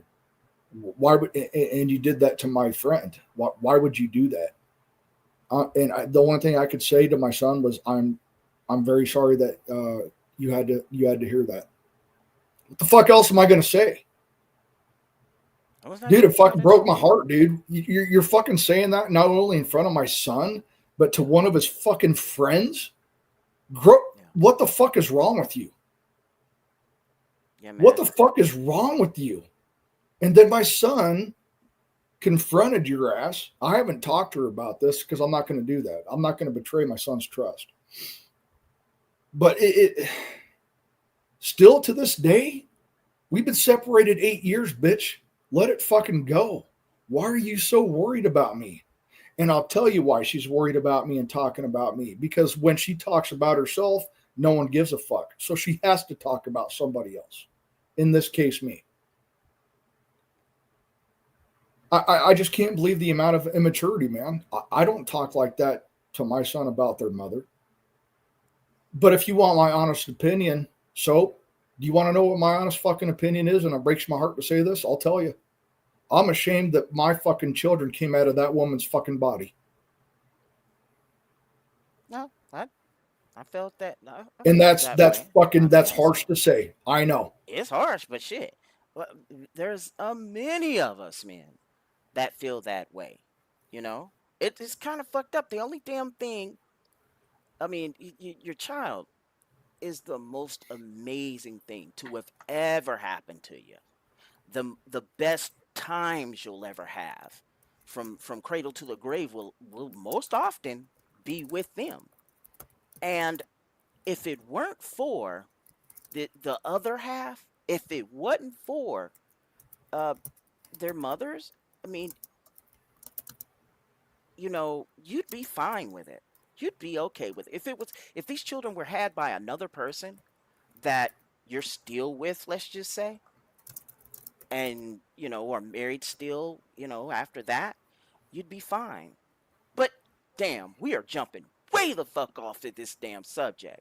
Back to the internet. It'll never be what it used to be, fellas. As long as we got Karens in this bitch, we are not going to have the internet. Real quick, before you start that video again, real quick. Yeah.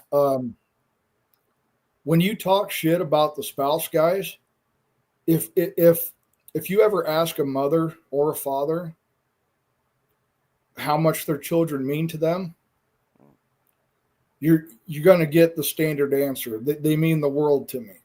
So why are you talking shit to the other half of what made that fucking child a fucking possibility for you? Without that other half that you're talking shit about right now, how can you say that this child is the best thing ever if you're talking shit about the fucking father?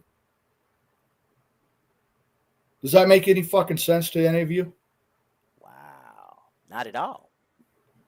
I am half responsible for this fucking beautiful thing that you say is the most important thing in your life, and you're talking shit about me. Does that make any sense? That's all I got, brother. And this is in a relational level. Many women start there. But then they go on their little single mom journey.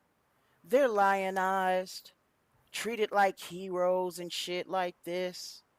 And then, they get the best health care, and out of that damn health care, they get their minds addled with these fucking antidepressants, telling you to be kind when you ain't got no fucking reason to. And they take this attitude, right? And they want to bend the wheel of a world, of a whole country, let alone the world, to their whims, to their wills. You also see this shit, I'm telling you, the red pills I took extend a little bit further than that. Some motherfuckers are still stuck at Fight Club. Well, motherfucker, I'm at Project Mayhem. Shit. Fuck it. Where they going? That's a good one, man. That's a good one. You need to write that one out. You need to write that one down. That's fucking good. Any of you guys know Fight Club? He just fucking did that shit on a whim, and it fucking matched perfectly. Because if you guys know Fight Club, you know Project Mayhem. That was fucking awesome, dude. Well, it goes like this. When fellas get on here and, they're still about that pill of truth. They're still walking that path, controlling their biology, morals, ethics, values, principles, and, and they're on.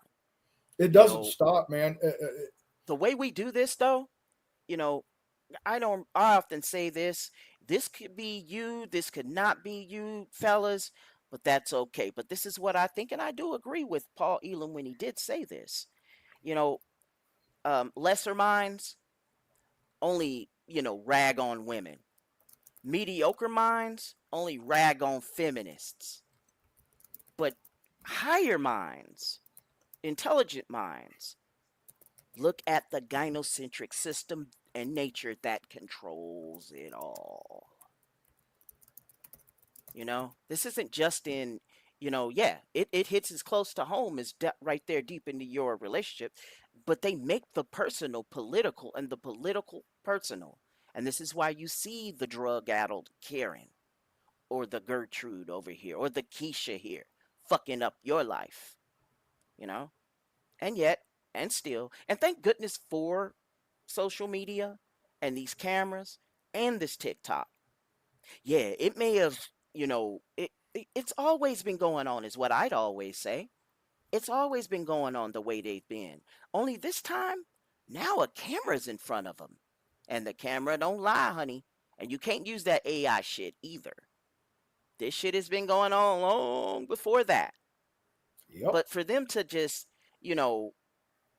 extend that relational violence and put that out there to the society around them, wanting to censorship shit, want to put labels on things, want to shelter their own children. And I can understand, keeping your children around good influences and not cultivating bad habits within them. But their bad habits, or what they're going to do is have their children sheltered away from the way reality goes. And if they experience reality in whatever form it is, let's just say your child goes through a divorce themselves in their adult age, Brother, I don't know if I can fucking handle. I don't know if I can handle my son going through what I went through, brother. I think it would fucking break me. I think it would fucking break me. So I'm trying to be fucking vulnerable and honest here. I don't know if I could fucking do what I did again through my own fucking sons. Yeah. I would still be alive. I'd still be alive. I'd still be here. Okay. Because me being alive pisses people off, and that makes me happy. I'm going to re-rock this again. Just speaking of the trend you observe in real life. And I'm pretty sure that's the intention here too. people are in a state of shock, it seems. And I think initially it was shocking, but we've gotten used to it, many of us, that people are so candid and honest online. And I actually think that's a good thing. Will you shine a light on the actual truth of things? How else will you shine a light on what people actually feel and think? The reality is, and I've said this many times, prior to the internet, you couldn't learn about, for example, intersex relations. Not really. You only had a very vague compass to go off of. And this compass about men and women was largely predicated on platitudes. Now, you could make the argument that a lot of the manosphere is incorrect in the details and the data that they might spout. And that's probably true, especially these days. But the basic building blocks, the idea, for example, that there are important fundamental differences between men and women, that the relationship between men and women is often very tense and even hostile, that things are not as simple as fairy tales tend to paint and suggest, something that, like I said, used to be the standard breakfast you were fed when it came to relations between the sexes, just as an example. With the internet, that changed. That's why people like Lord Gilbert and other youngins know all this stuff right off the bat, whereas people like me, when I was his age, we didn't know jack squat about that because we couldn't know that stuff. It was simply inaccessible. The problem is simply that sometimes this knowledge comes at a price, at a cost, and this cost is that things become less pleasant. The underlying assumptions people have and how they interact with each other, these too become less pleasant. So you're faced with a choice fundamentally, I think, and that choice is pretty simple. That's really true. It's basically, yeah. The more red pill you get, the less pleasant life gets. That is actually fucking true. Yeah. It is true. I'm not trying to say that the red pill is this negative thing, but once you see something, guys, you know. I know you guys know that you can't unsee it. And it does make things more unpleasant because you know the truth. That is actually very true. And it usually only gets that way. Maybe I'm the glass half full type of a guy. If you carry on through the path of controlling your biology, if you stay going your own way, and it's a narrow ass fucking way, somewhere in there and along the way, you'll find fantastic moments, much like this shit right here. You know, I mean, yeah, people often say that there is a red pilled rage, but I mean, there's gotta be a lot of merit in when folks say the truth can make you free. Heck, the good book says that. Yep. However, that's it can also be a fucking burden too, Chaos. Let's be real. It can be a fucking burden too. It's not fucking all roses. True that. It's a lot to take in. That's why a lot of people don't get there, Chaos, because it's a lot to fucking have to deal with. Knowing what we know now, Chaos, is not easy to deal with. If it was, everybody would fucking realize it and be where we are. It's not fucking easy. Real shit. Oh, I didn't know Chaos was here. All right. go back to everyone playing super nice and pretending everything is X way and just not knowing certain things, which is the way a lot of people want it, including these governments, as well as the many Karens out there. Or you just kind of deal with things as best you can, given the state of affairs. I, for one, almost always prefer knowledge over nescience. Nescience is generally, in my view, a worse thing, for me at least.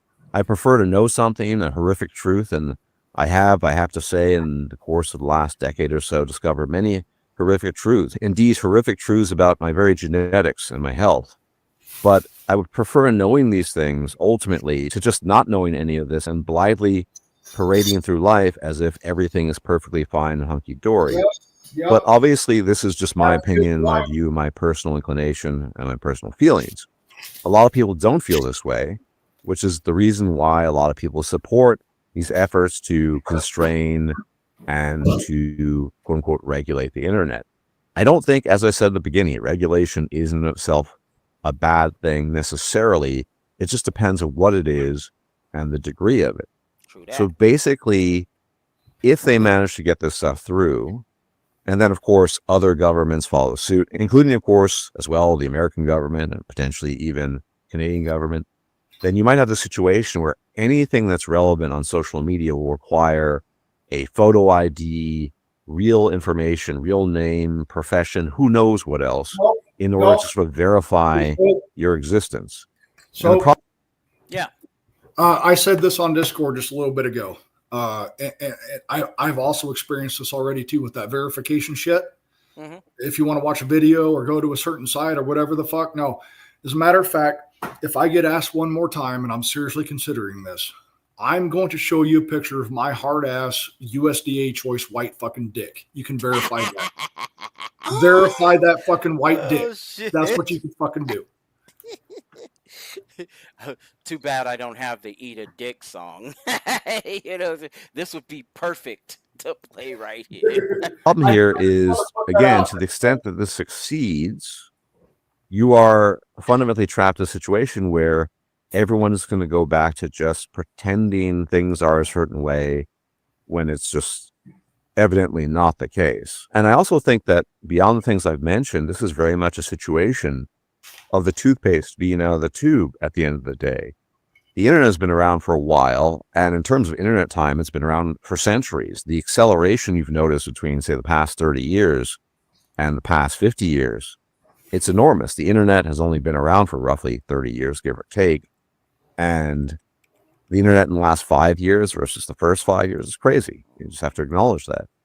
So maybe they'll succeed at various things and to varying degrees, and maybe some people will get their wish. But I just don't see this necessarily turning into a good thing. Because again, personally, I value knowing things. I value free exchange, even if it's unpleasant, rather than just sort of faking niceties. Yeah. And on top of that, there's just sort of basic things that people are interested in sometimes. And one final concern I have here, unfortunately, is government overreach. And that's just a fact when it comes to this stuff. You know, as I said, the idea of regulation itself is not theoretically a bad thing. It's just who's doing the regulation, what are the intentions, and are the intentions good, and to what degree can they even implement good intentions? I just don't trust, in the current state of affairs, large-scale governments to do these things well and to have good intentions, especially when we observe the other things they're doing, which are absolutely harmful to the population.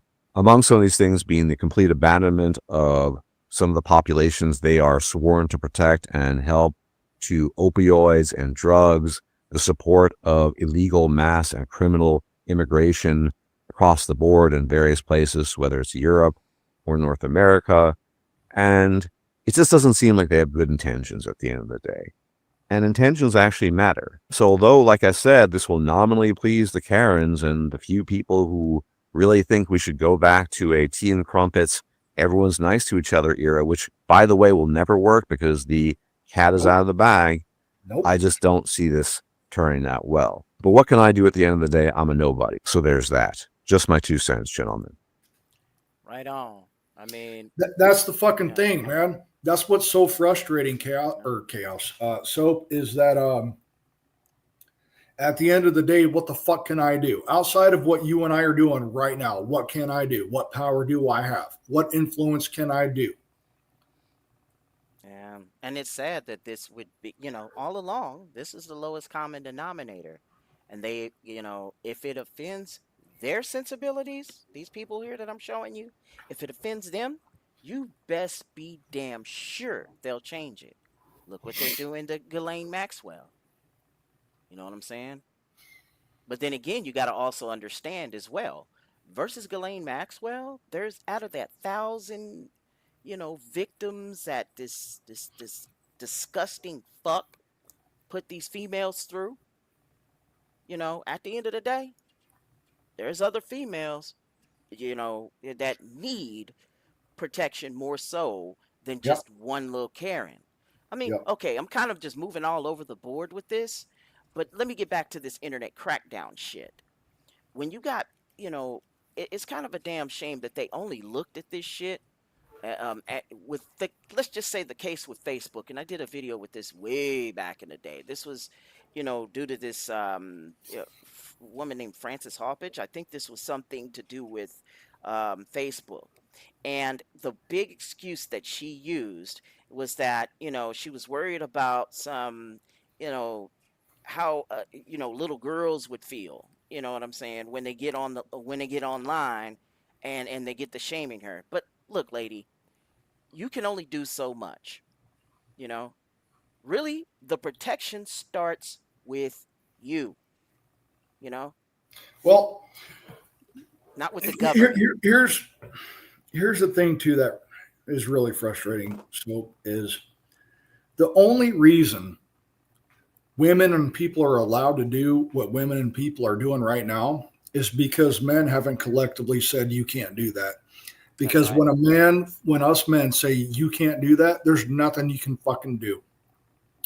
If we wanted shit to end right now, men could fucking do that. And there's not a fucking thing any woman could do about it. What are you going to do? You think you're going to outwar men? Okay.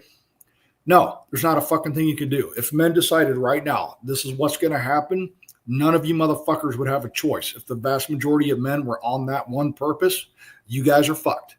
If you were in opposition to us men, if we collectively came together and really was like bowdy about this shit, there's not a fucking thing anybody can do. The only reason shit is allowed to go on right now is because men allow it. And I'm not trying to put the blame on men. I'm just saying what's obvious. Yeah. Ain't no damn Tell me I'm wrong, man. Tell me I'm wrong. I might be a lot of things, but am I wrong? Yeah, can't call us a liar either. I mean, a liar will get mad at you for knowing the truth, and that's real. Fuck yeah, that's real. I mean, you shall know the truth, and the truth shall make you free, and that's great. Yeah, and yeah, it's not great in the sense that it's all fine and rainbows, candy, and roses and unicorns and shit. But we can't just keep on feeding your mental illness, coddling your mental illness, just to save a few, shut in boomer Karens. I am getting so sick of these simps too that allow it. You're right, Seraph. And there's a lot of this shit. There's a lot of these fucks, man. And they think that they're the hero of this picture. No, they're not. They're just the weak men that create the hard times, right? Yeah. Right. It's a damn thing. One day, it's all going to come to a head. But if I am there, if I am around, and I see one of these crackdowns, these Karen crackdowns fall, I'm gonna make sure that with these cameras that we got here, the surveillance culture that she's creating, we'll go right back to the time when this bitch said that we should do it. And I'm like, yeah, you think we should do it now? When I see that bitch fucking fall, I'm going to fuck her in her ear so she can hear me coming and then walk off laughing. Gotta be how it work then. How it work. Fuck it. So can you give me 10 minutes? I got to run to the store. I'll be right back unless you want to end the stream. Oh, I'm going to end the stream. Okay. I'm going to end it. Yep. Hey, no problem, man. I'll sit here with you then until you end it. I mean, fellas. You've been on for 5 hours? Holy shit, Psycho. Yeah, I've been on for 5 hours. I appreciate that, brother. I appreciate the fact that you guys are here and that you have me on and you went on this long. I'm very happy and very honored if I added to you being on for 5 hours. That's awesome. Yeah, it's always a great thing. However, fellas, there's the junk food, them damn things, you know what I mean? Them things that make you go, damn! By Psyche Soap. So there's that. It's over on the new text. You might see me here and there and everywhere, so beware. I'm going to be changing my work schedule. I think I did say that I was going to start doing buckets on Saturday. Nah. We'll just keep it on the Fridays for the time being. And, because I had went and got this new job recently this week, new full-timer, so that should be really fucking whack. But hey, I got, I at least got a way to keep food in my fridge, keep my fucking what do you call that? Keep my bills paid and all of this so that I can stay here rocking with you, with all of you fellas. And last but not least, man, never let some Karen, some boomer Karen in the lowest common denominator control your life. Let not some of these damn, libtards and every last one of these blue spots around the country run this shit. There's a reason why there are wide open spaces. These folks here in these wide open spaces that are outside of these dark blue, counties and shit like that, they're made up of people. And I could even say in some of them blue counties, but they're made up of people outside of these counties, of a sense of family, and a sense of actual values. Not sitting up here being, a boomer Karen. You need to do a better job of letting your children and those younger than you understand that this life can get real fucked up. If you do not show them this truth now, yes, this is one of the few times where I'm like, fuck it, desensitize them. Desensitize them, because it can all come down real quick. It'll be a very long, hard pain if you keep putting this, this flowery butterflies and rainbows in these boys, especially in these boys' heads. I can understand the females, but in these guys' heads, hell no, because they're going to be thrown into a world where the difference between life and death can mean the way you practice your trigger discipline. Now that's for when that happens in another time. But all in all, and all throughout, I'm gonna get on up out of here. Be ready for those ruminations. I'll start putting some out here, and then you'll see me around here, out and about. What's up with you there, Saunders? Just want to say thank you for having me, man. It's always I always have a great time talking with you, man. Yep. Anyone that's screaming racism and shit like we had in the chat earlier, I'm like, you do know you do know that you're part of a stream that is featuring a white and a black man, right? I mean, you guys know how much shit Soap and I have given each other in the past about being a whitey and a darky? We're good. Soap even knows, man. I have fucking mulatto niece and nephew, man. You guys know milk chocolate? My fucking brother married dark chocolate. She's from Malawi, Africa, man. She got that jungle fever. My daughter is part Irish. My daughter is part white. So, I mean. No, man. I mean, if someone says, oh, well, just because you have black friends or this and that, it doesn't mean you're not racist. Well, yeah, actually, it fucking does. Because if I was the true definition of racism, I wouldn't be talking to Soap right now, and I wouldn't be talking up my fucking sister-in-law, my fucking niece and nephew. Now, would I? So, yeah, it actually does mean something. It does mean something. And especially if you have a familial bond. Because diversity, just to have diversity, is not your strength. It's diversity. Diversity is not your strength. However, diversity of thought is. Yes, that is true. Unity is the right word you should be using. See, I'm getting sick and tired of these damn feminists, just throwing words at things like magic spells and expecting it to be that. Kind of like back in the 90s where sensitivity was the thing that they wanted for a guy to be, when he actually meant responsive to emotional needs. That's all that meant. You could have said it that way. Number two, there's the,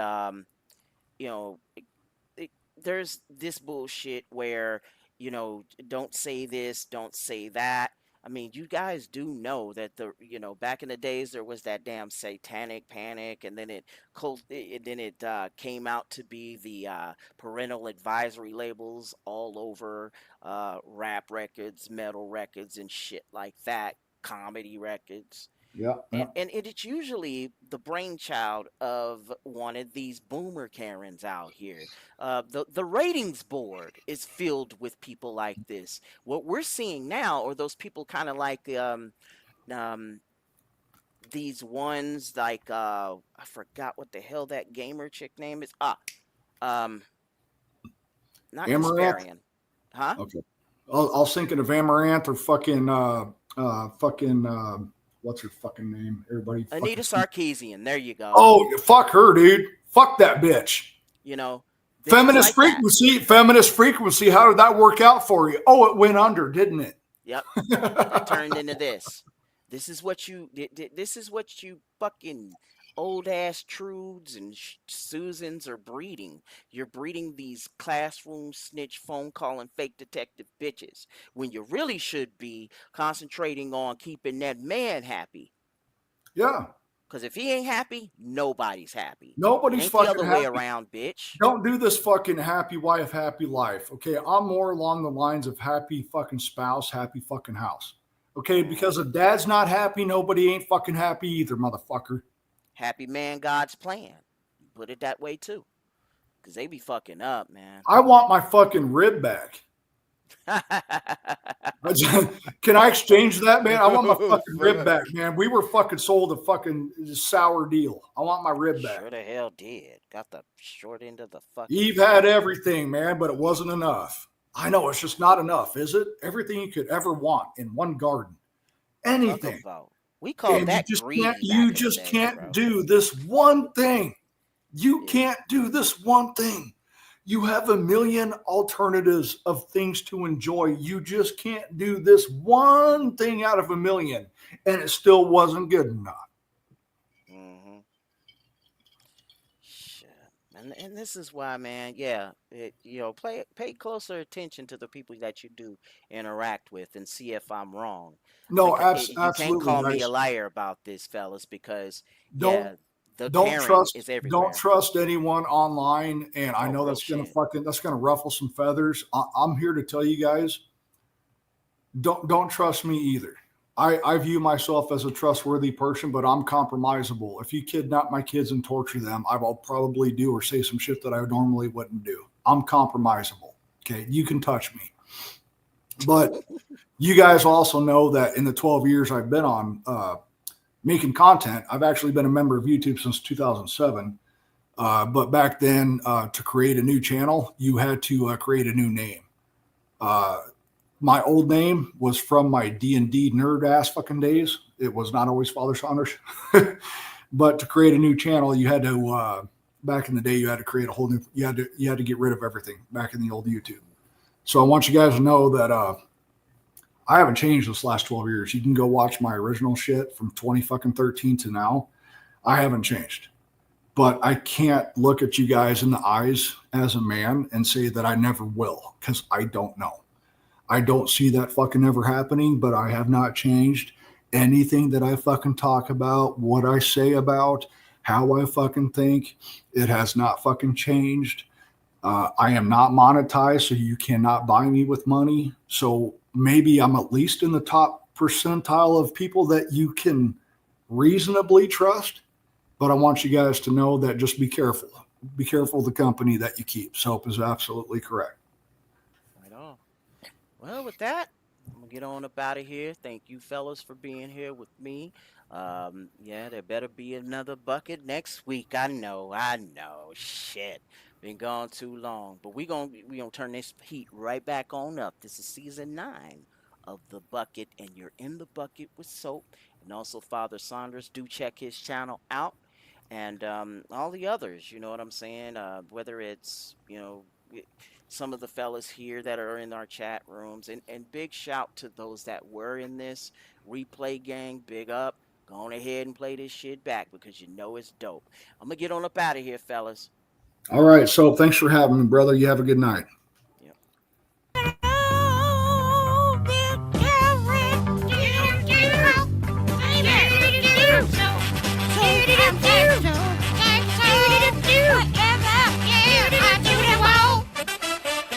You shut. What? Oh, you shut. Oh, I do what I want.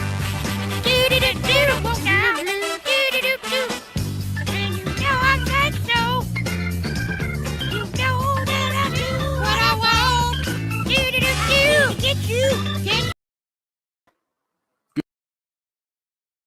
So fucking gay? Super gay, bro. Hey, Hammer. Super gay. You shut. Hammer. No. You stop. You play my song, mister. You. Beat you now. Say the boy. soap. Turkey soap. Soap. Turkey soap. Soap. Turkey soap. Turkey soap. You make my sing. Yeah. Now, what we gonna do? We're gonna mellow it out again. Do-do-do-do. Yeah. Do-do-do-do. Right? Do-do-do-do. Do-do-do-do. Do-do-do-do. Do-do-do-do. How about I do it? That's what I want. I've got soap. You know that I do what I want. Yeah. I'll get you. Beat you. Catch you. Sipping on the show. Yeah. I'm soap. Turkey soap. Turkey soap. Turkey soap. Come on now. Turkey soap. Turkey soap. Turkey soap. Turkey soap. Girl soap. You better like this song. Turkey soap. Turkey soap. Turkey soap. Turkey soap. Turkey soap. Turkey soap. Turkey soap. Turkey soap. Turkey soap. Turkey soap. Turkey soap. Turkey soap.